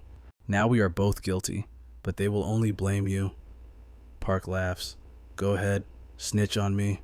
I dare you to show me what you can do." Minho wanders the halls, realizing he trusted a broken system. He snaps after the beating, but the class whispers, "Is the rumor true?" They whisper that Minho was expelled from his last school for bullying others. Minho stands stunned, wondering if this is twisted karma. His last resort is to quit school. Days later, a knock at his door. Park kicks it open. "Long time no see." Minho trembles. "Why are you here?" "The job is done." Park smirks. "You are not wrong." However, Park continues, clients have strange requests. A monthly subscription to beat you.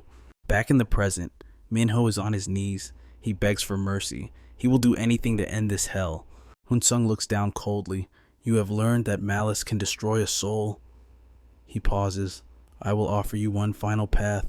Respecting your desperation, you must eliminate Park." Minho is terrified. "How? I have no money. I have no power." The protagonist replies darkly, "You have your body. Create a disaster so violent that the police must interfere." Hunsung continues, "If you want freedom, you must bleed for it." Meanwhile, Park sits in boredom. "My toy is gone." He marvels at the Golden Circle business. He cannot believe he earned 6,000 won just for beating Minho, plus an extra 1,000 every month. Suddenly, the heavy silence of the room shatters as a police officer barges in. "Are you Park? You're coming with us?" Quietly. The officer's voice is cold as steel. "The victim, Minho, jumped yesterday. He is alive, but comatose." Park scoffs. "And what does that have to do with me?" "You have some nerve," the detective snarls, his eyes narrowing. Young Minho named you in his will. He didn't want to live in a world where you existed. Oh. The detective steps closer, music swelling with tension. We have witnesses, an army of them. They all saw how you tormented the weak. We even have footage of you invading homes. The detective reveals, dropping the hammer. One look was all it took. The evidence flooded in like a tidal wave. Panic begins to rise in Park's chest. This is unfair. He wasn't the mastermind. He was just a tool. But now, they want him to be the sacrificial lamb. Desperate, he blurts out, I was hired by the Golden Circle. But the detective cuts him off with a sharp hiss. Shut your mouth. The detective reaches up and disables the recording cameras. The red light fades to black. Park trembles. What are you doing? A sinister smile forms on the detective's face. Don't you get it yet? That massive payout wasn't a salary. It was the price for you to take the fall when everything went to hell. Go ahead. Scream about the Golden Circle. The detective mocks. Without proof, you are just a raving lunatic. Test your fate if you wish, the detective whispers, but if you want to survive this, you will accept the blame and rot in silence. Meanwhile, at Gyeonggi General Hospital, the news blares from a television screen. The tragic story of the student who jumped has captivated the nation. The victim survived by a miracle, but the villain has been identified. Park is the sole culprit. The narrative is set in stone. He will be arrested. Netizens flood the internet with curses, demanding he rot in prison. Watching from the shadows, Hyun realizes the truth. Park was the scapegoat. That could have been him. A cold realization settles over Hyun. To take down a leviathan like the Golden Circle, he must be calm. He will play their game while sharpening his blade in the dark. Inside the hospital room, the air is thick with tension. Minho's mother freezes as the protagonist enters. Her eyes burn with fury. Get out, now! I just want to talk to him, Hyun says, his voice devoid of emotion. I am not crazy enough to cause a scene in a hospital. I promised the boy I wouldn't bother him. Hyun continues, his aura darkening. But if this persecution continues, I cannot guarantee what I'm capable of. And the mother steps forward, a lioness protecting her cub. If you touch a single hair on his head, I will destroy you. Remember that, she warns, backing away slowly. I will be listening. The protagonist nods, his expression unreadable. Don't worry. Left alone, he grips Minho's limp hand. I prayed on the way here, he whispers. I prayed you would be awake to hear this, to feel this fear. You should have given up like the rest. Hyun sneers at the unconscious boy. You should have just accepted your pathetic fate. A dark amusement dances in his eyes. Watching a wretch like you struggle to survive was entertaining. But I have no intention of keeping my promise. So sleep well, he threatens, because if you wake up, we will meet again in the hell I call reality. Later, amidst the bustle of the market, the protagonist reflects. He chose the path of revenge, but he cannot lose himself in the abyss. He must protect his friends in this life. At the checkout counter, a girl scans snacks, her movements swift and nervous. The protagonist plans to cook eggs for his brother, but his gaze sharpens. The girl freezes upon seeing him, terror flashing in her eyes before she turns to flee. Hyun recognizes her instantly. It is Oh Hyenji. The prey has revealed itself. His contact, Chang, reports in. I spent a fortune investigating, and it is as we suspected. The injury to her Achilles tendon was completely staged. A cruel dilemma forms. Should he eliminate the doctor or the girl? Hyun smirks. He has money, and more importantly, he has power. Her father wouldn't abandon his daughter. He hired the Golden Circle to protect her. Hyun glances at her purchase. Just snacks. She has been playing the role of a cripple for months. The suffocation must be unbearable. Wearing a hood, hiding like a rat, terrified of exposure. This isn't her first escape, but in this game of shadows, slipping up even once is fatal. She can walk on her own 2 feet, yet she is paralyzed by lies. Living a life where you cannot be seen is truly hell on earth. Time flows like a river. The end of the second year approaches. The days are calm for most, but for Hyun, they are a forge. Inside the octagon, he clashes with Sin-woo. The protagonist weaves past a strike, aiming a blow at the blonde's arm. As his fist flies, his friend's kick cuts through the air to meet it. Impact is imminent. They freeze inches from collision as the buzzer sounds. The round ends. Sinwoo pants heavily. Aren't you tired yet, my friend? 5 rounds, 5 minutes each. Sinwoo gasps, wiping sweat from his brow. You're a monster. The protagonist barely breaks a sweat. I could go all day. The professor interrupts, praising their intensity. Coach Dukul steps forward. Hyun, do you recall our pact? When we first met, Dukul reminisces. You asked me to make you unrivaled by the winter of your second year. The training arc is complete. Dukul orders him to clear his schedule. This weekend, they head to Seoul to test the fruits of their labor. But why would Dukul go this far? Is he punishing his own students? Dukul scoffs internally. He knows his rival, Do-hak, hasn't changed. He is still the same trash with a disgusting past. I won't debut again, Do-hak says. I just want to see the level of your students, Do-hak boasts, flashing a superior grin about his own junior disciple. Do-hak sees this as a chance to humiliate Dukul and promote his own academy. He accepts the challenge. On the appointed day, Sinwoo looks around in awe. Seoul. The air here is different. Dukul snaps at him. Stop pretending to be a naive country bumpkin. Sinwoo scans the room. There are famous faces everywhere. Legends of the martial arts world. It is clear that Do-hak orchestrated this entire spectacle just to humiliate him. Do-hak summons his disciples. Gather round.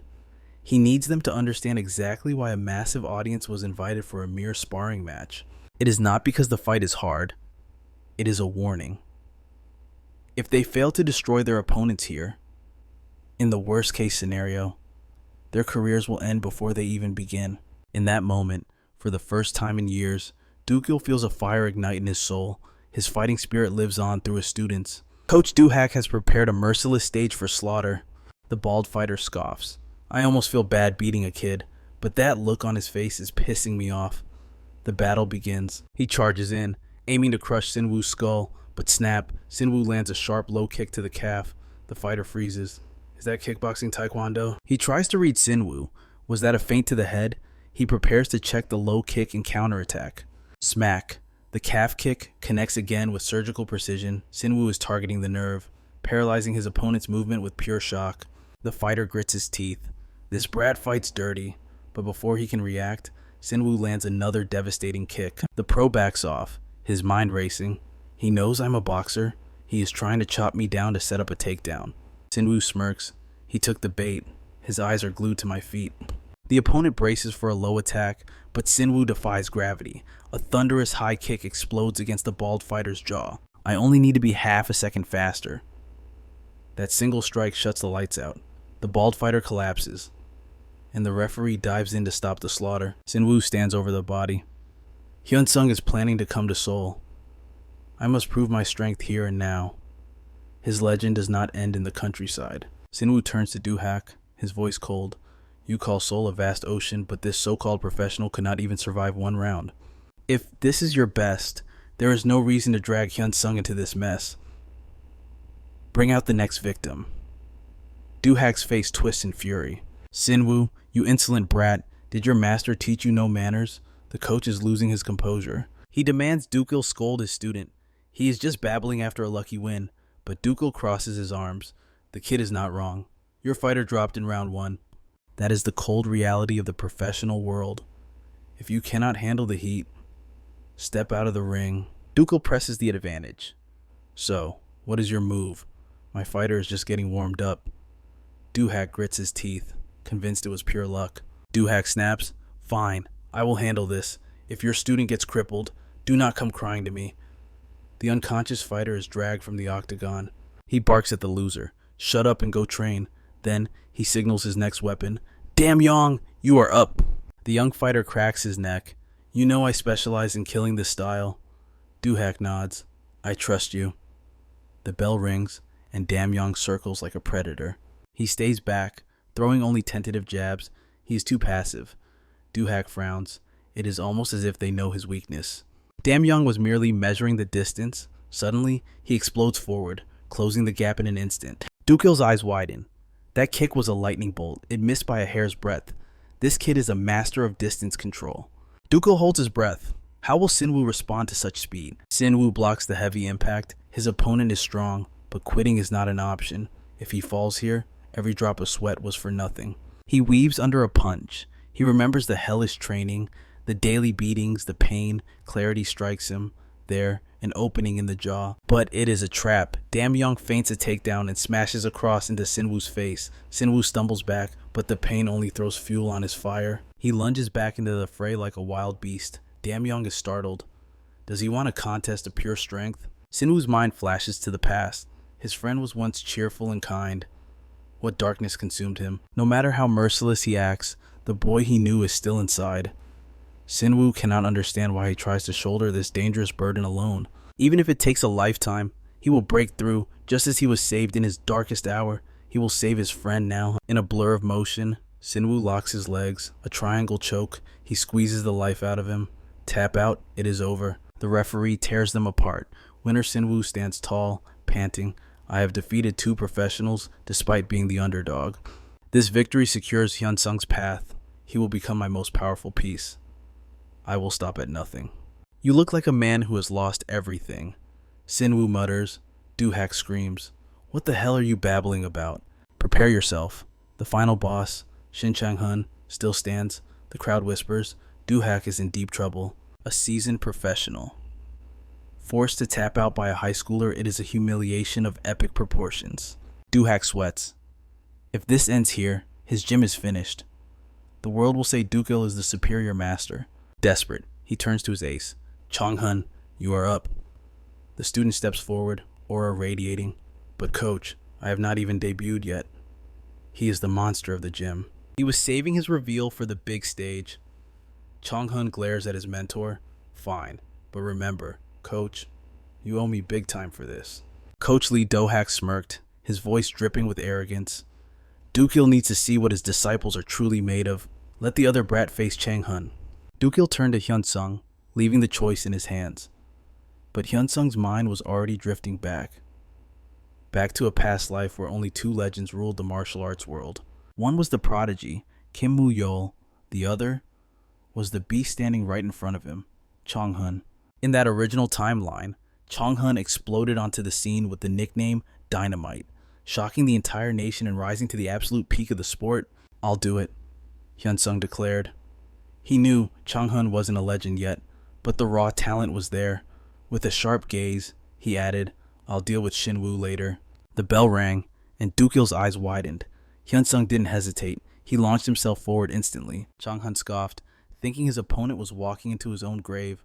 I'll end this now, he thought, unleashing a vicious strike. But then, Hyunsung vanished from the strike's path. In a blur of motion, he slammed a devastating blow right into Chang-hun's gut. Rage flared in Chang-hun's eyes. He swung wildly, but Hyunsung blocked and countered with a thunderous cross. The 2 warriors began trading blows in a violent symphony of violence. Dukil watched in shock.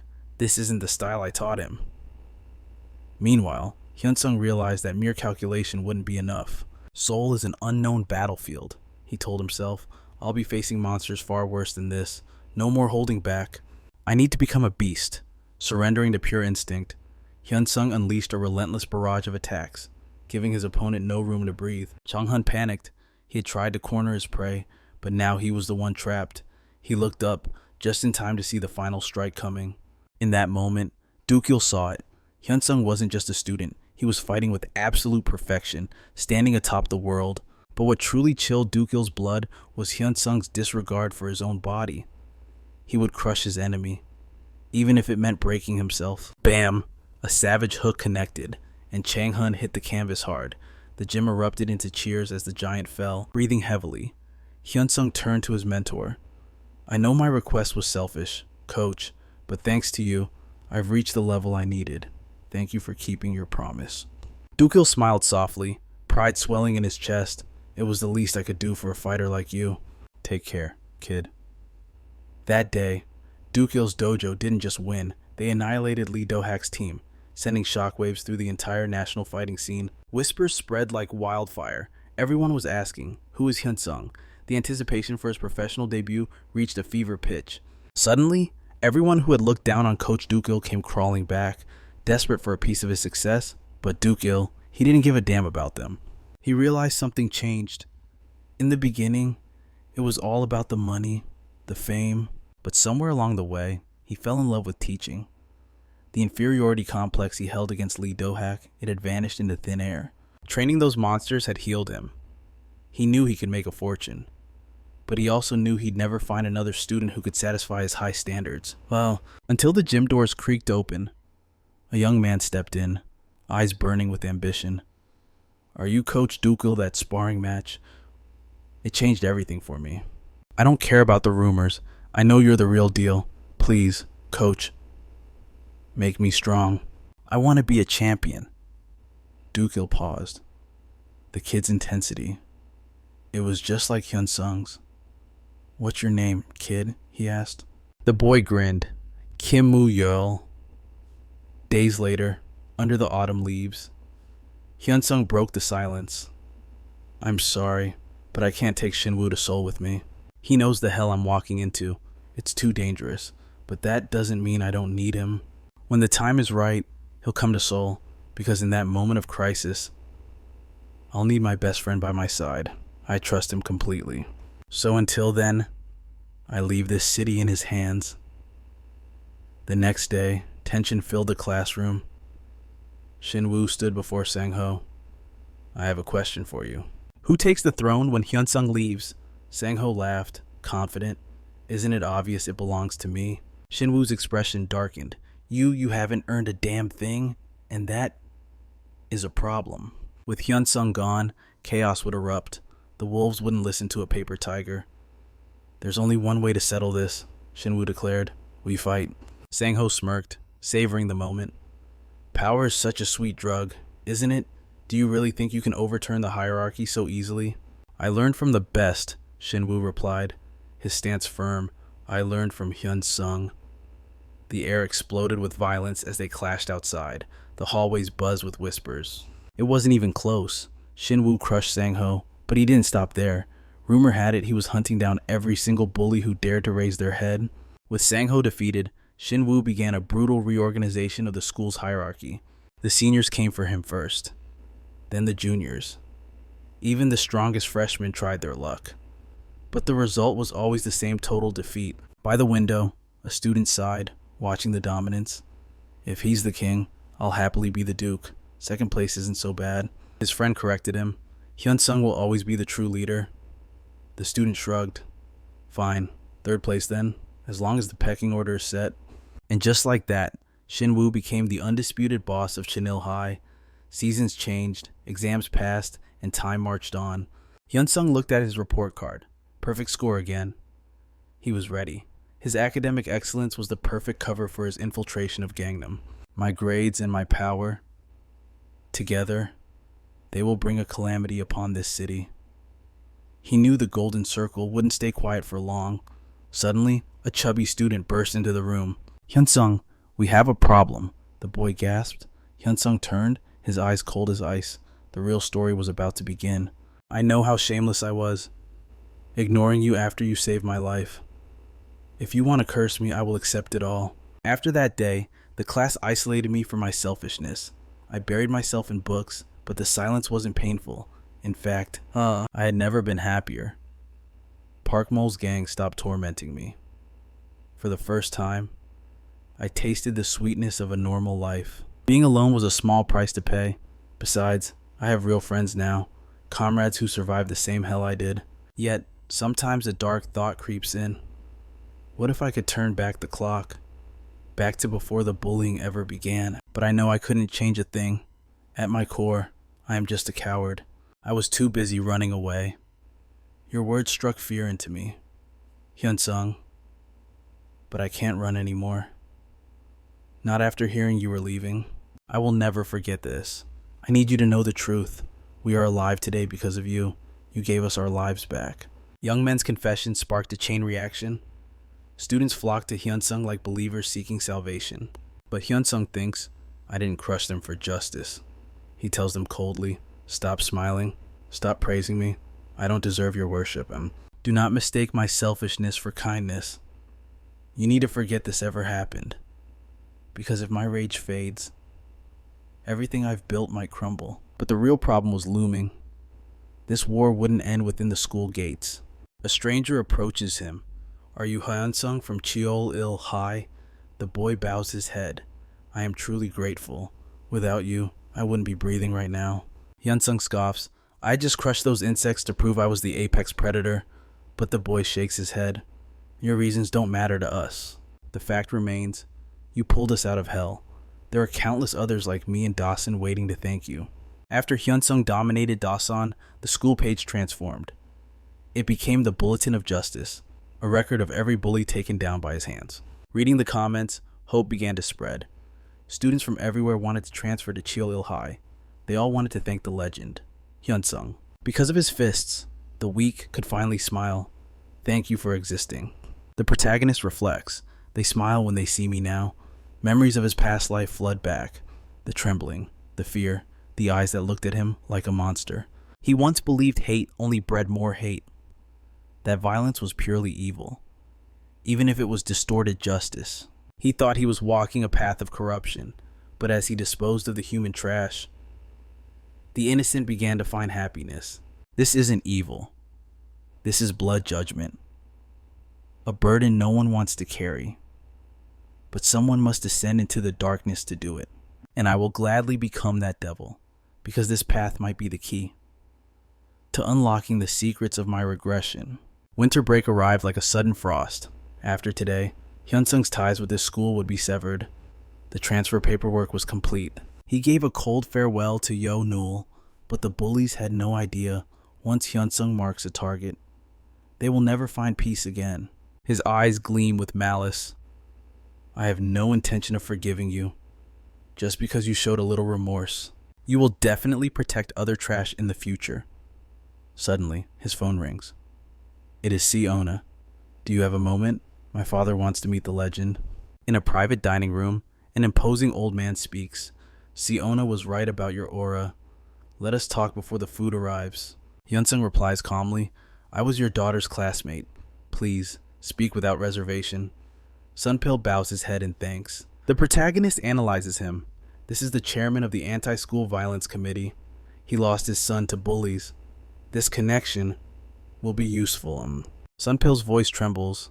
I asked to meet you after hearing the rumors. I tried to eradicate school violence through the system, but I failed. Knowing how rotten the world is, I couldn't control my joy when I heard what you did. If my son had a friend like you, or if he had the courage to speak up. The old man wonders if his boy would still be alive. But these are useless what-ifs.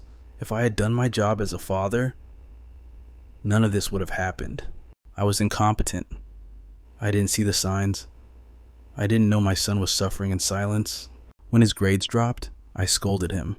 When he asked to transfer, I dismissed him. I thought he was just running away from hard work. The regret in his eyes is bottomless. That mistake still tears my heart apart. I only wanted a happy family, but I was blind to what truly mattered. So I came to this city to raise my daughter differently. In the end, it wasn't the law that worked. It was your method. Hyunsung, you are the leader of the club that punishes evil. Going to Seoul means you intend to expand your territory. Listen closely. No matter what chaos you cause in Seoul, I will be your shield. No one will dare to stand in your way. Remember this. Behind you stands me and an army of supporters. The protagonist stands up. I won't forget this pledge. The alliance is forged. Outside on the playground, the wind blows. Siona whispers, I said I would kill them for my brother, but in the end, I did nothing. I didn't have the guts. Hyunsung looks at her. It isn't your fault. Siona clenches her fist. I know, but watching you gave me a new dream. She witnessed true power with her own eyes, and now she wants it too. Even though the nature of power is filthy and repulsive, that is exactly why I must seize it for myself. I will become a prosecutor. I will hold absolute authority and live by my own rules. So, do me a favor, do not lose. Become my beacon of hope, because I refuse to ever give up. Hyunung declares, I will genuinely root for you. When the holiday season arrived, Hyunung dedicated his heart to his family. They feasted on delicious meals and admired the breathtaking scenery. They even visited an amusement park together for the very first time.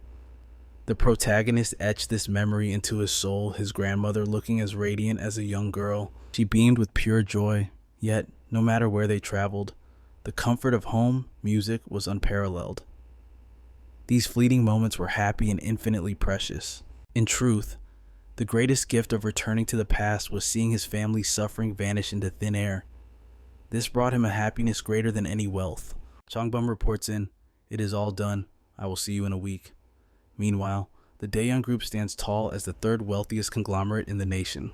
They sell everything imaginable and control a vast empire of subsidiaries. It remains one of the top 3 titans that every elite graduate dreams of joining. Suddenly, a young man strides through the crowd. Whispers erupt about his striking looks. He is the heir of the Daeyoung Group.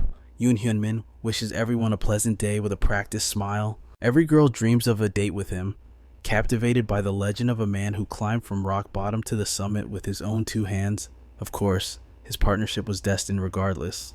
Inside his car, the facade drops as he loosens his tie. He mutters, "What kind of mess is this?" Meanwhile, chaos is brewing at the school. The mothers are in a frenzy, demanding, "What is the meaning of this?" Panic spreads like wildfire.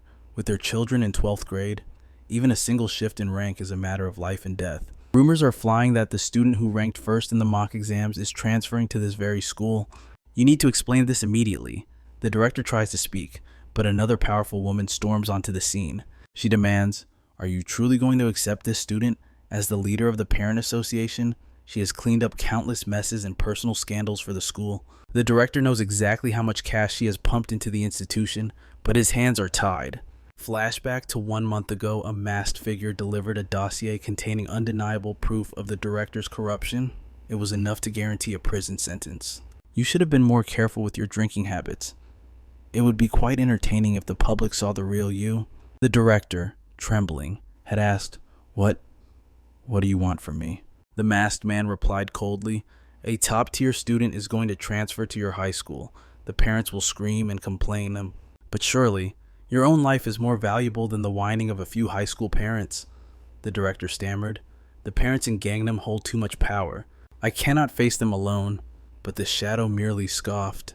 "Do not worry about that. I will send a catastrophic force to aid you." Back in the present, he messages Changbum. The director sweats nervously, wondering when help will arrive. Only 5 minutes have passed, but he needs to buy time. Desperate, he lies, claiming he tried his best to block the transfer, but the student changed addresses legally. All the paperwork was flawless. Rejecting him now would only invite a lawsuit. One of the mothers screams in fury, "That is your problem to fix. Our children's futures will be ruined because of you. How do you intend to compensate us?" The director tries to reason. This isn't something screaming will solve. Getting emotional will only worsen the situation. But the mothers treat his words like a bad joke. Jo Hae steps forward, venom in her voice. "I thought you were a logical man, director. That was a massive miscalculation on my part." Her eyes flash with a threat. "I will expose your history of accepting bribes to the world. I will make sure you understand the sheer scale of your mistake." The director attempts to calm her, but the woman slaps him across the face with a thunderous crack. Music. She hisses, "How can I be calm?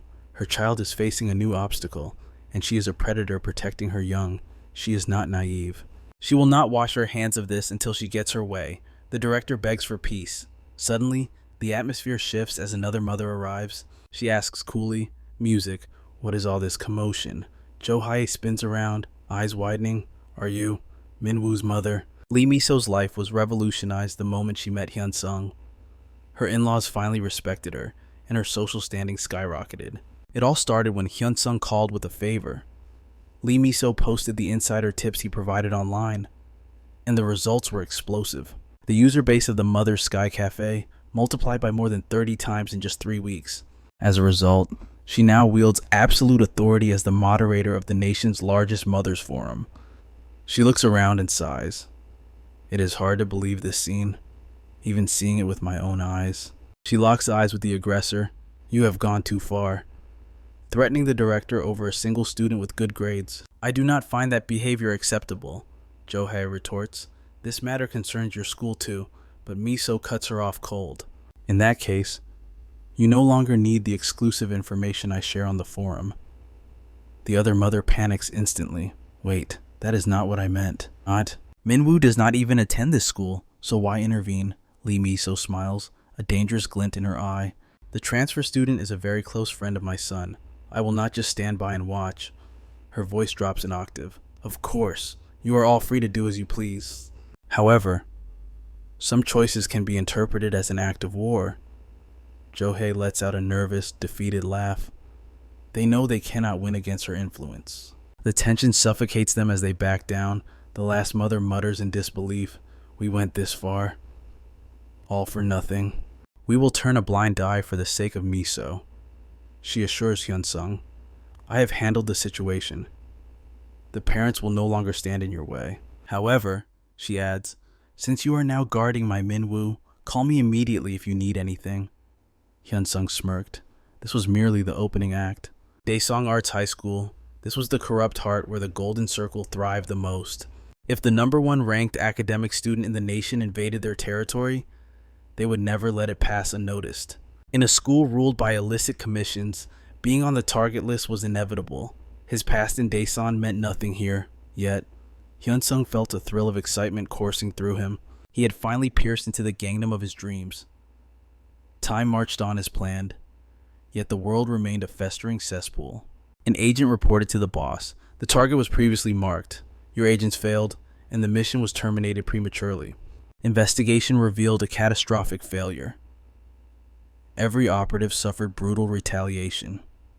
The boss demanded, why was this hidden from me? His secretary trembled in fear. Jung Chan-soo and Taijun were compromised by Hyunsung. We hunted Jung Chan-soo immediately, but he had vanished. He realized the danger and fled before we could strike him. He likely stayed in the Golden Circle solely to leak our secrets.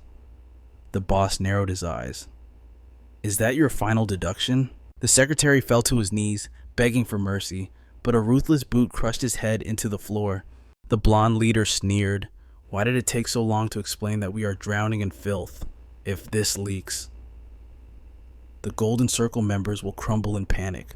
Chaos would erupt beyond their control. He refused to lose his grip on the organization because of these incompetent fools. His reign had to be eternal, yet this Hyunsung was becoming an intriguing anomaly. He could have ruled Daesan, yet he chose Seoul. His goal was unmistakable, the total destruction of the Golden Circle. He was walking into the lion's den with eyes wide open.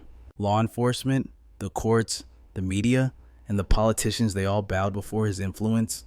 He issued the command, eliminate Hyunsung within 1 month of the semester's start, no matter the price. A voice on the phone promised a full briefing. Based on how he dismantled the agents, Hyunsung clearly knows the organization. He is the monster who unified every school in Daesan. Even if he lacks the polish of Seoul, his combat strength is estimated between rank A and rank S. Hyunsung caused such havoc only because the principal and faculty backed him completely. He also wielded the massive sponsorship of the executive director of Mongjin Construction. The parents' committee attempted to block his transfer, but they were crushed by the interference of Lee Miso, the wife of Dong Cho. She controls the powerful mother's forum and seemingly has ties to the target.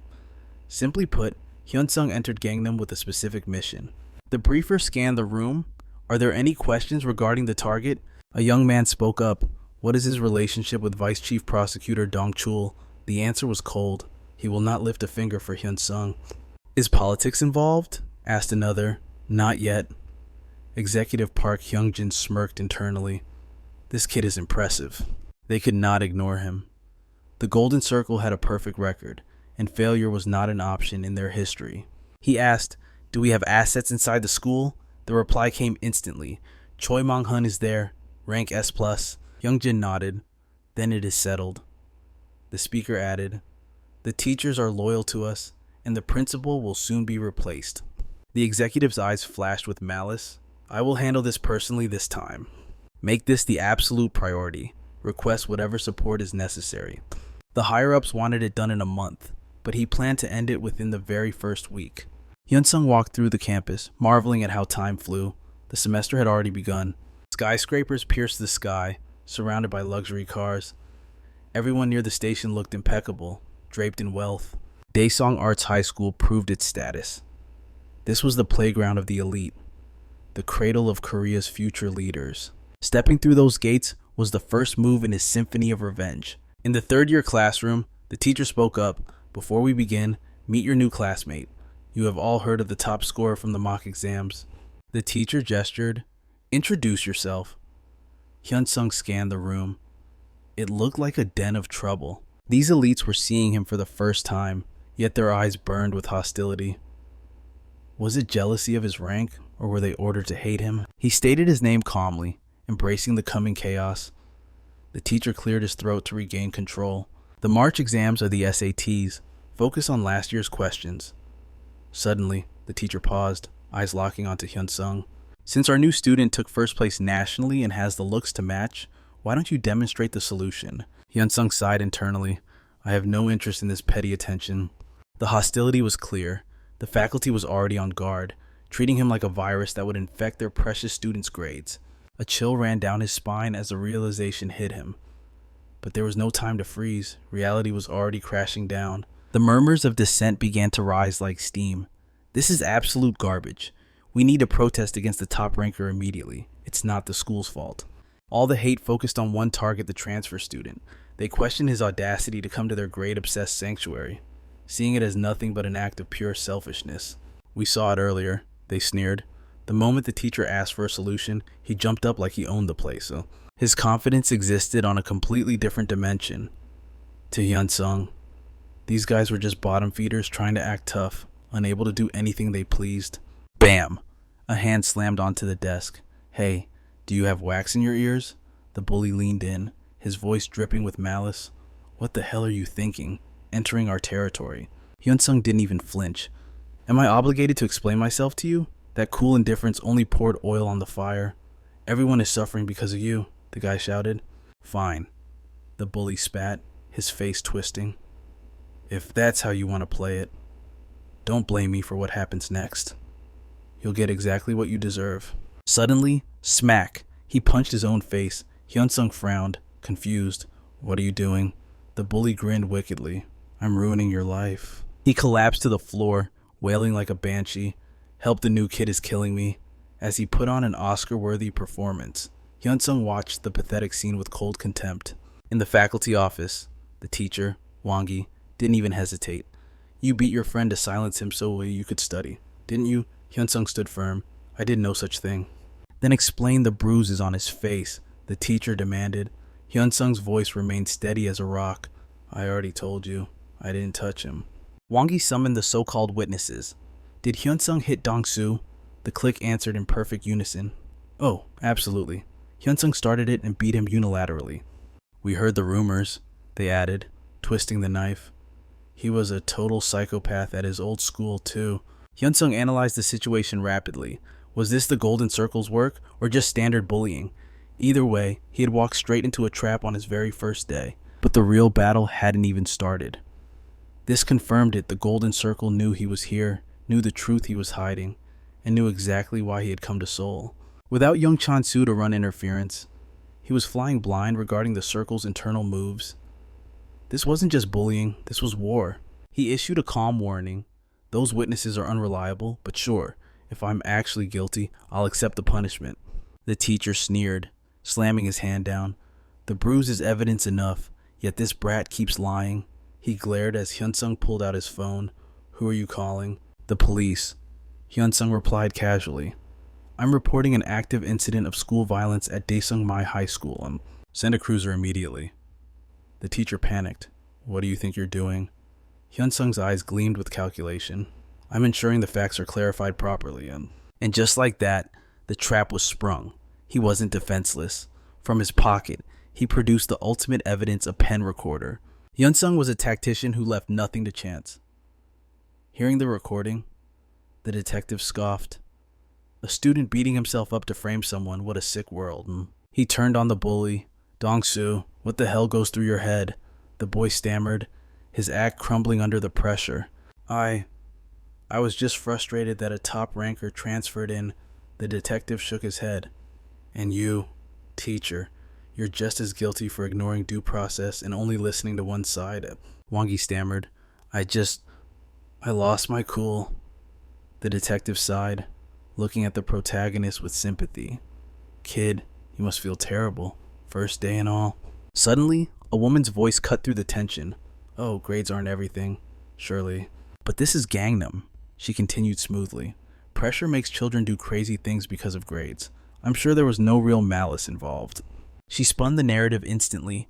The upperclassmen were just emotional, and the poor teacher simply trusted the student he knew longer. The detective frowned. A formal complaint has been filed. Kyungi smiled tightly. We should punish him, of course, but the school's in chaos right now. We made an exception for this transfer at the director's request. With all the internal hearings, surely you can go easy on these young students. Leave it to us. We will ensure we take disciplinary measures strong enough to make the oppressors reflect on their actions. The detective caved under the pressure. Well, if you're willing to do that, Hunsung, accept an apology and let this go. Hunsung observed them coldly. It was a perfectly scripted play. They were scratching each other's backs to bury the truth. It was a sickeningly familiar scene, deja vu, of the victim being rendered helpless by the system. From the students to the teachers and the police, the Gangnam Cartel operated on a different level than Dasan. This was clearly a reminder that he was in the heart of the Golden Circle's territory. It was bizarre. He never agreed to forgive anyone.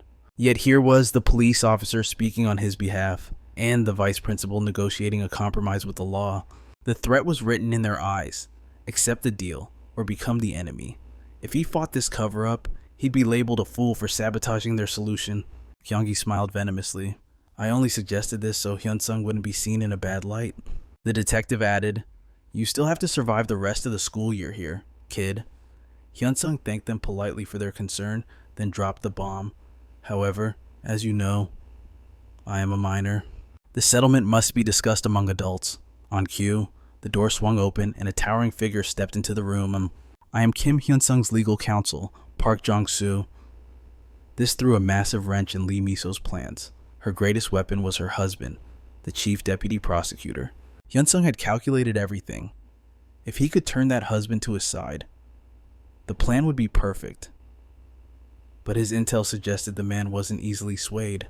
Even if he does anything for the sake of justice, his skills and track record are nothing short of legendary. The enemy was an absolute titan in his field, an untouchable force. Hyunsung knew a frontal assault would be suicide, but this was the perfect opening. To win this war, he didn't just need a representative, he needed a shark who navigated the bloody waters of the law.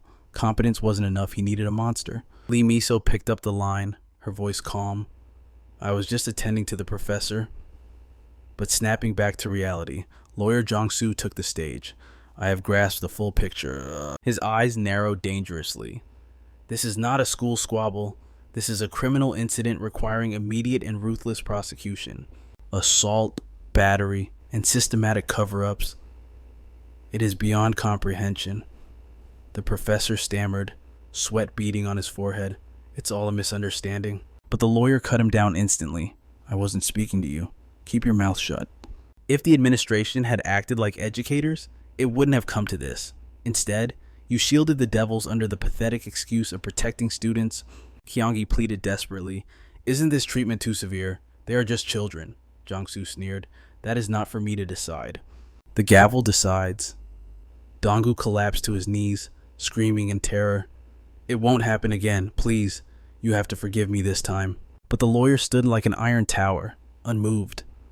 A mistake is when you accidentally spill your coffee. Actions born of malice in a court of law, we call those crimes. Dark cinematic music. He turned to the vice principal. Your move. The faculty exchanged nervous glances before bowing their heads in defeat. We will handle this matter exactly as you demand. Initially, the lawyer found the proposal absurd. He would shadow the boy for the next year, collecting $10,000 for every single intervention. It was a fortune just to bypass a legitimate trial. Court battles were messy, and compensation was never guaranteed, even for the victim. He had abandoned the prosecutor's badge to seek real justice. But even as a defense attorney, he had waded through oceans of filth. Hyunsung's case, however, was a diamond in the rough, a strange one. The boy demanded close protection from the very first day. Finally, curiosity won out. Who the hell are you, kid? Hyunsung's eyes were dead calm. You're not welcome here. That is all you need to know. Meanwhile, by the window, Kyungi seethed with rage. They ordered me to manage this mess. I must ensure absolute perfection.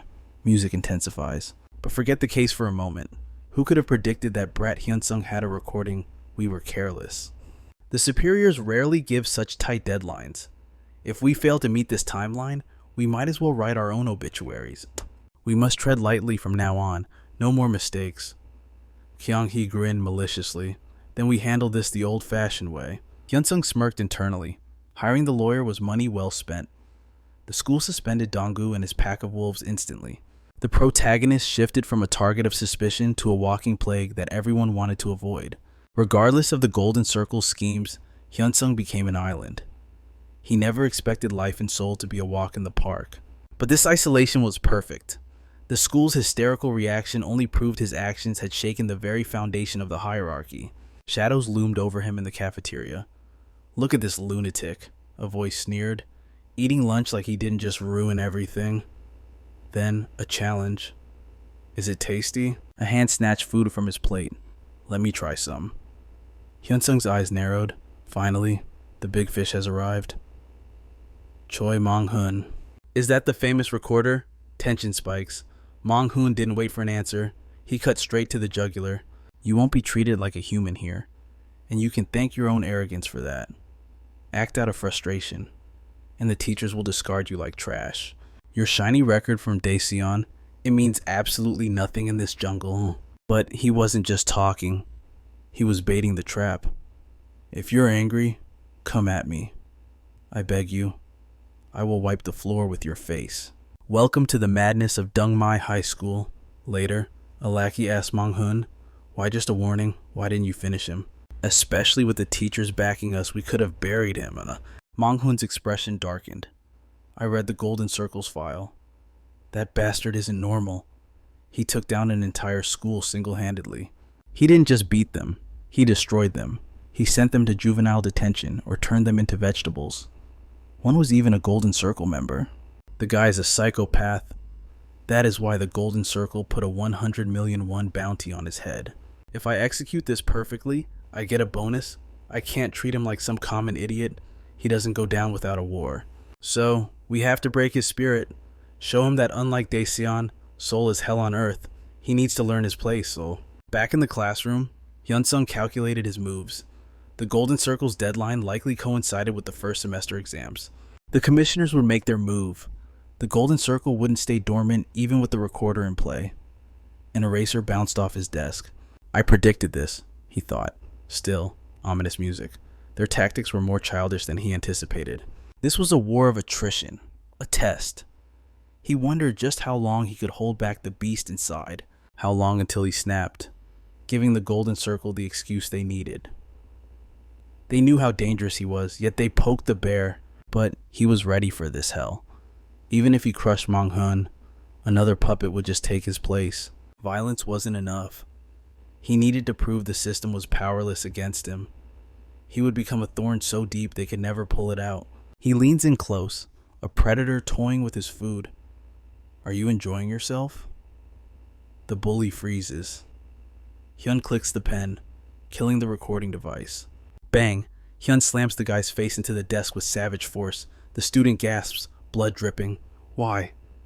Why are you beating me?" Hyun analyzes the situation coldly. "This isn't right," he thinks. The student screams, "This is school violence. You struck first." Hyun nods, eyes dead calm. "I am aware." This wasn't a mistake like the Dong-soo incident. He walked into this trap willingly. It is a calculated provocation. The variables are entirely different. Pain is just a necessary cost for the grand plan. He glares at the trembling class. "Watch closely. You are all witnesses to my judgment." Music. The beast is unleashed. He rains punches on the student's face like a maniac. Meanwhile, inside the safety of the faculty lounge, the interrogation begins. Young-ho plays the victim card perfectly. "I was upset about Dong-soo, so I just tossed some erasers as a joke, but he reacted like a psycho." The teacher sighs, unimpressed. "So, you are claiming it was a completely one-sided assault?" Yongi nods with a twisted sense of justice. Music. "The disciplinary action against Dong-soo was fair. I am glad you finally recognize your place.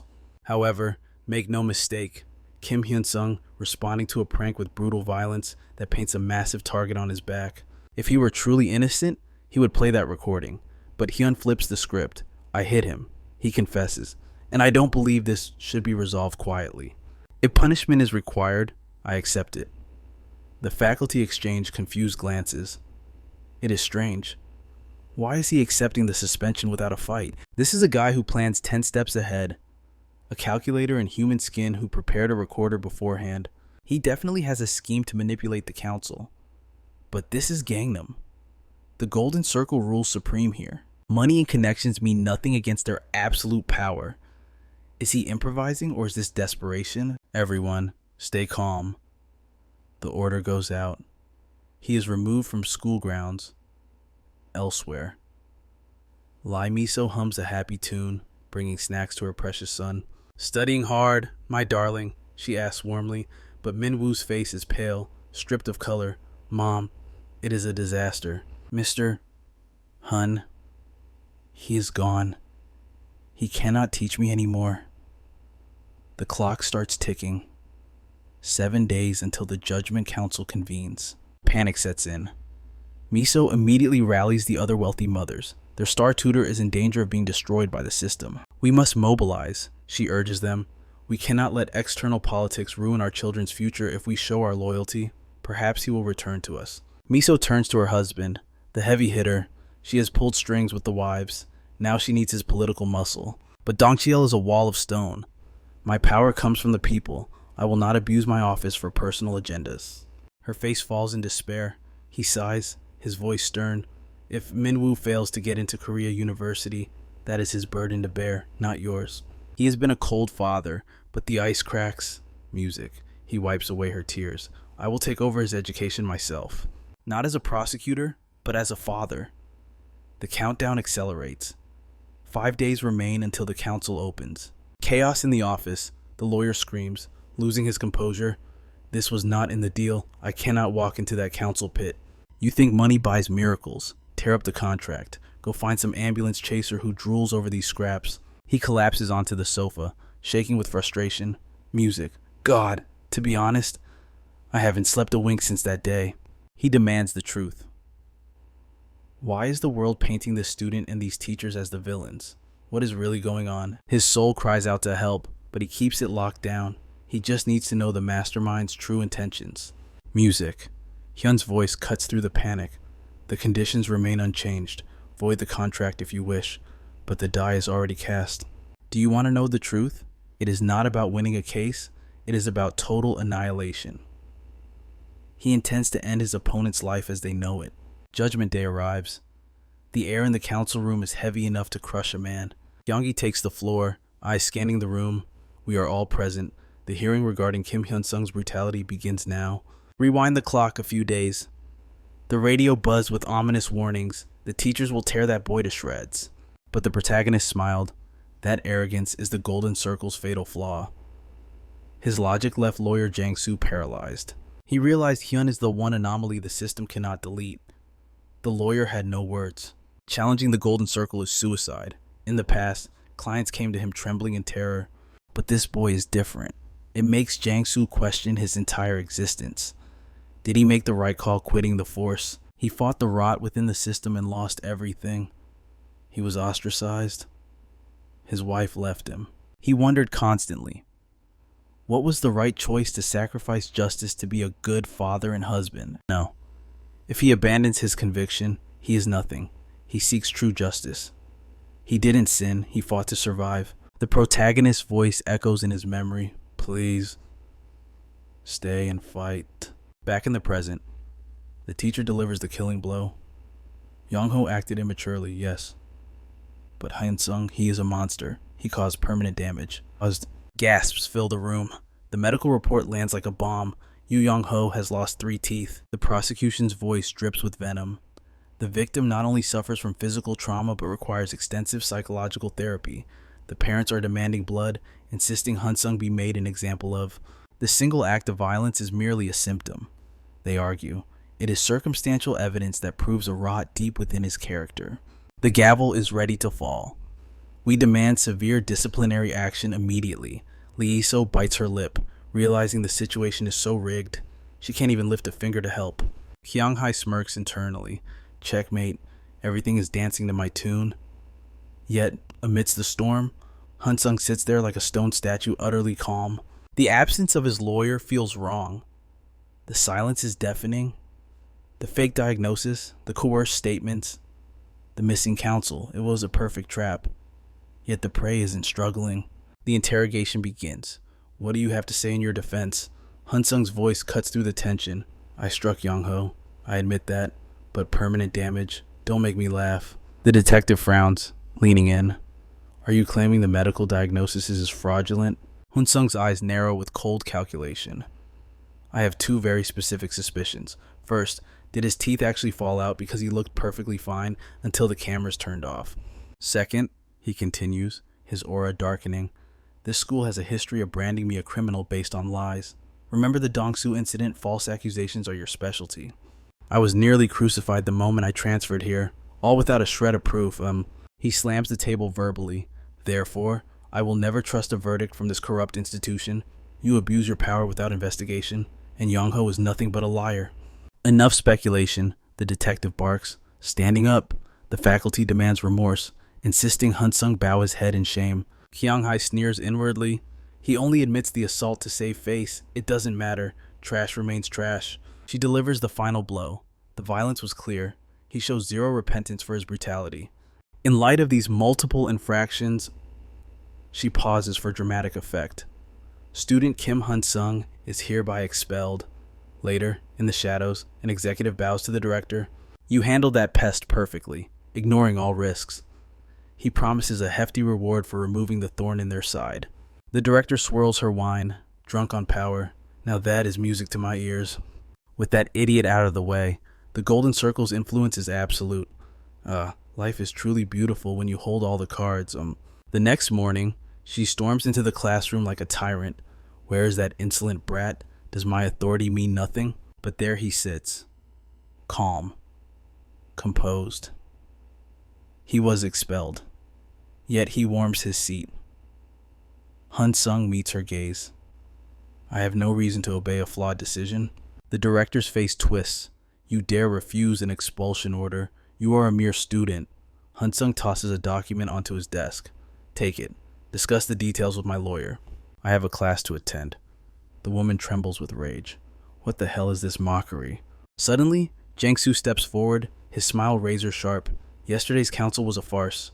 We filed for an immediate stay of execution. The courts are reviewing the legitimacy of your little show. Until the judge decides, your expulsion is just a piece of paper. Even if you try to force him out, I will drag this case through every level of hell. By the time the verdict lands, my client will have already graduated. And when that happens, those puppets who answer to the Golden Circle will be in a blind panic. And Kyung-hai grits her teeth. Suspending disciplinary action, you're bluffing. He should have prayed we wouldn't see through his pathetic scheme. Jiangsu's eyes flash cold. Money can buy many things, but it cannot buy a verdict when the judge's career is on the line.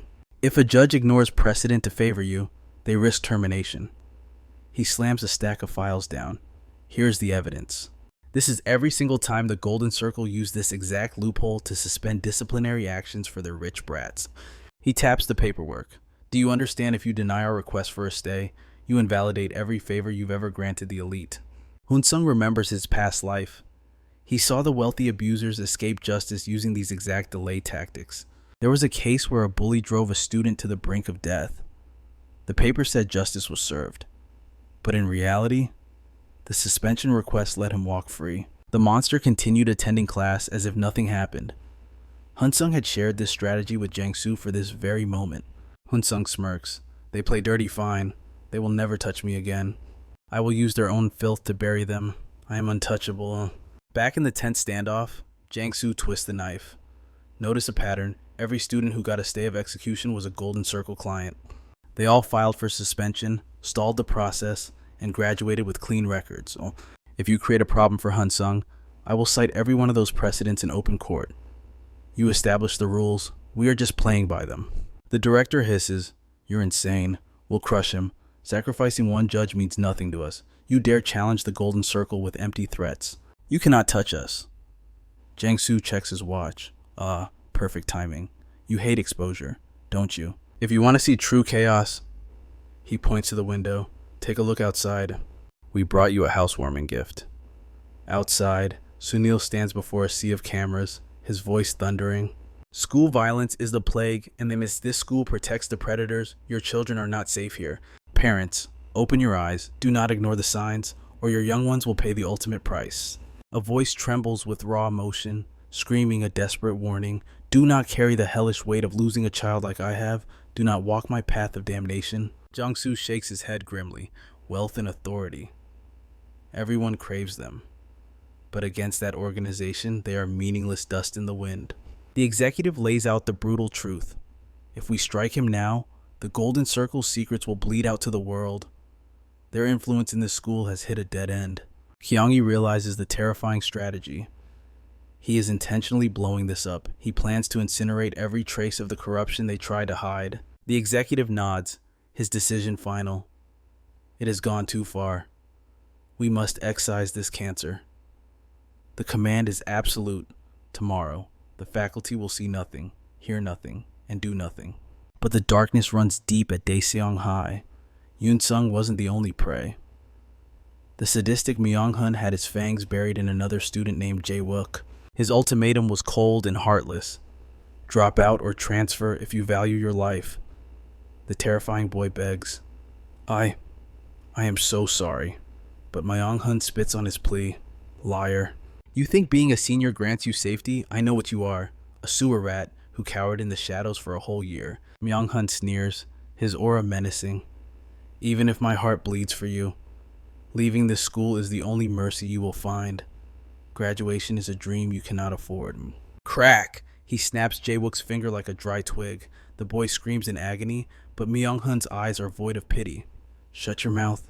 Stop crying. It was a tragedy born of success. Only a few days after Jae-wook claimed the top rank in his freshman exams, the nightmare named Myung-hun arrived. For the sake of his parents, who sacrificed everything to move to Gangnam, Jae-wook swore to endure. He would swallow the humiliation to honor their dreams. But the torment shattered his human limits, with vicious rumors spreading like poison. Jae-wook sank into an abyss of despair. However, a spark ignited in the dark. Hunsung had fought back. Jae-wook believed resistance was suicide.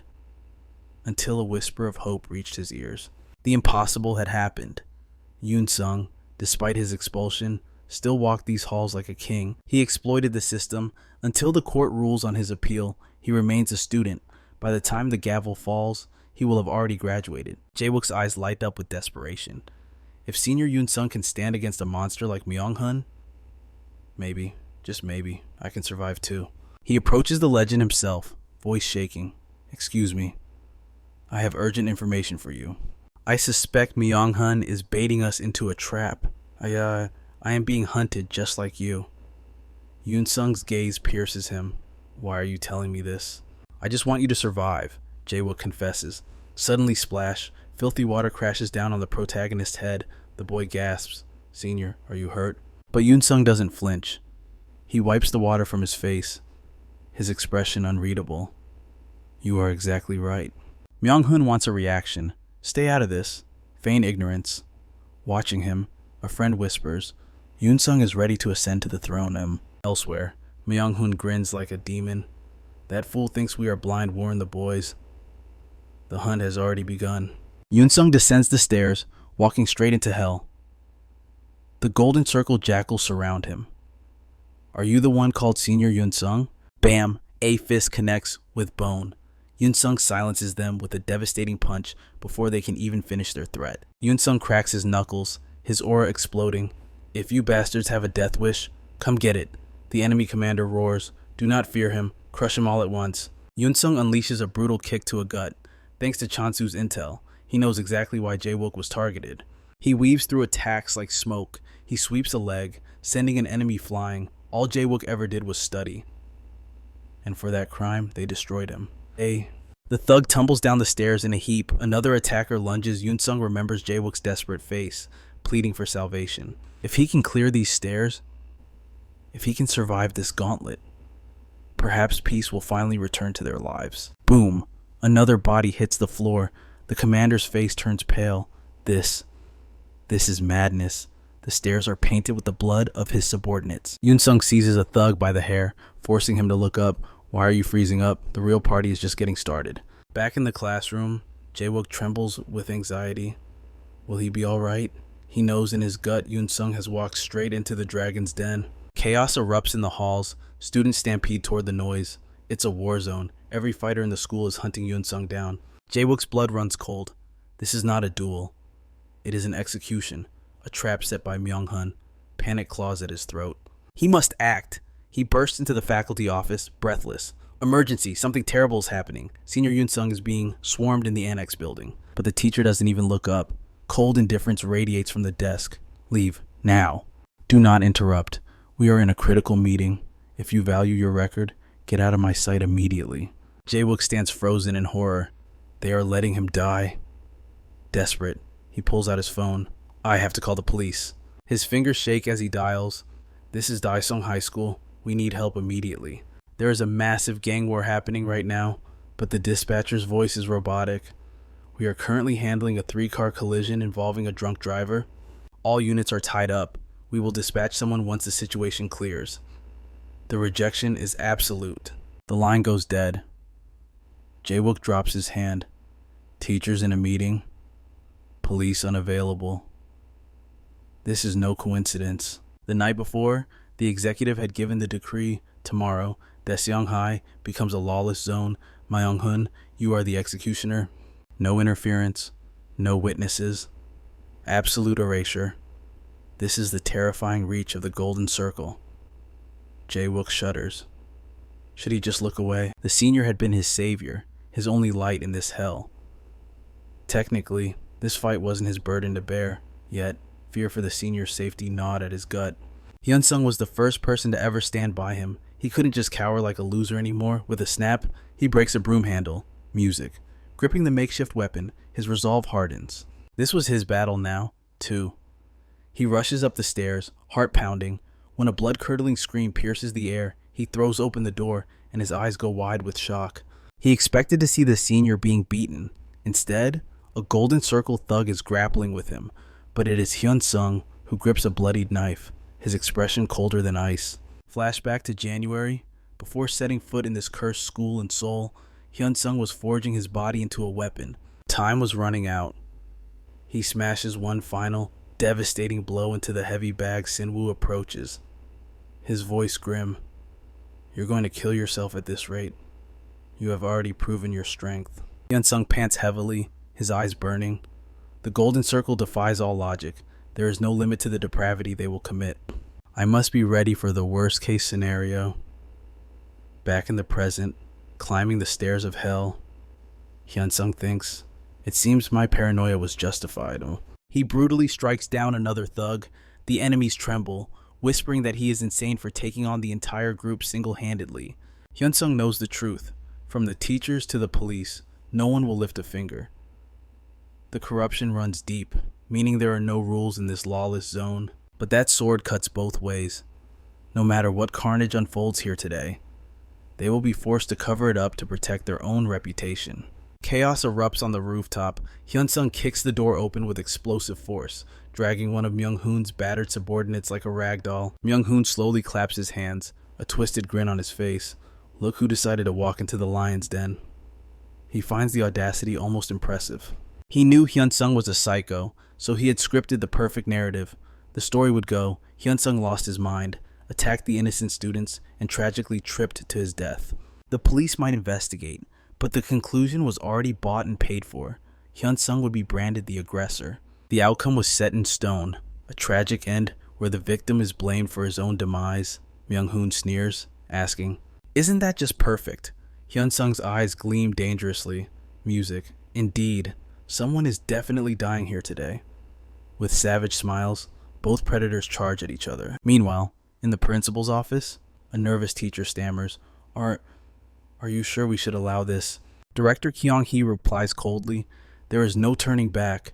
We are shackled to the Golden Circle now. They own the police, the courts, and the politicians. They can bury any scandal.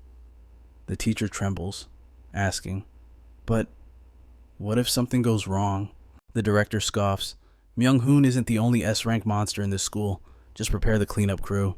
Hunsung, back on the roof. A heavy fist slams into Hunsung's face. He stumbles back, blood dripping. This bastard got me again, he thinks. I should have dodged that. My reaction speed is dropping. Exhaustion pulls at his limbs like lead weights, but it changes nothing. This was never going to be a fair fight. Defeat means death. But even if Myung-hoon is a Golden Circle S rank, he is nothing compared to the hellish training of the coach. Hunsung catches the next punch directly with his forehead. Crack. Myung-hoon winces, complaining, "Damn, my hand." That split second is all Hunsung needs to launch his counter. A cross lands flush. Hunsung ruthlessly pummels his enemy's ribs, striking the core again and again. Myung-hoon barely manages to twist away from the final, bone-breaking blow. Myung-hoon counters with a vicious uppercut, sending Hunsung flying across the roof. He thinks, "This lunatic, he's really trying to kill me. But he is still beneath me." Myung-hoon reassures himself. He's at his limit. It's over. But Hunsung rises from the concrete like a zombie. He wipes the blood from his lip.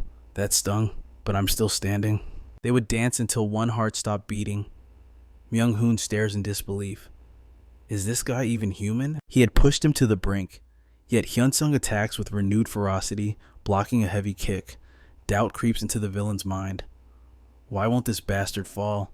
Am I going to lose? Panic seizes him. He screams in terror, signaling his subordinates to interfere. Music. One of the rats rushes forward, drawing a hidden weapon.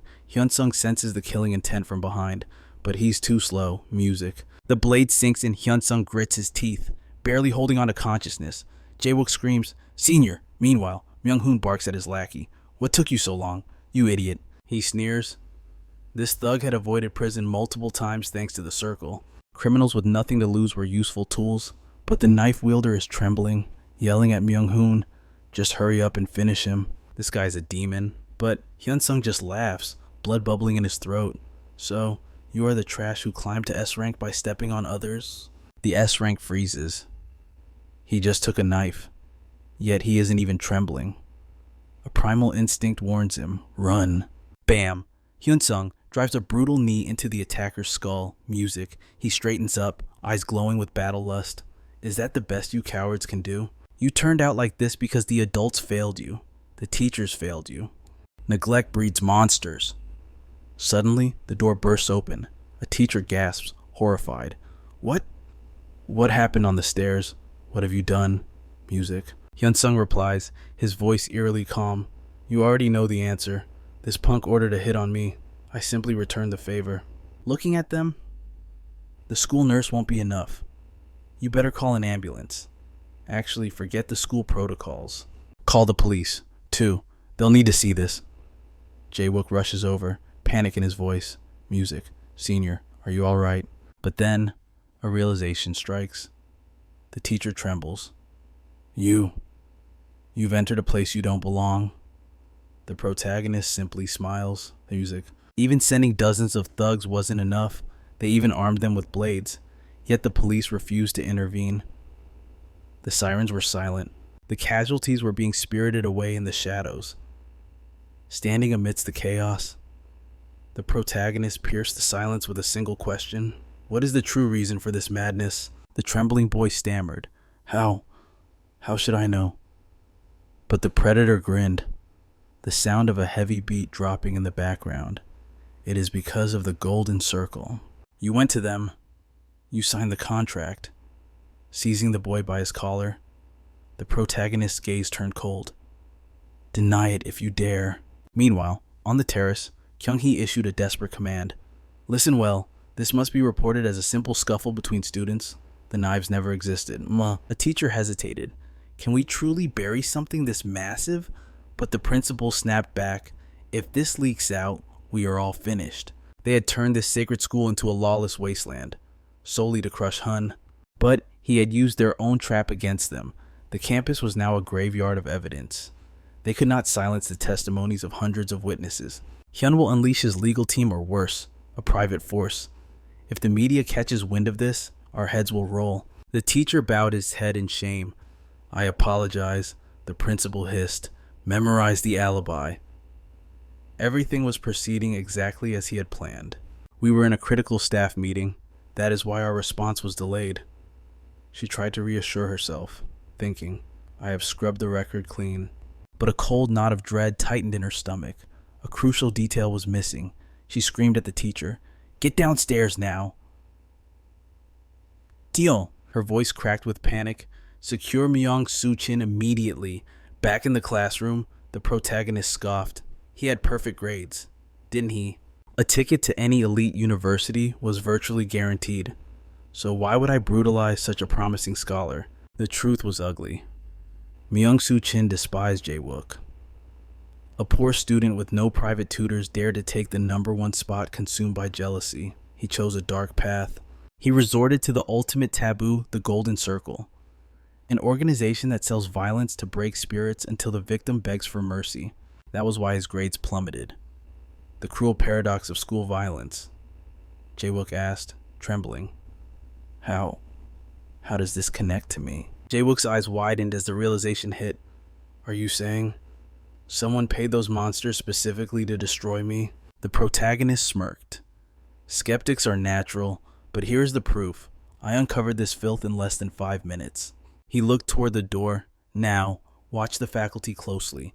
They slept while I was attacked, but now that I have touched their precious VIP, Myung-Soo Chin, as if on cue, the door burst open.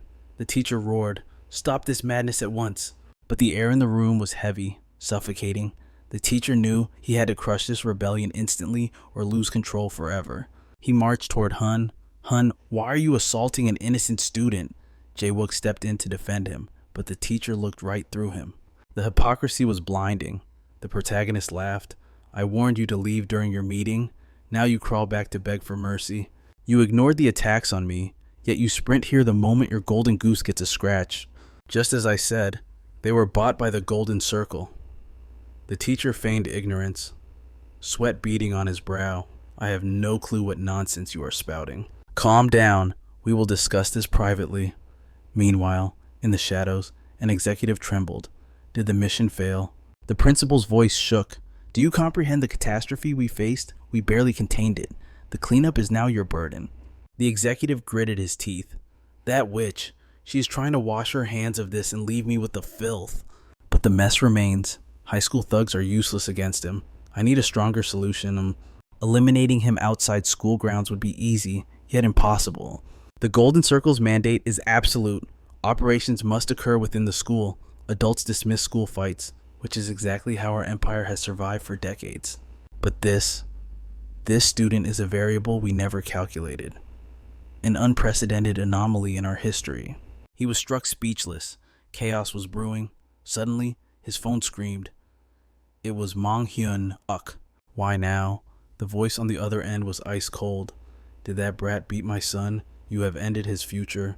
I am an executive at Gunman Enterprise. I will mobilize every connection I possess to bury that kid. The protagonist anticipated this move. If they strike legally, I will respond with my own forces. I will expose every shadow. Mang-hyun-ok was a titan of industry. He had hired the Golden Circle to crush a rival student simply to stroke his son's ego. But he had a weakness. His corporate position was shaky. A scandal involving his son's corruption would be the final nail in his coffin. The teacher turned pale. This isn't just a VIP student. He is a high-level client. This is a disaster. Hun smirked. Did you really think your dirty secrets were safe? The Golden Circle promises anonymity, but in this digital age, did you truly believe you could hide forever? Let us end this charade. I am not the one who destroyed your reputations. It was the Golden Circle who failed to protect your identity. Mang-hyun-ok roared in fury. My son's face is ruined. He was threatened on your watch. Fix this immediately, though my trust in you is already shattered. I will warn every member of the Golden Line, consider our contract void.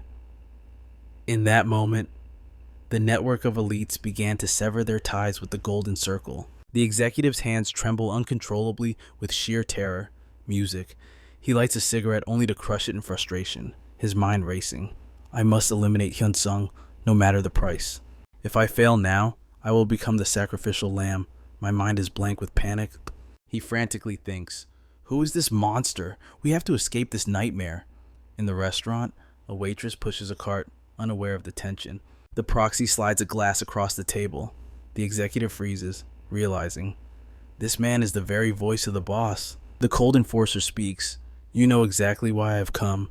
The client's anonymity has been shattered. That traitor, Chansu, is responsible. But this isn't the first time such a failure has occurred, not even in the provinces. Now, the chaos has reached the heart of Gangnam. Our clients are panicked. A member's identity has been exposed for the first time in history. The executive stammers, our reputation is crumbling. The proxy continues his ruthless lecture. This signals the end of the golden circle. The executive begs for his life. Please, give me one last chance. Music. I will fix this, whatever it takes. If you can turn this catastrophe into a victory, you may restore our honor. You must prove your worth to the members. Hunsung must be destroyed. Everyone connected to him must pay the ultimate price. If you succeed, you shall stand before the boss himself. The executive desperately gulps down the soju poured into his trembling hands. Music. He vows, do not worry, I will not fail. Meanwhile, Ha-yoon calculates the odds. I gained nothing today, but neither did the golden circle. I remain a dagger in their throat. They will try to remove me in broad daylight. They will mobilize armies and burn through music, their vast fortunes, until they find a single weak point. That desperation will be my opportunity. I shall become the perfect bait. Two critical events approach. First, the end of the semester, when they will throw everything they have at me. The waitress passes again. The executive clutches a handful of ice, his face grim as he answers the phone. He ignores the pain of his burns. Mobilize everyone available. We begin a total purge in Daesan immediately. That is the second event. Outside the school in Daesan, a hitman scowls. I came all this way for one lunatic, but he picked a fight with the wrong predator. He cannot protect his flock all by himself, Suddenly, a police officer knocks on his window. Excuse me, sir. The hitman thinks, why is he lingering here? The hitman forces a smile. I am leaving, just taking a call. I thought parking was stricter here than in Seoul. The officer orders him to wait and demands identification. We have reports of a suspicious individual targeting students. I am patrolling during school hours as a necessary precaution. I am not accusing you yet. This is standard procedure. The hitman hands over his ID, concealing his rage. Your name is Kiho, here from Seoul on business. You must be busy. However, I suggest you watch your step in Daesan. The police are taking extreme measures to ensure no trouble occurs in this district. Kiho thinks, this bastard knows exactly who I am. My mission is compromised before it even begins. The officer has already marked me. An old man named Kim lives here. I must scout the terrain first. I cannot afford to waste a single second. Music.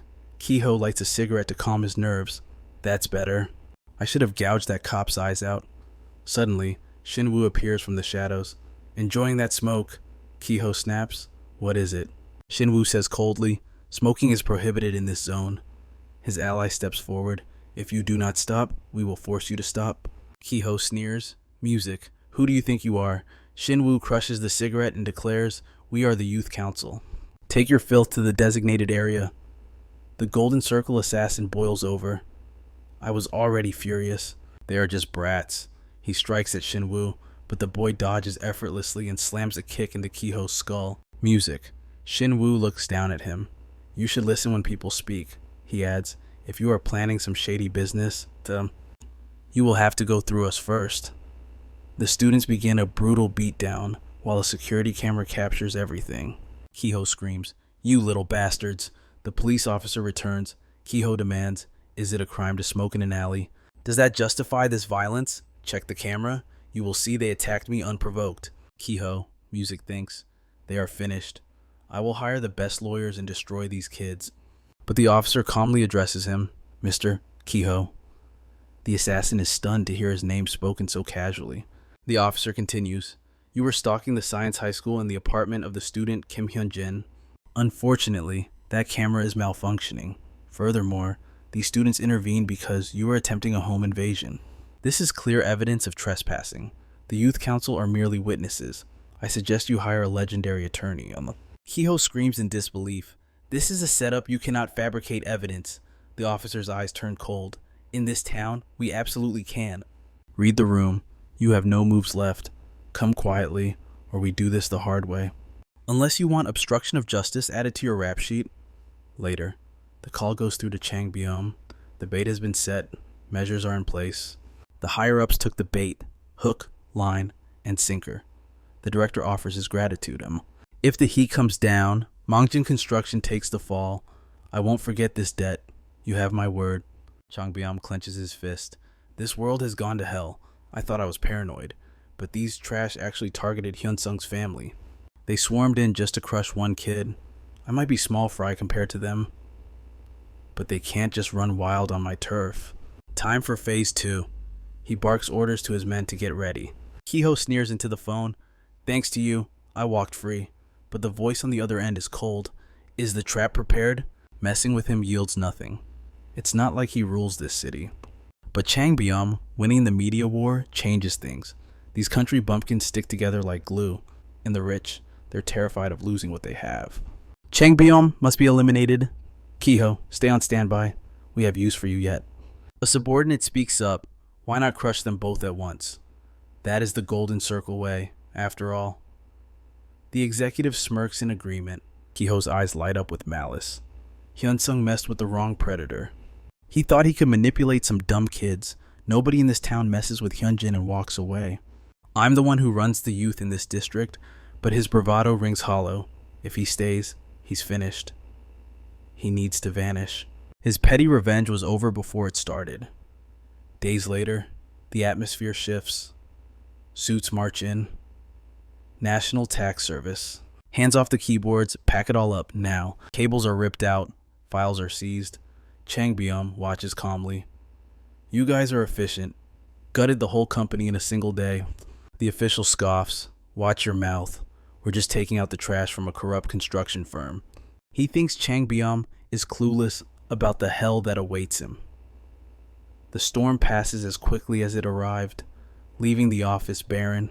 The chairman asks, did it go according to plan? Changbyam nods. Yes, they took the bait along with the files. The chairman narrows his eyes. And were you confident? Flashback to 2 months ago. He had been furious to discover Changbyam using the company name for his schemes.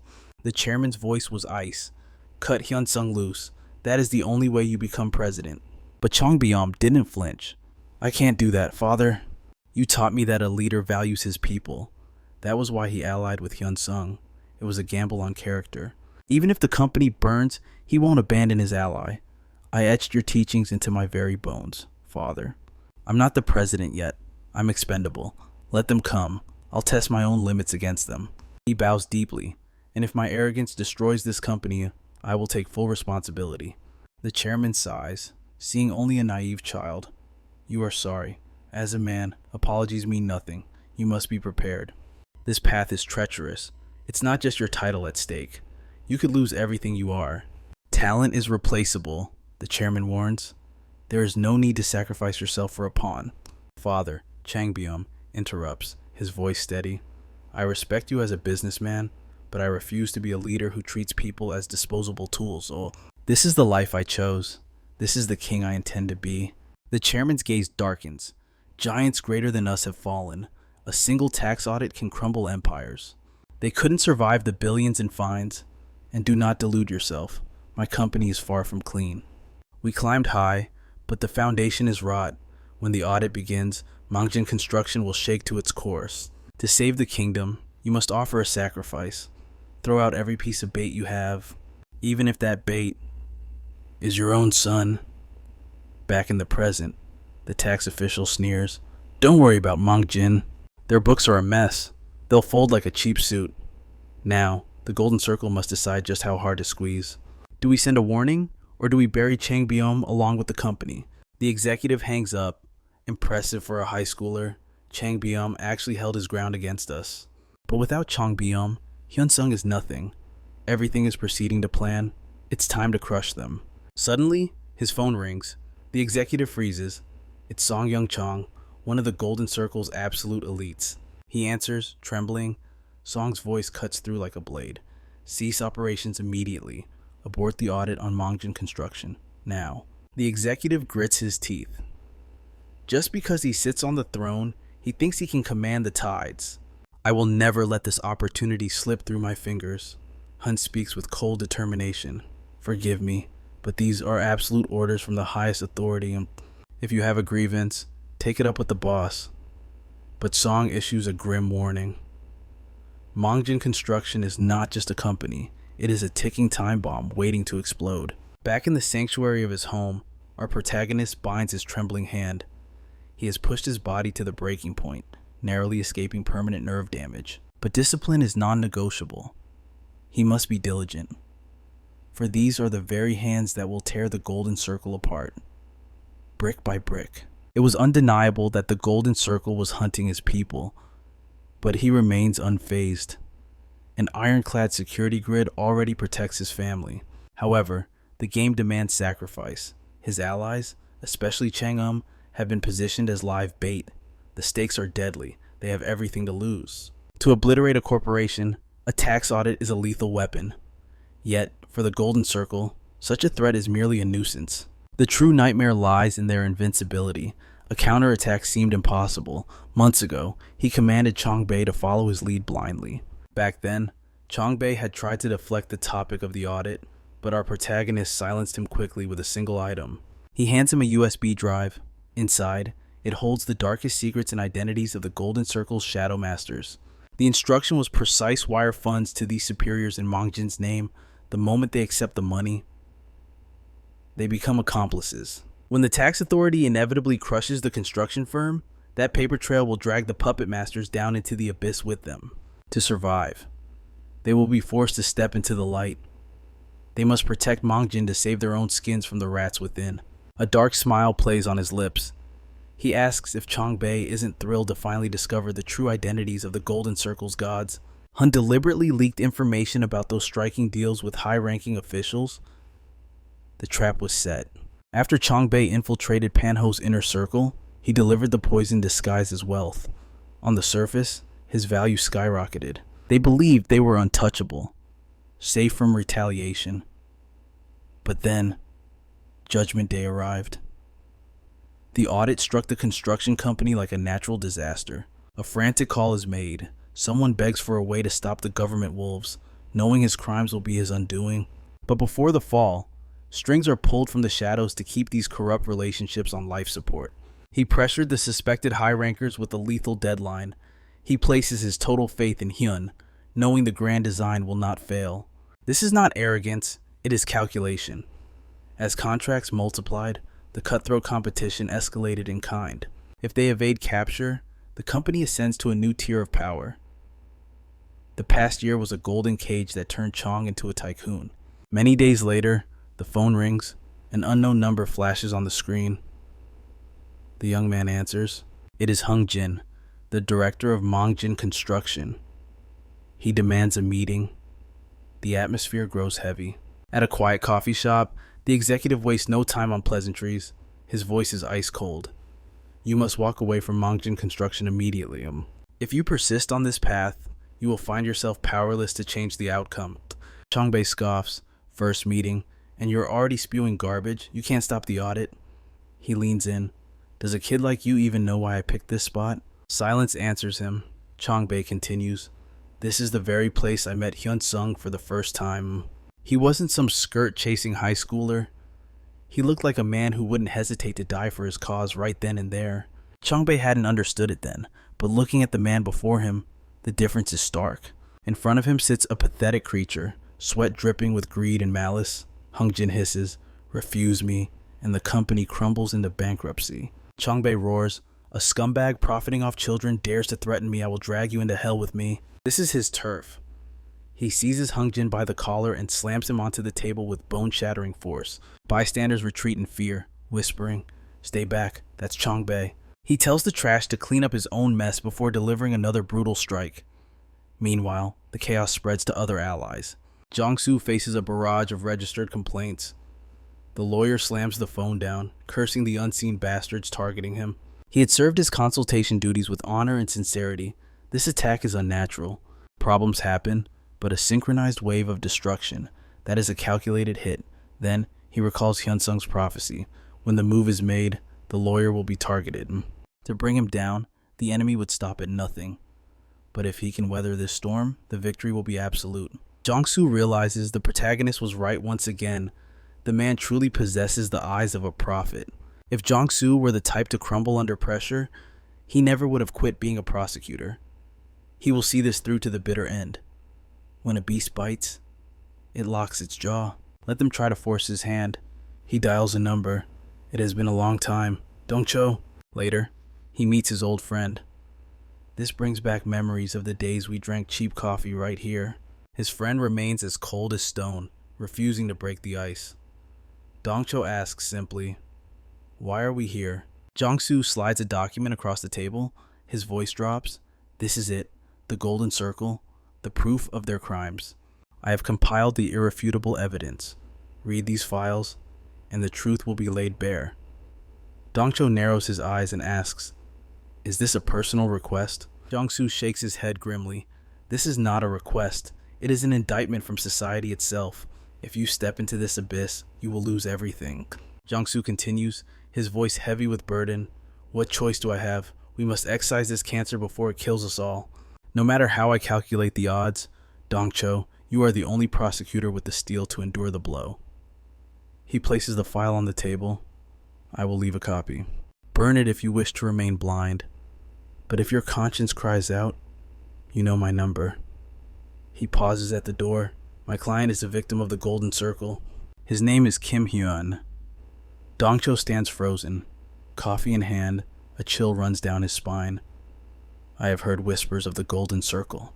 He does not know the true depth of their darkness. The reports have been multiplying. Yet he suspects this is merely the tip of a titanic iceberg. For Jong-soo to hand-deliver this intel, the rot in Korea must have reached the bone. Furthermore, fate plays a cruel joke. This Kim Hyun is the very tutor teaching his son, Min-woo. If he had intervened back then, perhaps things would be different. It is true that Hyun was backed into a corner, but he stayed his hand because he is a prosecutor. He believed in absolute impartiality. However, this situation has mutated. This is a predator system where the elite gather to feast on power, intent on crushing a single, helpless individual. He stares into his reflection.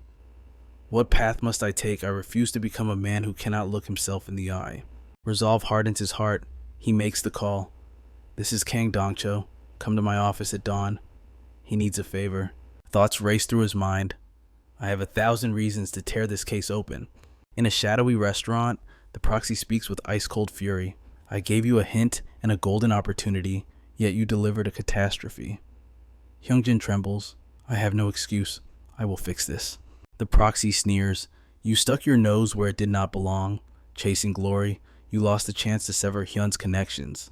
He leans forward, menacingly. "Now, you must prove that the Golden Circle will commit any atrocity to achieve its ends. Fail him in the exams, or better yet, ensure he never even steps foot in the exam hall. Just eliminate Kim Hyun," Hyungjin shouts, desperation in his eyes.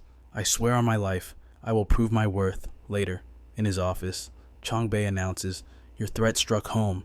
We received the call. The order to stop the tax audit has been given." Hyun nods, thanking him. "It must have been a bitter pill for the construction company to swallow." Chongbei replies with a smirk. "It is not their first time bowing to pressure." Changgong adds, "A leader needs a strategist with a brain like yours. You must stay safe." Yet, a shadow lingers over Hunsung. Will this truly be enough? Hunsung analyzes the board. It is a deduction, but only the Apex members know the true identity of the boss. If those titans lost trust in him, the Golden Circle would crumble. That is why the tax audit terrified them. Congressman Kung Chaol was a pillar of that dominant faction. Even in the timeline before his regression, he was active when the Golden Gate fell. He built a fortress of reputation over 20 years, all likely fueled by the Circle's dirty money.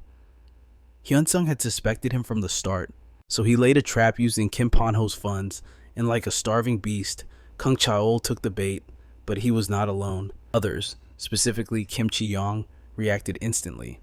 These were the high-ranking snakes he exposed through the contracts. Meanwhile, the atmosphere within Dayoung Mirai High School undergoes a shift.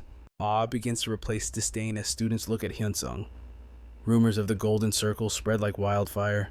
However, sensing a danger far beyond a minor's capability, the student body keeps a fearful distance. But the students are not the only ones feeling the ripples. Before the exams, the enemy weaponizes the teachers to torment the protagonist. Kyung-hee bites her lip. The trust is gone. Even the students can sense the tension. She whispers, "Should we not be more discreet? We need to analyze the battlefield." But Hyungjin snaps back, "We are in the same sinking boat. If you fail this time, we both go down. Being a foreigner will not save you from their wrath." The director flinches. Hyungjin hisses, "Do not pretend you are innocent." He commands her to execute the plan. The next day, the teacher glares. "Why are you late?" "Hunsung," he replies calmly. "I was assisting the literature teacher." The teacher slams his hand down. "Do not conflate the two. You act as if you own this school just because you rank first." He pokes Hyun's forehead aggressively. "What are you going to strike a teacher? I cannot even teach because I am so terrified of you." This psychological warfare was merely the opening move. Another teacher corners him. Resolve this with sincerity. In every class, Hyunsung's name is dragged through the mud. To the students ignorant of the truth, he looks like a villain. But Hyunsung accepts the malice, his expression unmoving as stone. Days later, in the faculty office, the teacher sneers, "Your attitude has been absolutely wretched." The teacher sneered, his voice dripping with condescension. "I expected basic obedience. At the very least, you must write a letter of reflection immediately, and if it lacks sincerity, you will rewrite it until your fingers bleed." In the cold silence of the classroom, Hunsung puts pen to paper. Internally, his mind races with cold calculation. They are trying to shackle me, wasting my time with petty punishments to break my spirit. It was clear to him this was the work of the Golden Circle. Around him, whispered concerns floated through the air. "Hey, are you going to be all right? Is it true? Are the teachers targeting you because the Golden Circle put a bounty on your head?" Hunsung's expression remains unreadable as he confirms their fears. "Yes, this is their command, but relax. This petty harassment is the limit of their power. No matter how much influence these scoundrels claim to have, they are toothless tigers inside these walls. So do not tremble in fear. The ones who should be terrified right now are the corrupt teachers and their Golden Circle masters." Hyun thinks, "I will endure this little game until they make a fatal mistake and reveal their malice to the outside world." With a final flourish, he completes the reflection note and hands it over. The teacher smirks. Taking the paper with arrogant confidence, "Let us see how long his pride lasts against my authority." But as the teacher's eyes scan the page, his smirk vanishes. His face turns pale, then red with fury. This crazy bastard," he roars, his hands shaking. "You call this a letter of reflection?" Written on the page was not an apology, but a detailed ledger of the faculty's secret income streams, undeniable proof of their corruption. Then Hun asks, with a cold smile, "I wonder, how will the Golden Circle react when they realize their puppets are about to be exposed? It will be a fascinating experiment. Will they risk their entire empire to save a few corrupt teachers, or will they cut off the rotting limbs to survive? So," he thinks, "they better scramble to prepare. My reflection note wasn't just homework, it is a death warrant for their careers. And I believe the Department of Education has already received a copy." Just as predicted, panic overtook the teacher. He scrambled out of the classroom, abandoning all dignity. Hunsung watched him flee. Pathetic. They cannot even protect their own pawns. The Golden Circle exists to serve its elite clients. To survive, they must maintain perfection, but they never calculated for a variable like Hunsung, a single student they cannot silence. Their collapse is inevitable. Once they realize these teachers are liabilities with nothing left to offer, they will sever all ties to erase the evidence. To them, I am a ticking time bomb. The mastermind will try to eliminate me at any cost. However, they are bound by rules. They cannot strike me outside of school grounds, and that limitation is my greatest advantage. So, I need to strike deeper. To be honest, this amateurish sabotage was barely a warm-up. The real danger lies in the upcoming exams. If they manipulate my answer sheets or tamper with my grades, I lose. I must end this war before the test papers are even printed. Then, I will strip them of their tactics. The corrupt teacher, Wan-gi, would surely run to Director Kyung-hee, and she would deploy Hung-jin to clean up the mess. But they were already dancing in the palm of Hunsung's hand. Thanks to his strategy, their reign of terror ends today.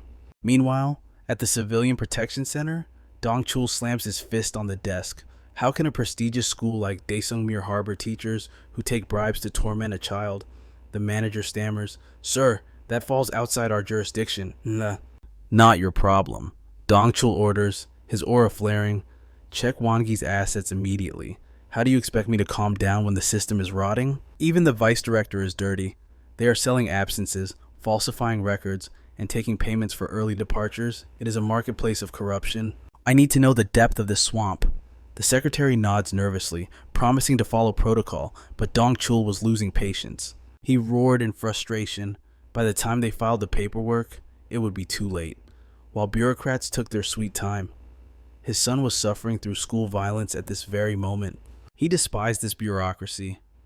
The role of the South Korean Department of Education was absolute. It was their sworn duty to investigate this filth. The manager felt like his head would explode from the pressure of this civil group, but then a new notification flashed on the screen. Music rises. Wait, how did Junction News find out about this? Dong Chul realized the truth immediately. He came here on Hunsung's intel, but Hunsung hadn't stopped there. Even Jung H News, the most reliable media outlet in the nation, was involved. This meant Hunsung had an army of shadows supporting him. Days ago, the protagonist had met with a powerful deputy to leverage his influence. In a flashback, he reflects that he had uncovered the identities of the high-ranking members, including the elusive Cha Yong. He had even identified the true leader of the Golden Circle, but his primary target, the one he wanted to crush beneath his heel, was Kyung Cho. Young continues, I created this situation for you to take a stand. If you solve this problem, the path to the presidency will open before you. Representative Pan-ho grins. This student was amusing. Hunsung had delivered the perfect scandal on a silver platter. He says that since he created this feast, he might as well enjoy it. He asks, with genuine curiosity, tell me, young man, what can I do for you? Hyun asks him to keep the corruption at Daesung-mir in the headlines. Make the public see that he is the hero fighting for justice. Pan-ho starts laughing. If my name is what you need to wield your sword, then take it. Back in the present, armed with undeniable evidence, the civil group became the spearhead of the investigation. Young H News broke the story immediately, sending shockwaves through the country. Although the article didn't explicitly name the Golden Circle yet, the public exposure forced the school administration to retreat into the shadows. A stern man stepped forward, flashing his badge.